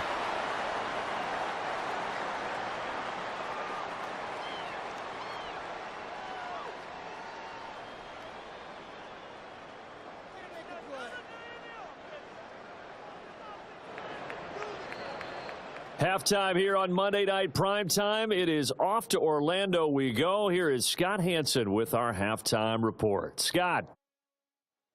All right, Brandon, thanks much. Scott Hansen with you from the EA Studios in Orlando. This has been a heck of a game so far. Just a field goal separating these two squads. You have to imagine both sides are trying to figure out how to clean things up and put some touchdowns up in the second half. Let's find out what goes on in the third quarter. Back out to the stadium and our broadcast team, Brandon Godden and Charles Davis.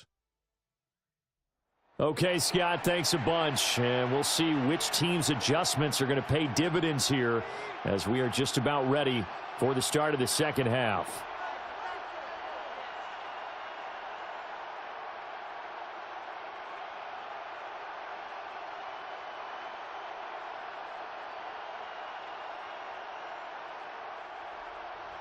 A field goal the difference. 17-14 is the score. Back underway here now in this third quarter. And he takes this near the 25. Just a little pass there. Call it the 26.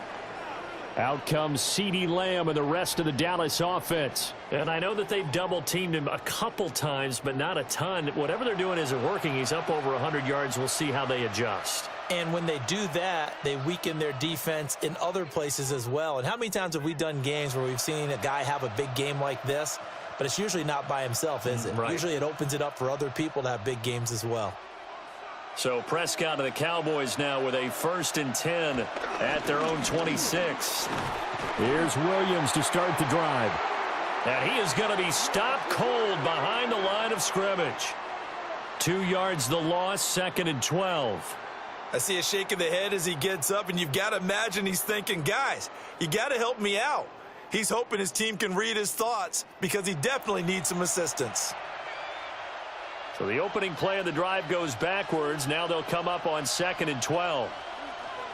Looking to throw. Prescott.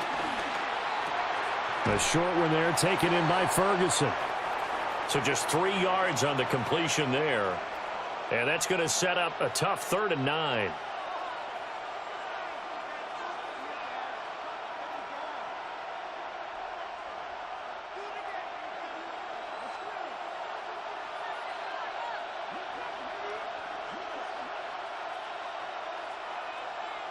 To throw is Prescott. Screen play set up for Williams. And he's taken down but able to slip across the 35. 11 yards and a Cowboy 1st down. Well, they've certainly had their share of troubles running the football in this one, but this play is almost an extension of the running game right here. They set up the screen, let him work out in space on the perimeter, and he turns it into a big pickup.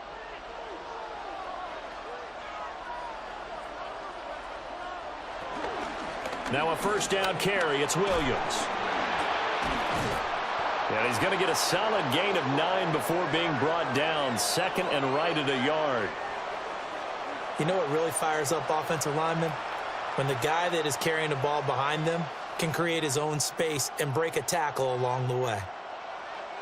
Just need a yard here. 2nd and 1.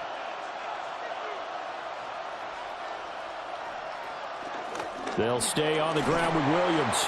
And he'll get it down to the 47 here. 6 yards the pickup, and that's a 1st down.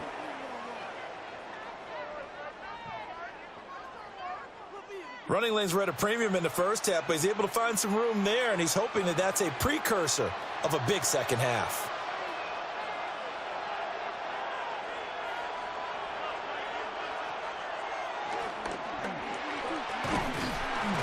And he'll go down shy of the 40 at the 41.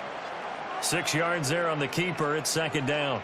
That's a strong pickup right there on 1st down. And as this drive goes on, we're seeing an offensive line and running game imposing its will. From the 41, here's a 2nd and 4.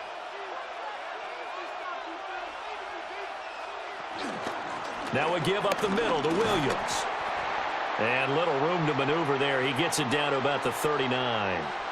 And he got half of what he needed there, 2 yards. And it'll bring up a 3rd and 2 more. I have to think a major focus at the halftime meetings had to be figuring out how to create space for the running game to get operating. Well, what you pointed out to me at half seems accurate. That line has struggled to sustain blocks. Yeah, I would agree with that totally. They've got to focus on staying on their double teams at the first level, make sure that block's secured before they slide off and try and chip someone at the second level. It'll be called a gain of 2, and that'll leave them with some options here on 4th and inches. Well, they're hoping that the second half is better for him than the first half. They've got to find a way to get him going. He's a big part of their offense. So now they're going to send out the field goal unit to, as they say, fire away from long distance. And his kick is absolutely perfect. And that will tie things at 17 all. So they come away from this opening drive of the 3rd quarter with only 3, but it does draw them even. Yeah, and that has to be job 1, doesn't it? A touchdown definitely would have been nice. We know that. But here, you get back on even terms, and now you've got most of the second half to try and get yourself into a position to win.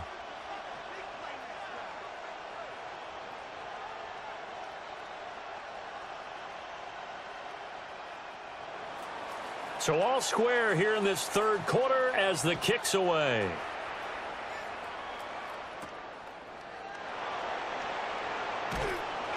And he'll get it up past the 20 to about the 22.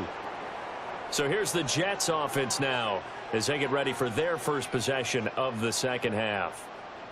And their 3-point halftime lead gone now, back to a tie game. But, Charles, I don't imagine that changes too much for this offense. I would agree. I don't think it changes much at all, whether it's a 3-point lead or a tie game. They know they have their work cut out for them, and they were going to run their offense in the same vein. Looking to put a drive together.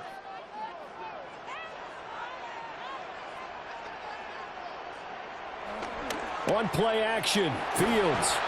Rush coming, and he's taken down. They dial up the corner blitz that time, and it delivers to the tune of a 9-yard loss. Everybody was coming on the blitz that time, and they got home. And you know the expression, hat on a hat, in terms of blocking, trying to keep your quarterback protected? Well, if you don't have enough hats, that's the end result. Your quarterback goes down, and sometimes he goes down hard. And they need to work to at least get some of this yardage back after the sack. 2nd and 19. That's complete to Lazard. So the completion results there in 9 yards. And that's going to lead to a 3rd and 11.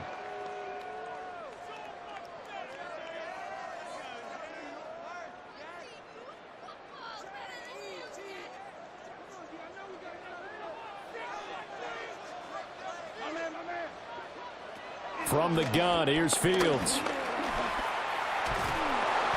And he'll be stopped here well short of the first down at the 24-yard line. He'll wind up getting 4 yards there on his own, but it also brings up 4th down. And this is a rarity in the NFL, a 100-yard game on the ground for a quarterback. Even as those passers get more athletic and mobile, we only see about 5 of these a season. It takes a special set of circumstances for it to happen, and, of course, a special player. Here's the Jets punter now, as he's on to punt for the first time tonight.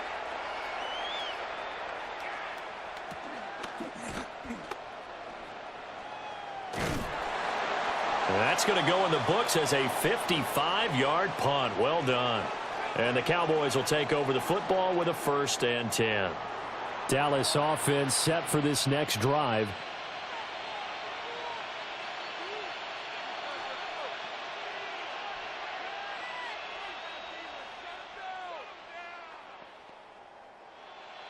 So Prescott of the Cowboys now with a 1st and 10 at their own 28-yard line.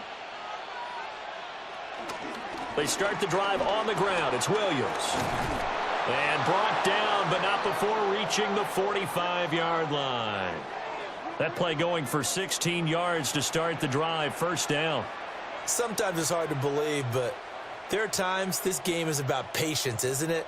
has had the game he expected, but that run there, that may get him going. I was just going to say, maybe that gives him a little juice, because you're right, he struggled, especially in that first half. Yeah, and I know the great ones always think to themselves, just hang in there. I'm just one big carry away from busting this open. That's a good start for him. And that's good for a pickup of 10 yards. And they'll be left with a second and about a foot.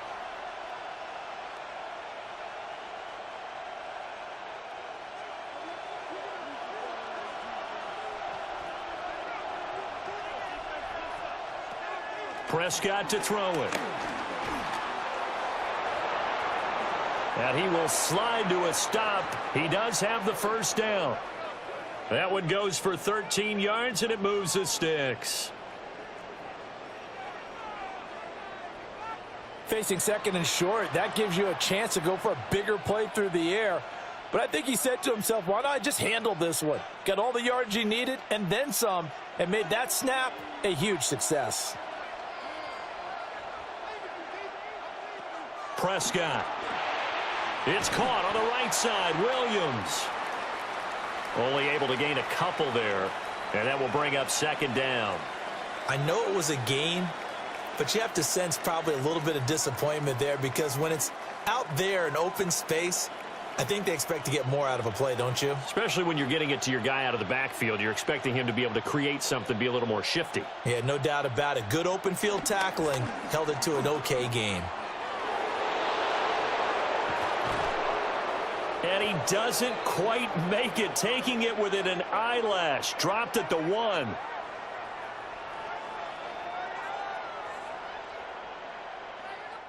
It'll be first and goal when we come back. This is the National Football League on EA Sports.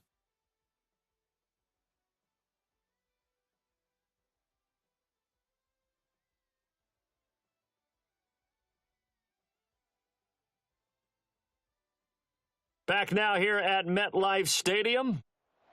All even as we get ready to start the fourth.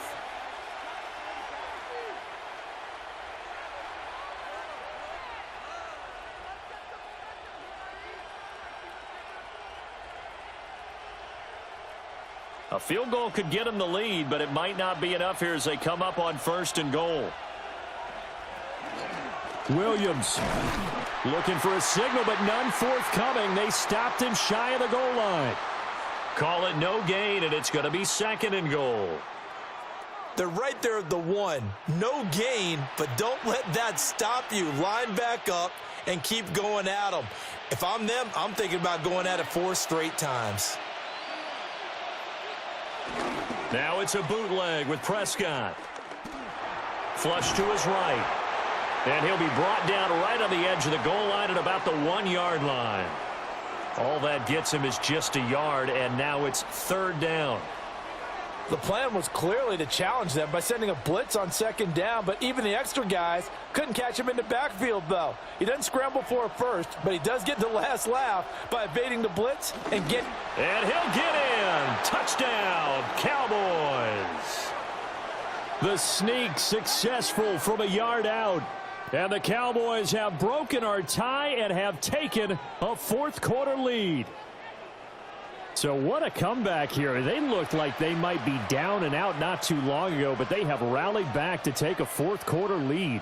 And I think we've got to give them nothing but credit for figuring things out on the fly, because mentally they were on the ropes ready to go, and they hung in there. They made some changes and adjustments, and that led to some big plays, and it turned this game on its ear. Now the extra point up and good by Aubrey. And they will take a 7-point lead.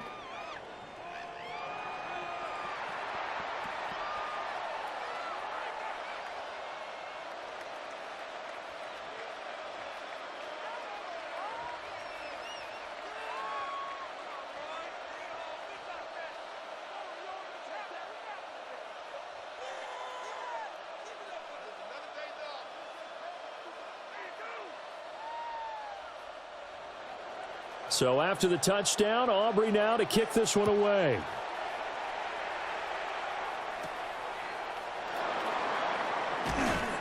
And not much happening on the return as he'll get this to about the 23. New York ready to go again offensively. The pressure is on now. They're being shut out here in the second half after a decent first half offensively. And they need their best drive of the game right here.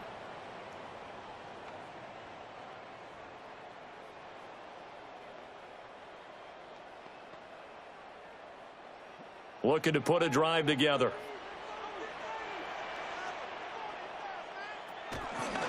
And they'll run the option to start the drive. They'll be brought down on the 30-yard line after a gain of 6.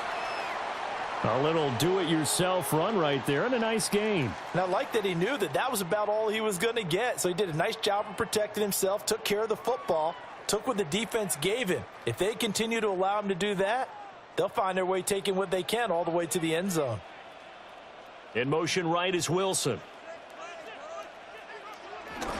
A play fake, now Fields to throw. And that is incomplete. A lot of force bearing down on him there. He could not hang on. It's third down. And, partner, to me, that one was all about timing. If he's there too early, it's going to be a pass interference call. If he's too late, it's a completed pass. He was Johnny on the spot on that one. The Jets on third down. They've hit 2 for 4 thus far. Here it's 3rd and 3. Out of the gun, Fields. He's got his target. That's complete. And he is going to have a Jets first down. They needed 3. He doubled that. He got 6.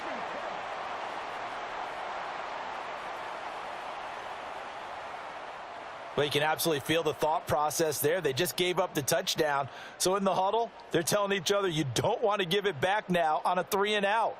Nice job of making sure that they wouldn't, and they pick up the first down. They run it with Hall off the option. And he's across the 40, 3 extra yards to the 43. 46 yards rushing for him now to this point. If you're in the offensive huddle, you're smiling after that play because you've certainly got them guessing now. 2nd and short, could they just hand it off for another big gain? Or do they take advantage of this spot to take a big shot downfield? Hall again on 2nd down. And he'll have a Jets first down as he's got this up to the 45-yard line.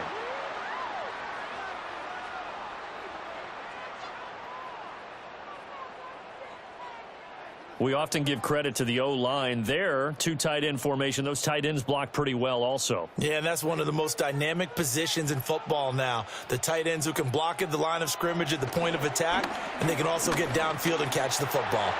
And he'll protect himself at the end here as he winds up getting pretty decent yardage. He'll get 8 on the scramble there. It'll be 2nd and a couple. I like how he hung in there and went through his progressions, but eventually his internal clock went off and told him it was time to make a run for it, and he ends up sliding down with a solid gain.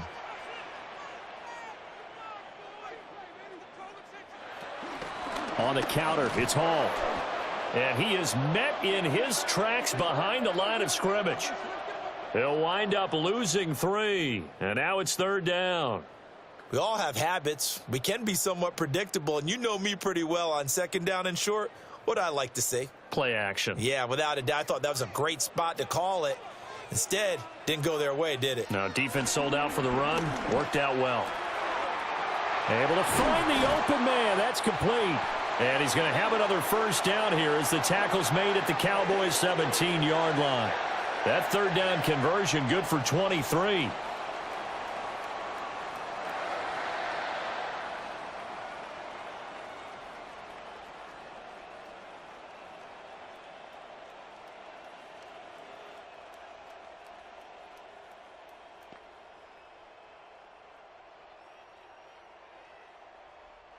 The drive continues as they search for a tying touchdown. Here's 1st and 10. Straight ahead is Hall. Oh, some strong running. And he's going to take it in for a Jets touchdown. Breece Hall, a 16-yard touchdown run. And the Jets are an extra point away from tying this game here in the 4th. We are set up for a fantastic finish now. A 4th quarter touchdown here. We're an extra point away from a tie football game. And I know they're thinking about possibly going for 2, but I'd go ahead and kick this one and just get it back to level.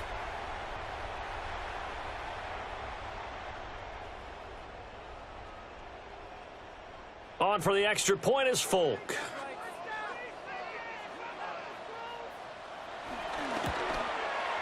And we are tied here in the fourth quarter. So that drive consumes 9 plays all told. And it was capped off by a Breece Hall touchdown run.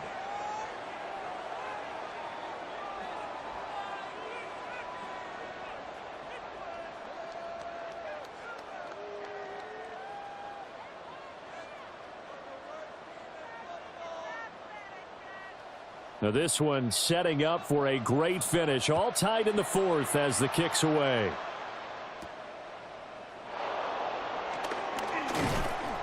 And he'll be stopped up at the 25. The Cowboys offense and CeeDee Lamb ready to take over once more. And he's had some kind of game. They made it a point to get him involved early, and it has paid giant rewards to this stage of the game.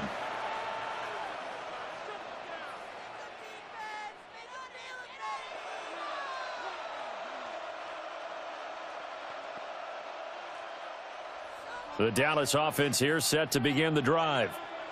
They no longer have the lead after that last touchdown, all tied up in the fourth quarter, and a chance for this offense to mount a potential game-winning drive right here. And this is going to be a Cowboys first down as he's got this up to the 35-yard line.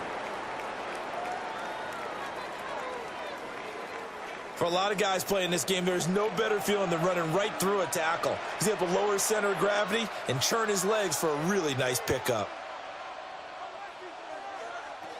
From the shotgun, it's Prescott. Wide open receiver complete. And out across midfield down to the 45. Well, they had a gain of 10 last time, now a gain of 20 here.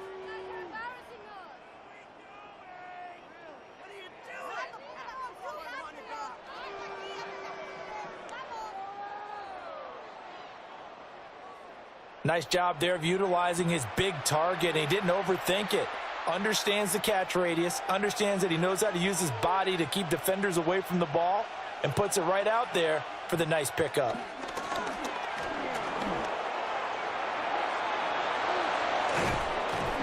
And he'll get this one down near the 20-yard line, just shy of the 20.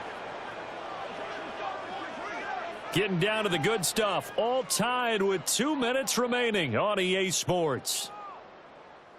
So the Cowboys in possession of the football here as we get you reset. They've got a first down in field goal range already.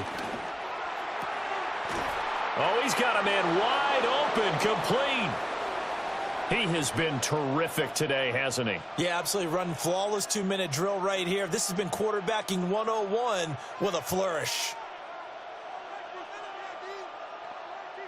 This is 1st and 10. Here's Dak. A throw off his back foot there. That's going to wind up incomplete. And in the second half of a tie game, every decision gets magnified. And here, if he forces this ball, it could be intercepted. So that's the prudent play to just airmail it out of bounds.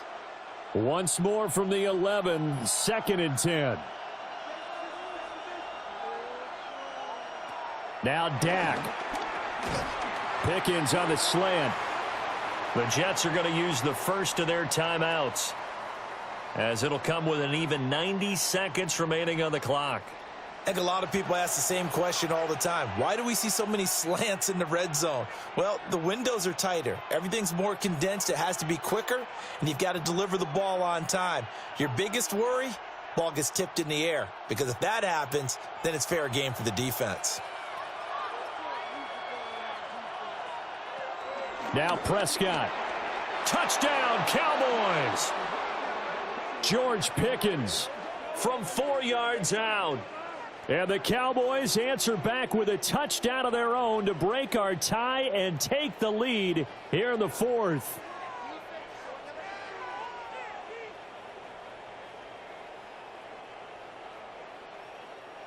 Hey, that score deserves our respect, deserves our excitement. But I'm looking at the clock, and I'm thinking there's a long way to go in this one. Ideally, they would have liked to milk a little bit more time off. Now on the other sideline, you start to get the crew together and say, This is what we practice the 2-minute drill for, right? Yeah, you hope you've been in that situation before, and if you haven't, you just have the confidence, hey, let's go down there and get this thing done. But, boy, that's a big score right there to give them the advantage.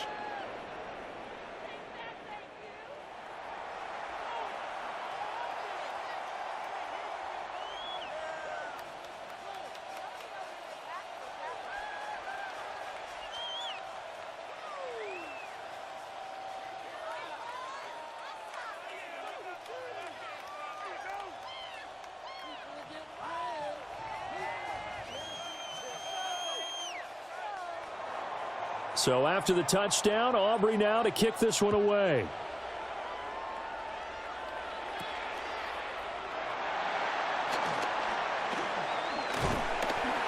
And a good return as he'll be stopped just shy of the 30-yard line. The Jets offense and Breece Hall headed out onto the field. And it's hard to believe you could run the ball a whole lot better than he has. The vision, the cutback ability, the acceleration, it's all been on display throughout.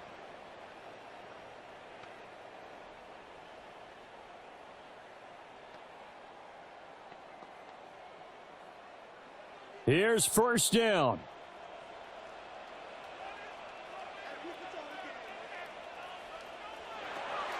Now Fields.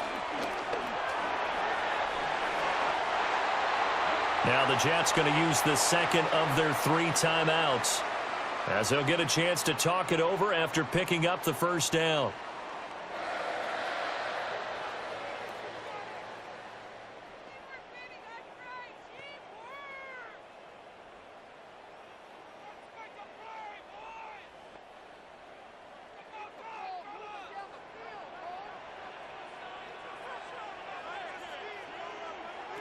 All eyes on Fields. That's caught by Wilson. And he's going to get out of bounds with the first down. So an ideal set of circumstances there. They move the chains, and they save that final timeout.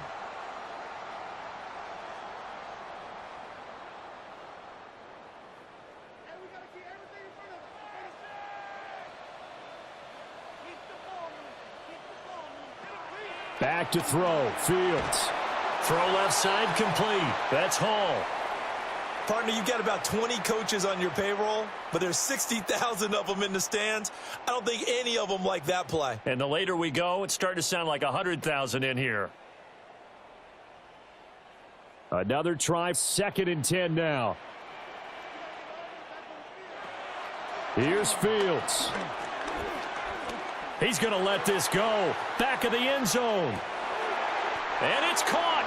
It's a touchdown. So they rally here in the final minute, and they're an extra point away from tying this game. Yes, it was a touchdown, and not just a TD, but how about a long touchdown that puts them in a great position now. And now just an extra point away from tying this thing.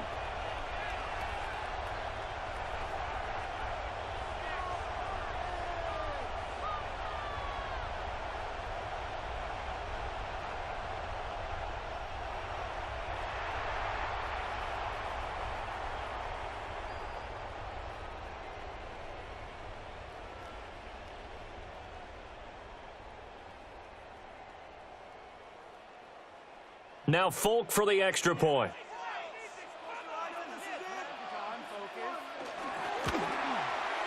And no sweat. He puts it through, and we are tied here in the 4th. So that drive, 4 plays.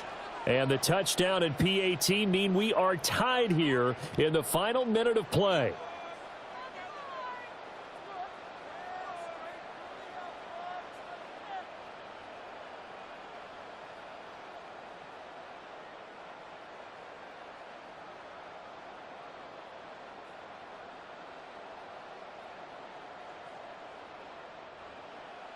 This one, all we could have asked for. All tied, final minute as the kick's away here. And they'll start this drive just across the 30. Pretty nice work on the return. The Cowboys offense and Dak Prescott getting ready to go once more. And you get a look at the numbers, they don't even tell the whole story. This has been a tremendous performance to this point.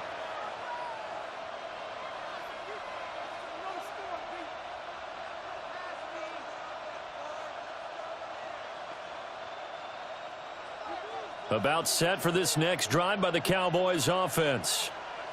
They need to get this around the 40 on the other side to get into field goal range.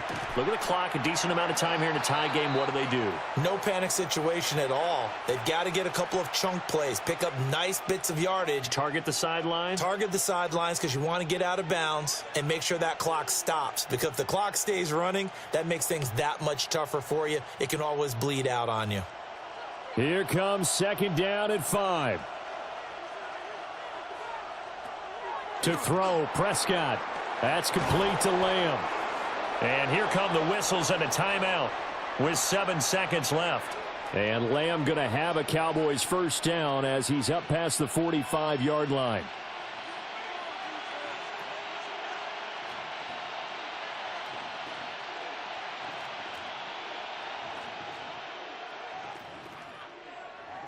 Well, going to be tough to get 2 plays out of this. This could very well be it.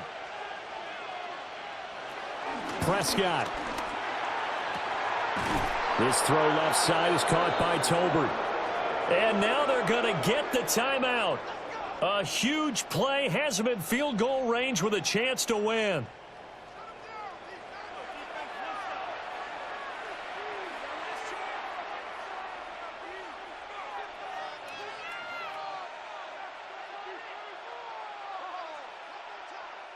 And now it all rests on the right foot of their kicker. And we will get a timeout with 2 ticks left.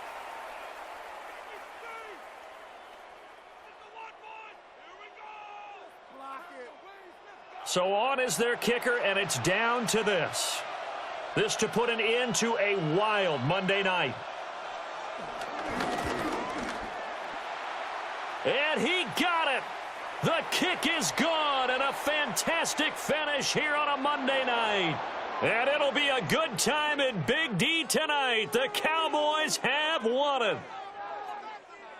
So no shortage of offense in this game, but a very clean game too, Charles. Each side got its points, but they did so without committing a single turnover. That's so true, and it certainly felt like NFL football at its finest, right? You talk about the highest level from both of these offenses. Neither one of them afraid of taking risks, and both of them aggressively pushing it downfield. I did like, Brandon, how smart they were about going about their business, though. They were high flying, but they took care of the ball. Yeah, they did. And just keeping it clean in a game like this with all these points, you don't see that very often, even at the highest level. Job well done by both sides. So for Charles Davis and our entire crew, I'm Brandon Gaudin. Next game, guess what? Charles and I will be here again. It's the NFL on EA Sports.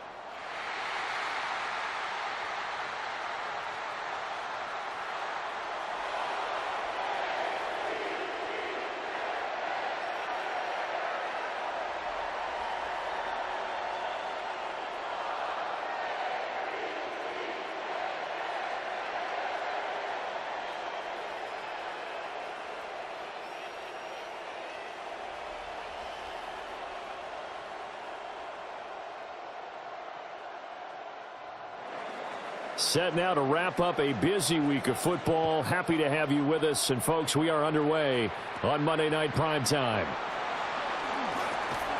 And a nice return sets him up pretty good here right at the 30-yard line. Here comes the Ravens on offense, and the man in charge from Louisville, the former MVP, Lamar Jackson. And when I watch him play, all I think about is the word improvement.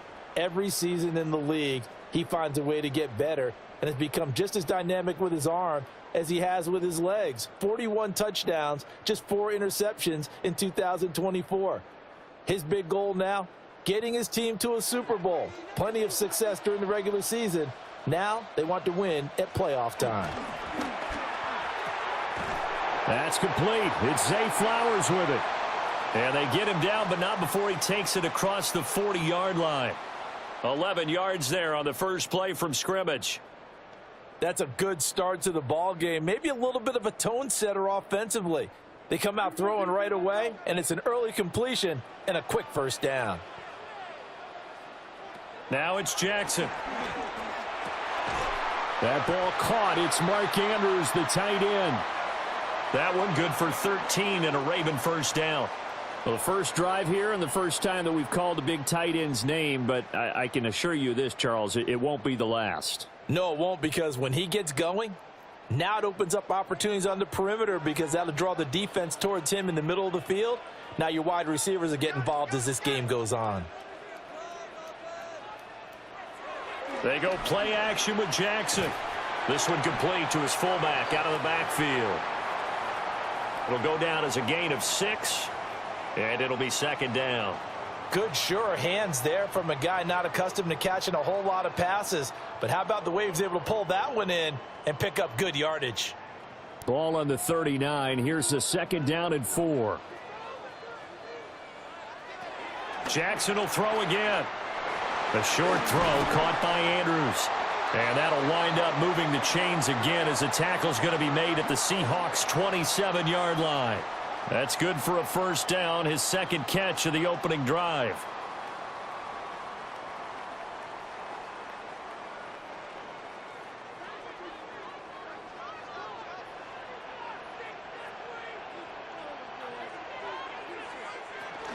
Now a first carry for Derrick Henry. And he'll power his way forward for about 4 yards there on the first down carry. If you're a coach, you'll absolutely take that run every time on first down because it really sets you up to go in a number of directions here on second. Here's 2nd and 5 now from the 22.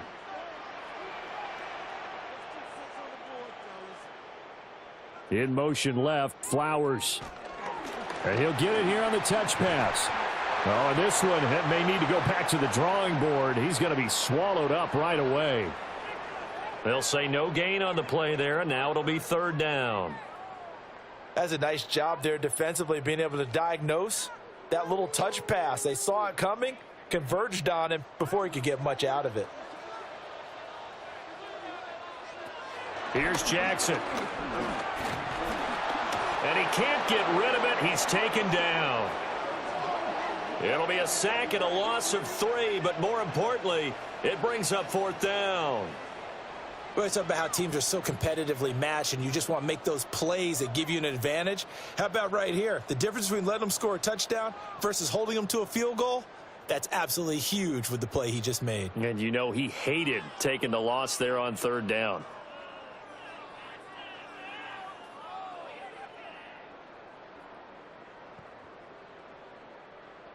On fourth down, on is Tyler Loop for the Baltimore field goal.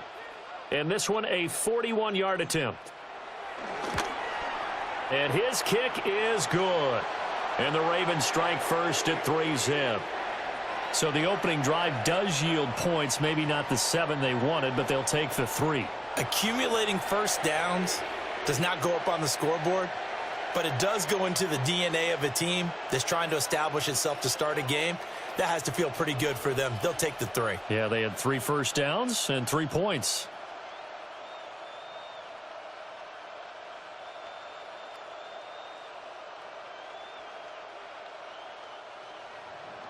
Back to it now after the made field goal. Here's Luke to kick this one away.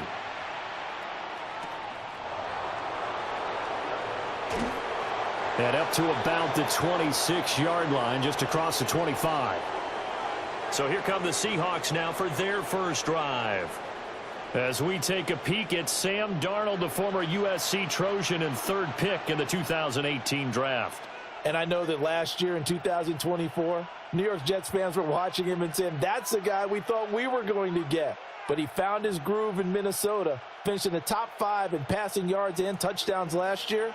Now in Seattle, ready to prove that last season was no fluke. They'll run. It's Kenneth Walker. And he'll fight forward to about the 27-yard line.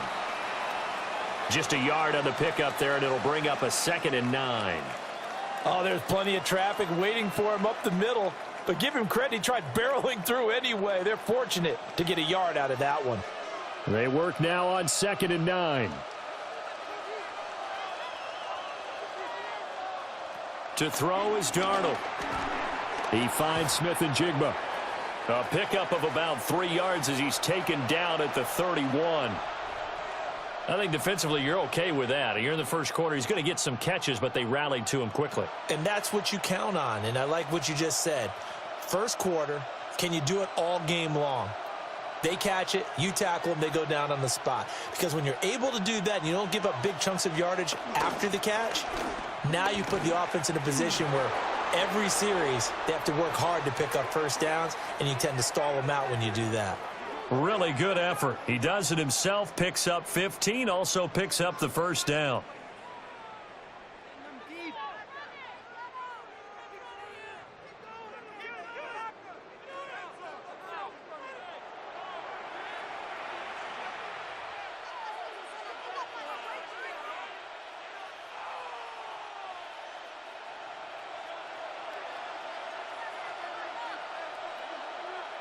After the run, now Darnold to throw.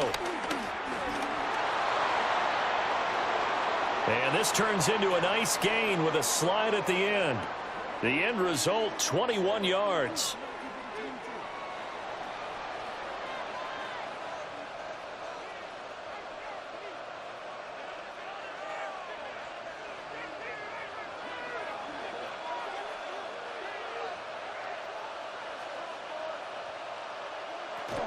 Up the middle, here's Walker. And that play is blown up, losing yardage back at the 35. He'll lose a yard there, and it's 2nd and 11. When coaches stress their defense being physical, they don't just mean the big guys. How about the guys on the outside, the cornerbacks? It's not just their job to patrol the airspace. They can get involved in the run game as well. Back to throw, Darnold. Escaping the pressure right. And he will slide to a stop. He does have the first down. A good pickup there, 26 yards.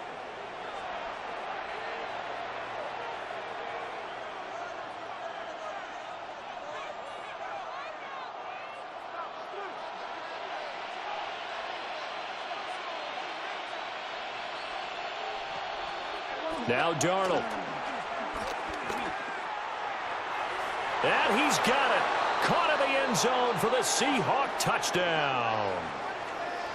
Elijah Arroyo from 8 yards out. And the Seahawks are able to answer the early 3 points and take a first quarter lead. Sometimes those tight ends are a mismatch. They found the mismatch there. And that's exactly why you want to draw up those types of plays, because coverage is just going to go to the natural guys, the guys that make the big plays on the outside. But if you work your tight end into it, that's a tough one for a defense to handle. Tough. They couldn't handle it. It worked out for 6. Jason Myers now for the extra point.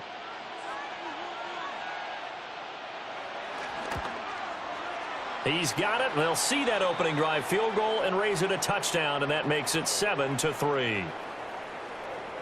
So the drive winds up going 75 yards in 7 plays. And it all culminates with a Seattle score.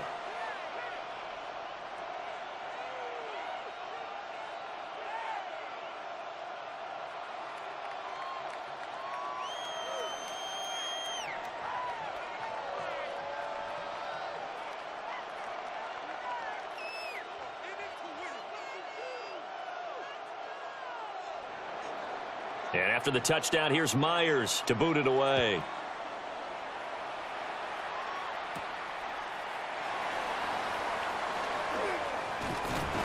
And they will wrangle him down a couple yards shy of the 30. Baltimore set to take over here for their second possession of the game. And last time able to get 3. It's not what they wanted. They wanted 6, but they got at least something. They mustered something out of the drive. They'll take it. I like the way you've described it. Not ideal, but they'll take it. Anything to put some points on the board. But this time on offense, they don't even want to see the field goal kicker trot on the field. They want that ball in the end zone. Yeah, they'll be going for 6. From the gun, it's Jackson. Pass on the crossing route is complete. This is Andrews. Right off the bat, it's a first down to start the drive, 12 yards. For a tight end, he's got good straight line speed, and on that route, he's often the guy that gets overlooked. Nice job there of finding him in stride for really good yardage.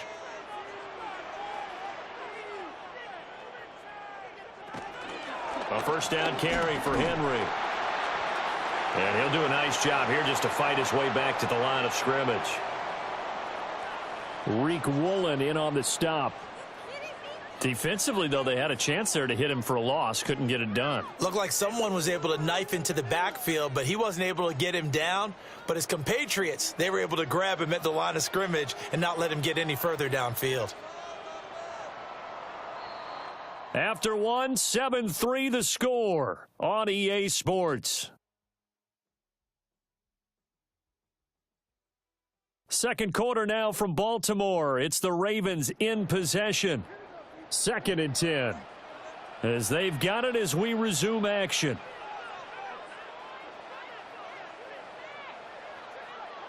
Now it's Jackson. They get 6. That'll leave them with 3rd and 4.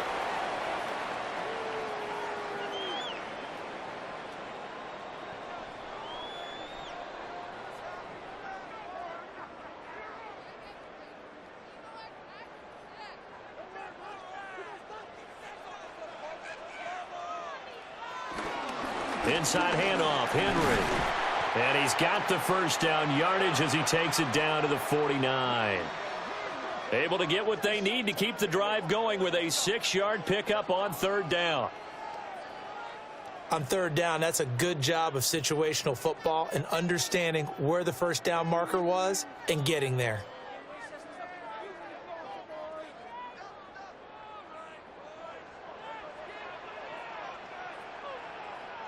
They'll bring the tight end in motion right here. Off the option, here's Henry. And the reinforcements come in as they're going to stop him behind the line. Officially, it's a 1-yard loss. That's going to bring up 2nd and 11. 2 things to watch. First, his strength and being able to break out that initial contact. But at his size, once you slow his momentum, it's hard for him to get it started again and end up tackling him behind the line of scrimmage. From midfield now, here's Jackson. Over the middle into traffic, and that's complete.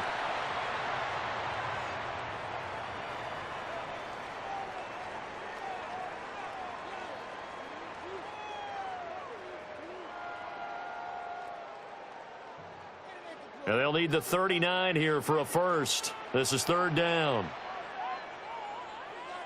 Jackson. And that's going to be incomplete. The contact there enough to jar that ball free, and it brings up 4th down.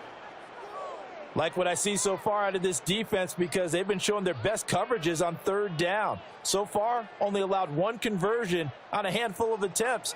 One area of their game plan that they've executed to perfection. Here's Stout to punt as he boots this one away. And this works out well as it'll kick out of bounds at the 11-yard line. Seattle's offense coming back onto the field, ready for their 2nd drive. And it's a unit last drive that did it all on the ground, Charles. And they controlled it from the interior, big on big, right? Offensive lineman versus defensive lineman. But you know, in order to keep the football moving downfield, other people have to get involved as well. Your wide receivers, your tight ends, lead runners, anything that you have possible to get in front and keep the ball moving. And now the defense may be looking out for a pass coming up. And this turns into a nice gain with a slide at the end. The escapability in evidence there as that one good for 15 and a first. Partner, there's a downside to everything, and the danger of man coverage is if you're locking down your target, you often turn your back to the quarterback and you don't see him. Sometimes you open up a big lane for him to hit you for big yardage, and that was an astute play by him to scramble out, see that lane, and burn them for a first down. And he's going to be dropped following a pickup of 7 past the 30 to the 32. That was a really nice job by them picking up the run blitz and detecting it and blocking it and turning it into a nice run. And a lot of times you think if you blitz a running play, you're going to smother it. But a lot of the blitzers, they come in a little bit high. They don't have great leverage, and they're easily blocked and turned to the side. And his throw's going to be incomplete. I like his awareness in the pocket there. Nowhere to go with the football. So instead of forcing it to the sideline, he's just going to put this one into the harbor and live to fight another down without getting wet. So the incomplete pass on the last play, and that leads us to a 3rd and 3.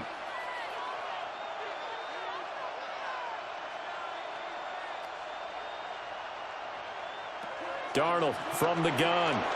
Work in the middle of the field, and he's got a man complete. And he is going to have a Seahawks first down as they're able to get the 3rd down conversion. As you know, so many things in the passing game are based on yardage. Sometimes it's just based on timing, and that's what we saw right there on that play. 3rd and 3, just get the ball right to the receiver. This is the hitch route. Tell us, what is the hitch route? Yeah, just take really one step like you're driving off the line of scrimmage, get the defensive back on his heels, get the ball out to the receiver, and he does the rest. Oh, and this one may need to go back to the drawing board. He's going to be swallowed up right away. Odafe Owe so quick, and he gets to him there behind the line. That's the danger, Charles, of running plays like this for your wide receiver. They can hit big or they can be duds. Yeah, you're exactly right about that, because if they're forced to try and go around defenders behind the line of scrimmage, sometimes you can give yardage in order to gain it. But in this case, they gave yardage and didn't get it back. Got a man, it's caught inside the 10. And he will score. Touchdown, Seattle. A great play there. 60 yards. And the Seahawks are able to stretch out their lead. Well, they had gone run the previous play. Nice little setup. This time they go play action. Defense bites a bit, and they hit for a big play in the end zone. So they sold it really well, didn't they? Because of just what you described. They ran it the previous play, come back with the same action, and now they step back and throw it and get a big play for a touchdown. But what happens as a defensive back is your eyes have to go to the right place. You always hear a coach talk about, are your eyes in the right spot? Well, this time the eyes went to the play action. It froze their feet. They weren't moving, and he went on past them and caught the pass for a touchdown. Myers connects on the PAT, and that pushes the lead up to 11.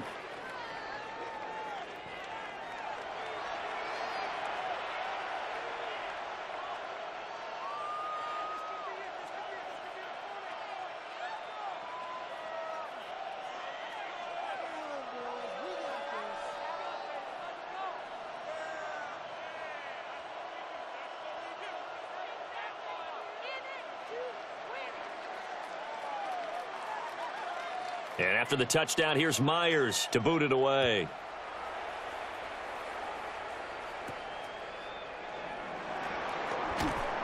And makes it across the 20 as his guys will set up shop at the 23-yard line. And now Baltimore gets set to take the field. Their deficit is 11, 14-3, and needing to get something going here as they come up on 1st and 10.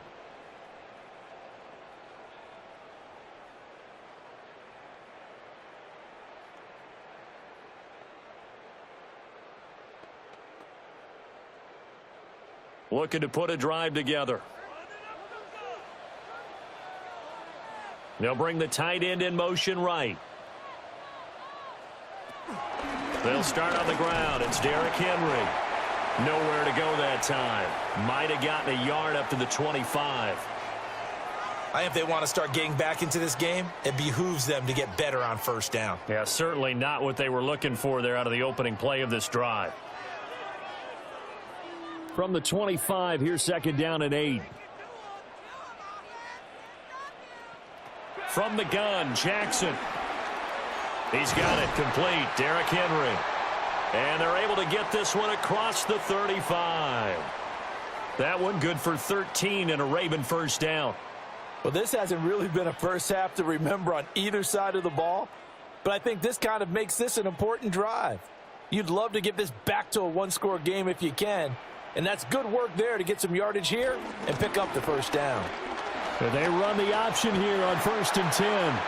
And he's going to bowl his way forward to the 48. Give him 10 yards on the keeper, and it'll lead to a second down. Pretty nice play here. They go read option, read the defensive end, and when he collapsed down inside, how about the quarterback pulling it, keeping it, and not only getting to the second level, but picking up some really nice yardage. Very, very well read. Now a first carry for their fullback. And he will get enough for a first down, and that will lead us to the 2-minute warning. We've got a 14-3 ball game with 2 minutes left in the opening half. 9 yards to pick up there, and it's a first down. Henry up the middle. Oh, that one well designed as he'll take this down to the 30-yard line. That one good for 13 and a Raven first down. Well, if they continue to run the football this strong, right up the middle, I don't know if they can wait till halftime to make adjustments. They better find a way to get it done series to series. I don't know if they need to sub some guys out, bring in extra people, maybe change what they're doing on the defense. And he is into the end zone for a Baltimore touchdown. Zay Flowers, 29 yards. And the Ravens have cut it back within a score. Brandon, what we just saw there were two guys who are in sync. The person delivering the ball, but especially the person running the route. Tremendous job. It results in a terrific play.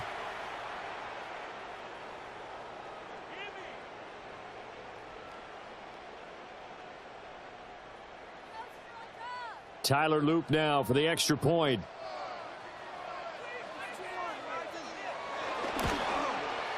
And he's got it. That cuts the lead. It's now 14-10.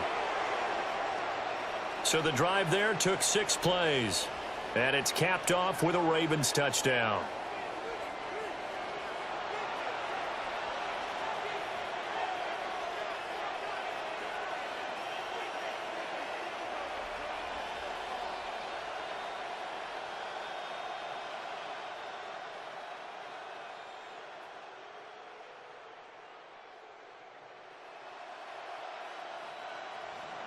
Now after the touchdown, Loop back out to kick this one away.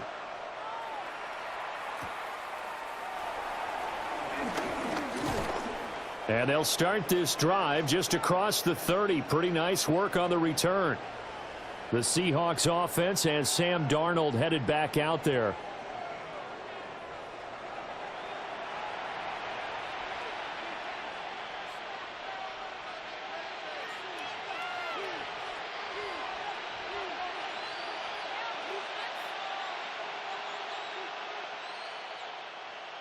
Here's the Seattle offense ready to get this drive underway. And still plenty of time remaining here in the half, more than a minute. And we'll see if they just want to protect that lead or try to add on to it. Well, with as much time as is left on the clock, I would imagine it would be the latter. I think they're going to try and add on to it.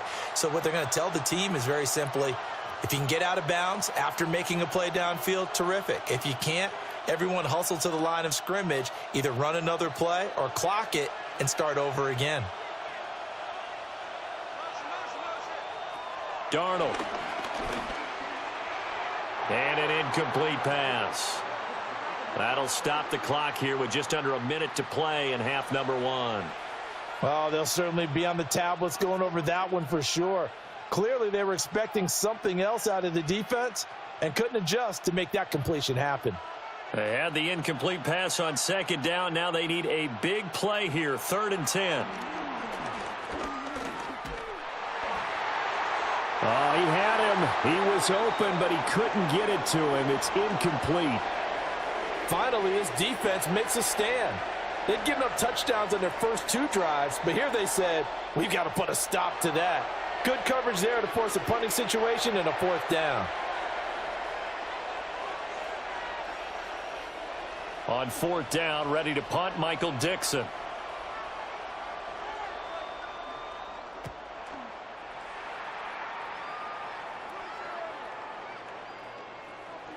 And no one there to stop it. Hits at the 8, but it carries all the way into the end zone for a touchback.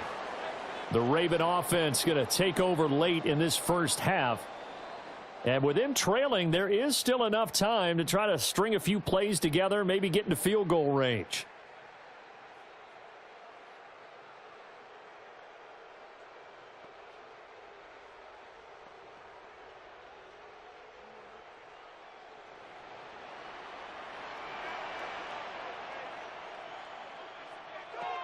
Jackson on the slant, DeAndre Hopkins. Now the Ravens going to use one of their timeouts as they stop it here with just under 40 ticks to go in this first half. We didn't need to ask around the league, but we got to confirm this guy's a good player. They've got to find a way to get him more involved, call a few more plays that target him. Absolutely, because here we are toward the end of the first half, and that's the first target, not just the first catch, first target. From the 32 now, here's 1st and 10. To throw is Jackson. That's caught. It's Flowers. The Ravens going to use the second of their timeouts as the clock will stop with 34 seconds to go before halftime.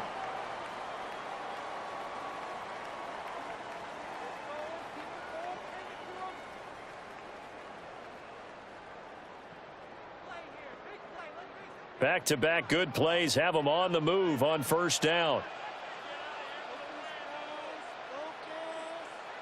From the midfield stripe, they'll look to throw.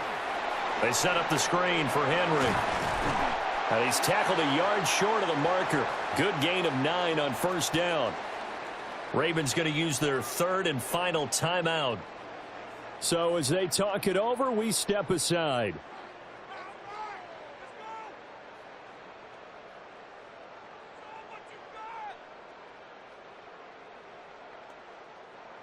From the 41, this is 2nd and a yard.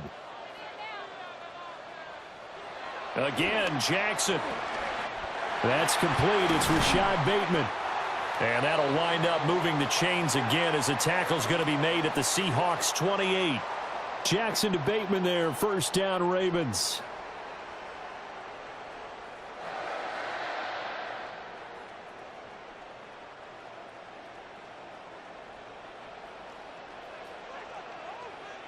Final play of the half here. It's Jackson. He'll find Bateman once more. And he'll go down right on the edge of the red zone following a pickup of about 7 or 8. All right, Brandon, thanks much. Welcome in, everyone, to the Orlando studios. Scott Hansen with you for a quick halftime report. We'll let both sides catch their breath and get their orange wedges as we're going to get ready for the 3rd quarter action. So let's go back out to the stadium as we rejoin our broadcast team, Brandon Godden and Charles Davis.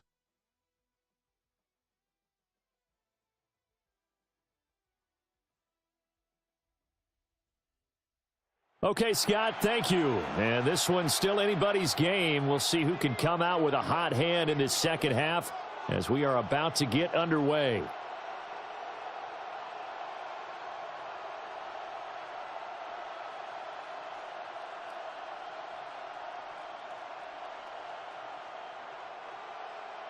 The Seahawks with the advantage, and they get the football first as the second half is underway. And it's a pretty good return here as he'll get this up to the 29. Here comes the Seahawks offensive unit. They'll have it first to begin the 3rd. And they've got the lead, CD. What do you expect from them in this second half? Well, I liked what they were able to do on the ground in the first half because they had a lot of success running the ball, and I certainly think we'll see more of that. But I'd keep an eye on that defense, and I think their coaches up in the box will do the exact same thing. If they start to see 1 or 2 guys start to creep towards the line of scrimmage, that'll be licensed to take some shots downfield. Third quarter begins with a run by Walker. And he'll be tackled at about the 35. It's a 6-yard gain on the ground, and that'll make it 2nd and 4. From the lineman to the guy running with it, that was a well-executed first down by the offense. With 2 shots left to get the first, you can get a little aggressive here on 2nd down if you want and try for some bigger yardage. Sticking with Walker on 2nd down. Trying to run inside, but nothing there. It'll be a loss of a yard, and that's going to lead to a 3rd and 4 coming up. And that's what this defense is going to need to do more in the second half. Good pressure that time, forces some indecision in the backfield. He's going to wind up being taken down for a nice loss. Here is 3rd down and 4. Now it's Darnold. He'll let this go deep for Smith and Jigba. And that will be incomplete. Well, they weren't scared to let it fly, but it falls to the ground and brings up 4th down. How about some applause for the defense there? They forced him to throw that one into coverage, and just like that, they're staring at a 4th down. Well done.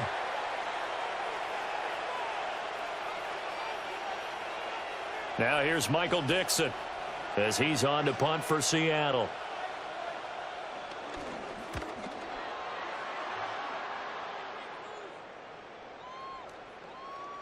And he couldn't get it to check up. That kicks all the way into the end zone for a touchback. The Ravens offense getting ready now for their first possession of the second half. And their defense did its job by forcing the punt to start things out. And now, Charles, can the offense get in gear? I think, partner, you can sense them saying, okay, the first half was theirs, but now let's get the momentum back on our side. We forced a punt. Now let's go downfield and score. If we do that, we'll be set up well for this second half. Now it's Jackson. DeAndre Hopkins making the catch. And they're going to get this beyond the 40 before he's taken down. 23 yards, the final tally.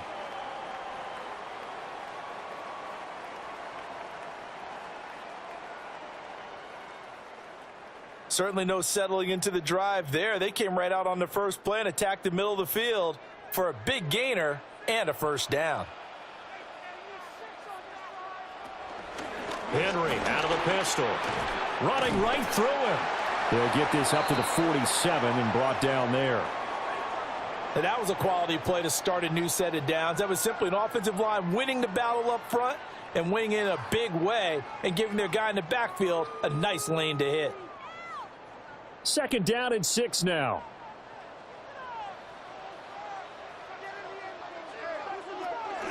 Off the option, here's Henry. And he's up across midfield and down into Seattle territory. Getting had a ton of success here so far, but you get the feeling that he might be on the verge of popping one. Yeah, even on that one, there was a little bit of a hole, but it closed there quickly at the end. 3rd down and 1.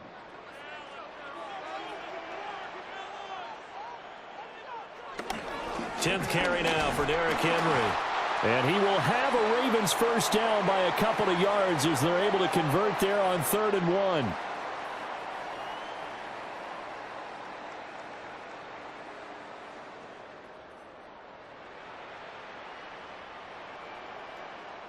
But we tend to give those running backs that are slashers a lot of credit. But how about guys who are maulers? Because that's what you want in short yardage situations. And we just saw that occur right there, didn't we? Vertical, downhill running.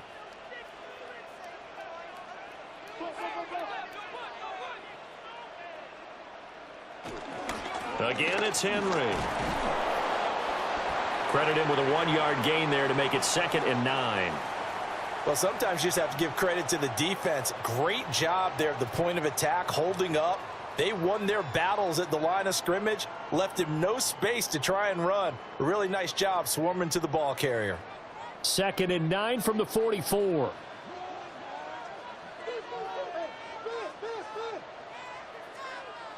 And now Jackson will look to throw it. That's complete, left side to Bateman. And that'll wind up moving the chains again as the tackle's going to be made at the Seahawks' 31-yard line. I love the drive they're working on here because they know they can take the lead with a touchdown, And so far on this drive, so good. They've moved the ball down the field with very little resistance defensively, but they better be prepared for some adjustments to come their way now. And they'll let the quarterback keep it here on 1st and 10. This will be stopped about 2 yards shy of the marker. 8-yard gain, 2nd and 2. Oh, man, that wasn't far from breaking in a big way into the secondary. Read option, quarterback kept it, and while he didn't get a first down, he did get a nice chunk of yardage. Only a nice tackle prevented it from maybe going all the way.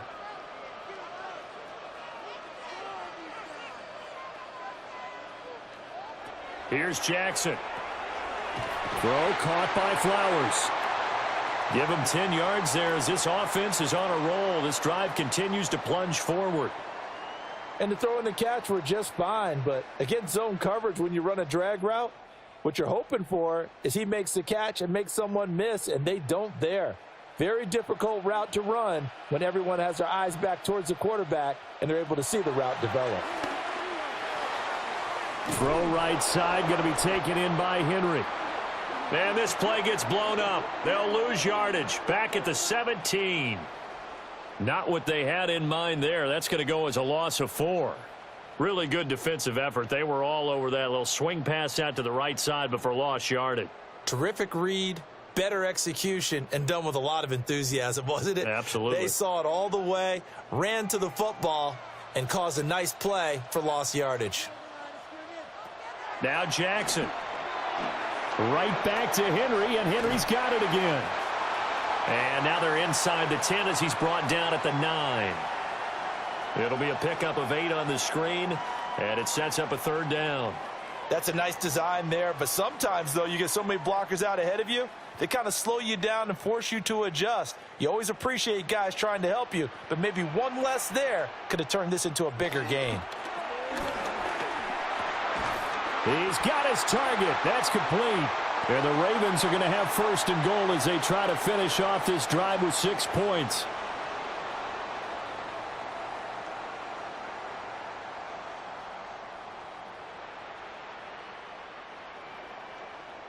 Well, they obviously read man coverage their partner, and he got downfield and broke down the defender. Made him what do you mean by that? Yeah, he made him think he was going to run a different route. Probably thought he was going to take it upfield. And then he curls back inside for the completion. They get this out left. And he'll actually lose a little bit of yardage here. Back to the 2. It'll go as a loss on the play. Not what you need down here. It's going to be 2nd and goal. Boy, how good has this defense been seemingly all game long? I really think right from the first snap, I think you're really onto something there. In this passing game, it just can't get off the ground. And that play, it wound up losing yardage. Henry will take this into the end zone. It's a Ravens touchdown. You think back to some of the great goal line bruisers of the past, the Earl Campbells, the John Riggins, the Marshawn Lynches. I think you can put Derrick Henry right in that group as he scores there with another patented Derrick Henry run.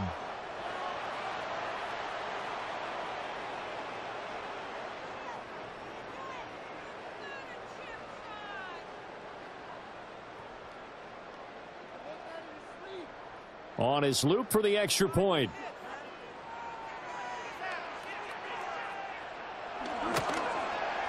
It's good, and they'll take a 17-14 lead. So that drive spans 13 plays. And Derrick Henry able to finish it off with a touchdown run.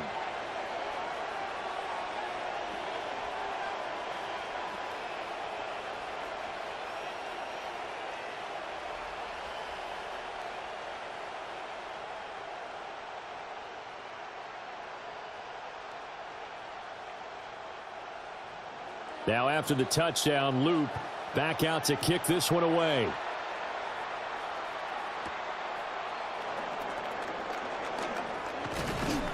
And able to take it past the 25 and up to the 28-yard line. Now the ball now going back over to the Seattle Seahawks offense. And really, Charles, not much of a surprise that they're losing. They just haven't been able to get much of anything going in the pass game. And as you well know, in today's NFL, if the passing game isn't working, usually not much else is working either. You're exactly right about that, partner. And I know that right now the easy answer would be hey, let's run the football. But that might not be everything you need. So despite the fact that they've struggled throwing it, they've got to find some type of a play, multiple plays, that puts the ball in the air and allows for them to have some success. And they're able to swarm him behind the line, and his rough night continues.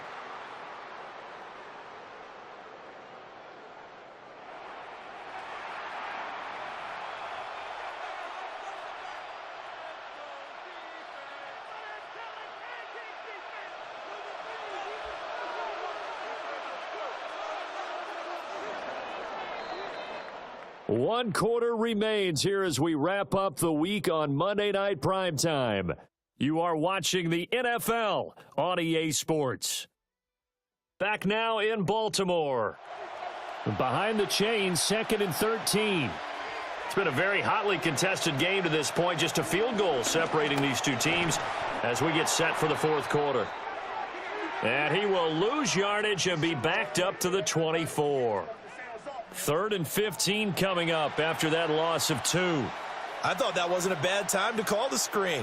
I thought late game, down on the scoreboard, had to figure they were expecting a pass downfield. Yeah, so the edge rushers, they're coming. That could have hit big. You're right. Good recognition defensively to snuff that one out. And that's caught inside the 30. It's a big play there for Seattle. And even 50 yards.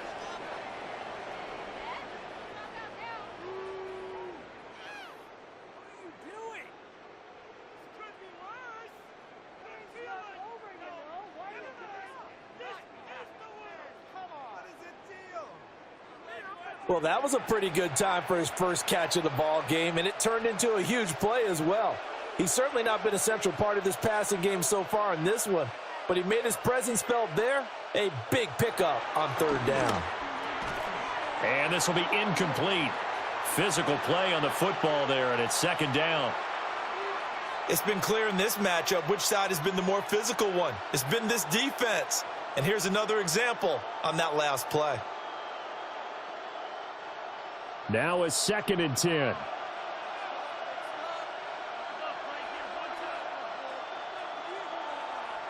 A play fake, and it's Darnold. Over the middle, finding Smith and Jigba. 5 yards, now it's 3rd and 5.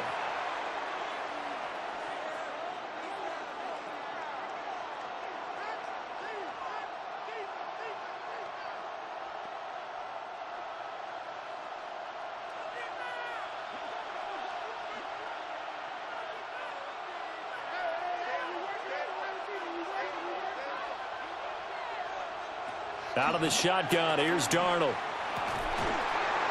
And that is incomplete. Oh, he had a defender right there with him to force that to the ground.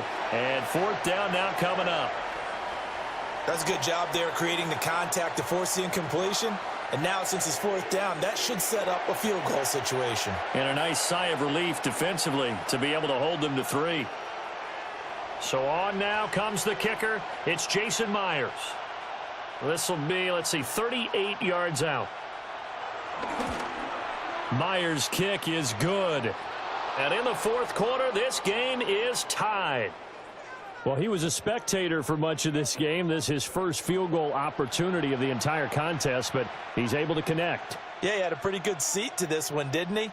But let's face it, all kickers that you and I know, they want to contribute. They want their opportunity, and he seized his.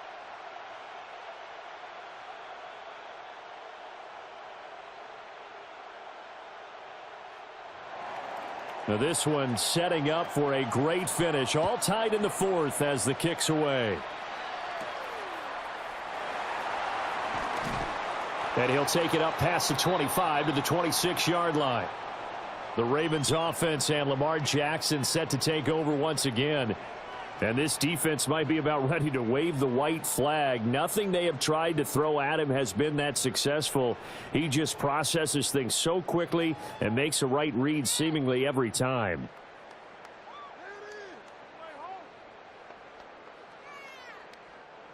The Raven offense set at the line for this next drive. And we essentially have a brand new ball game. After that last field goal has tied us all up, we brace for what should be an exciting rest of this fourth quarter. Looking left side, Andrews with it complete. And he's taken down, but able to slip across the 35. Nice way to start the drive, a gain of 12 and a first down. And partner, in a tie game in the fourth quarter, you and I both know in the NFL, that's when you lean on your stars, and he came through with a nice catch right there.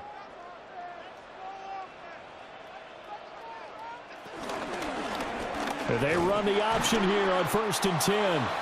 And he is met at the line of scrimmage, and he goes down right there. No gain there as he kept it himself at 2nd down. Well, for that being an option play, there really weren't too many options available for him, were there? No, there weren't, and at least he was able to get back to the line of scrimmage, so they didn't lose anything, but you're exactly right. Nowhere to go. Now a handoff to Henry. And he'll fight forward maybe to the line of scrimmage, but that's all. The 2nd down play, not much better than the first, just a gain of 1 there. Sometimes your philosophies get challenged at times you don't want them to. They did try to stick to the running game on the first 2 plays. Didn't amount to much. And now facing a 3rd and long at the outset of this drive.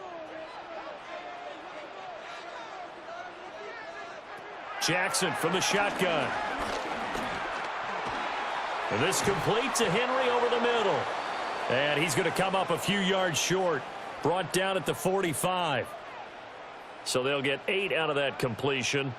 And that'll bring up 4th down. We can make this one pretty simple. Locked up all of his progressions downfield, forced to get it to his running back. But how about the way they ran to the football and knocked him down to force a 4th down?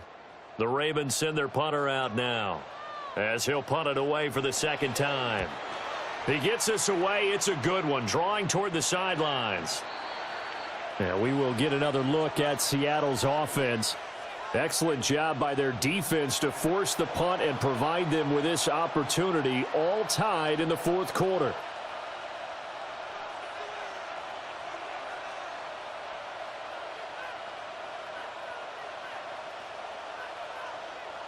Looking to put a drive together.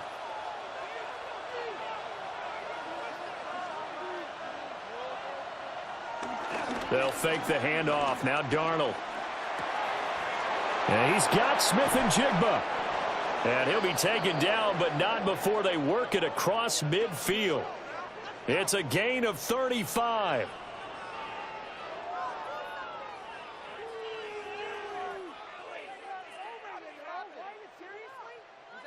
Talk about a momentum shifter right there. Tie game, 4th quarter. These are the plays that win you games. And now defensively, the question becomes, how do you respond? So in Raven territory now. Here's a 1st and 10 at the 48-yard line. Darnold.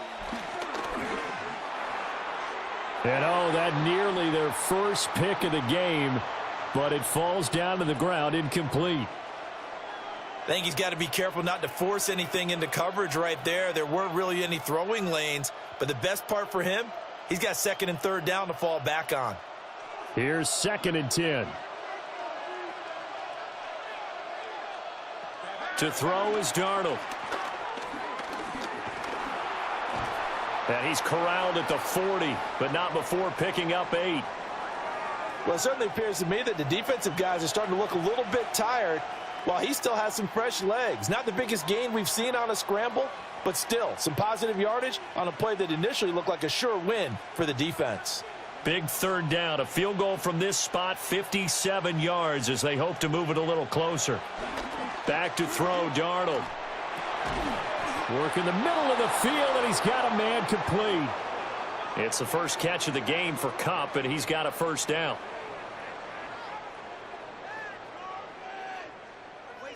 Tell you what, he's been able to put the ball in some tight spots all game long. That throw, no different. Yeah, a lot of people would call it a gutsy type of a throw. I think he looks at it as, I can do it, so it's not that big of a deal to me, and I'm going to keep firing. In motion, the tight end. Here's Darnold. Looking for Cooper Kupp again, 2 in a row. And so close, he gets it to the 1. Out of bounds right there. And these two hooked up on a nice gain to play before, and I always admire play callers that see a play that works and go right back to it, so they went right back to him. The reward, They're set up with 1st and goal. Now 1st and goal. Walker. And no signal yet. I don't think he got in. He didn't. They'll mark him at the 1.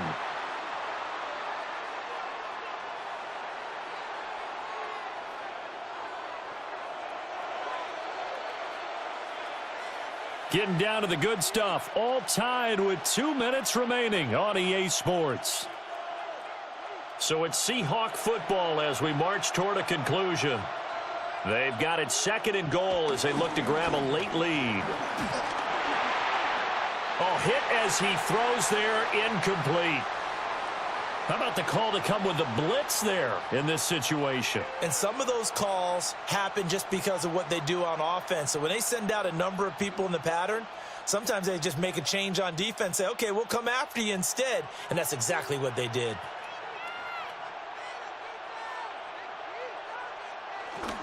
They'll try and run Walker. And he is in for the Seattle touchdown. Ken Walker. Punching it in from a yard away. And the Seahawks have broken this deadlock and have taken the lead here in the 4th. And this is a time of game where offensive lines can really dictate a team's fortunes. It's been a tough battle. They've been out there for a long time. But this was a question of who can wear down who. And that's excellent work to put a long drive together and finish it with the touchdown run to take the lead. Important extra point up and through. And they will take a 7-point lead.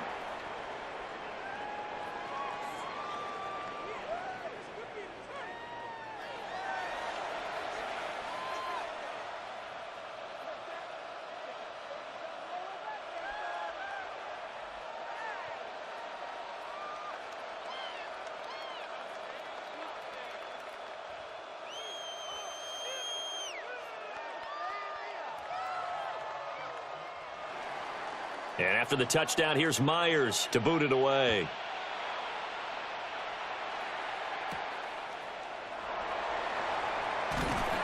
And he'll be tackled just shy of the 25. Jackson and the Ravens, here they come. Down 24-17. A minute 51 on the clock. How will this thing pan out? We'll watch as they come up on 1st down.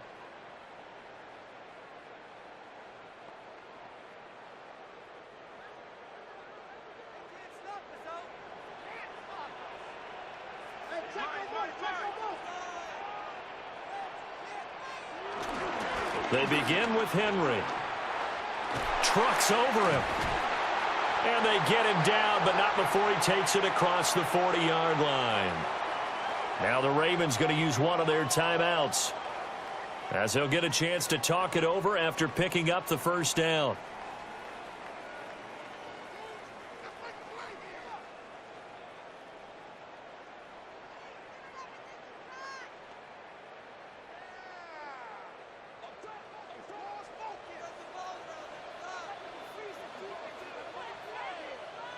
Here's Jackson.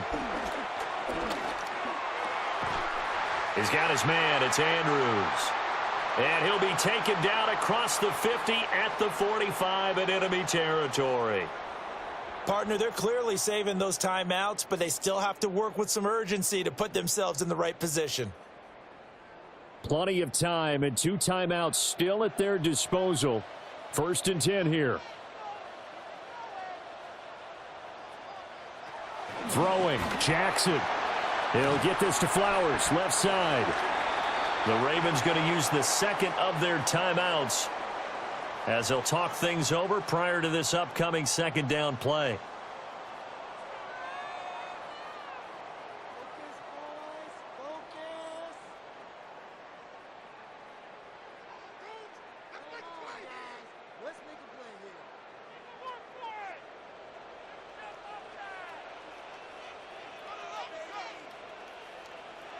Jackson to throw. Finds his man. It's Kohler. And that'll wind up moving the chains again as the tackle's going to be made at the Seahawks' 15-yard line.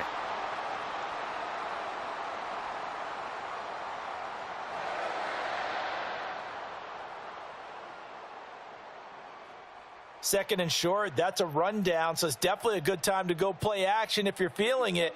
And they do so and pick up a 1st down. Jackson. And it's caught. And the Ravens are going to have a 1st and goal coming up as the tackle made at the 3-yard line. Hey, you got your 1st down. Get up to the line of scrimmage and spike it.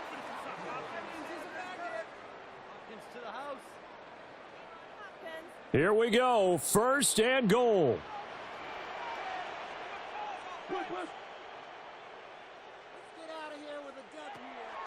They'll try and run for it with Henry. And he goes backwards on this one, losing yardage to the 7.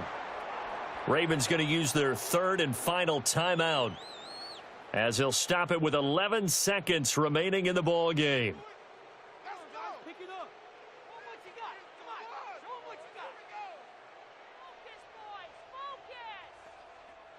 Now from the 7, here's 2nd and goal.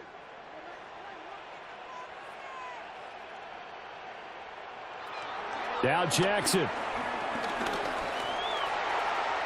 And he is across and in for the score. And now they can tie the game in the final stages with the extra point. Or they can go for 2 and go for the win. Obviously, the excitement level here is almost a fever pitch. Down 1. It's tempting to go for 2. I say you go ahead and kick the extra point. You got the home crowd. Carry it into overtime. I'm with you. I do see some fans, though, holding up 2 fingers. Easy now. Yeah, but they're not the ones who have to actually make that call, are they? And now the decision is to go for 2. A gutsy call, and this, in effect, is your ball game right here.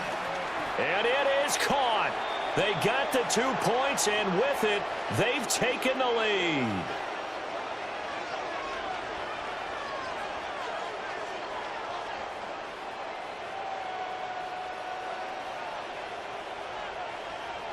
Boy, you want to talk about guts? Guts is going for 2 when you're down 1 in that spot right there. Do they not trust their kicker? Did they not feel that it was time to go ahead and do that? Or did they just say, we've got a play on that we're so confident in, we're going to go ahead and do it? I'm going to say they're going to say that in the press conference.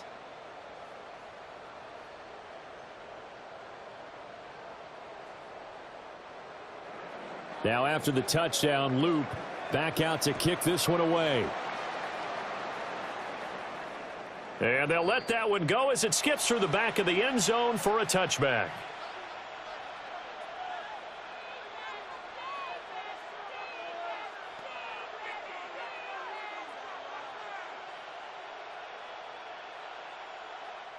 Here's 1st and 10.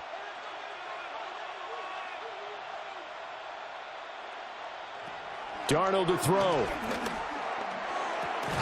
There's a short one caught by Arroyo. And he'll go out of bounds, it looks like, right at the 40.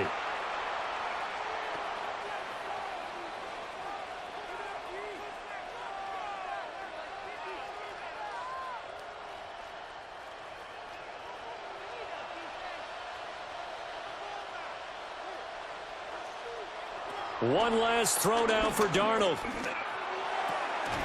There's a short one caught by Arroyo. And he'll be taken down here, and that is how this one is going to come to an end. A fun, close ball game comes to an end. On that last play, Charles, they were on the wrong side of midfield. They needed something near a miracle, and they couldn't get it done. Yeah, the effort, that was good. Very good, in fact. They were just a little too far out to get a decent look at the end zone for that last opportunity. Couldn't get it done, but a nice game overall. So that'll just about do it for Charles Davis. I'm Brandon Gaudin. You've been watching the NFL on EA Sports. For more, log on to easports.com. The Ravens are victorious here as we say so long from Baltimore.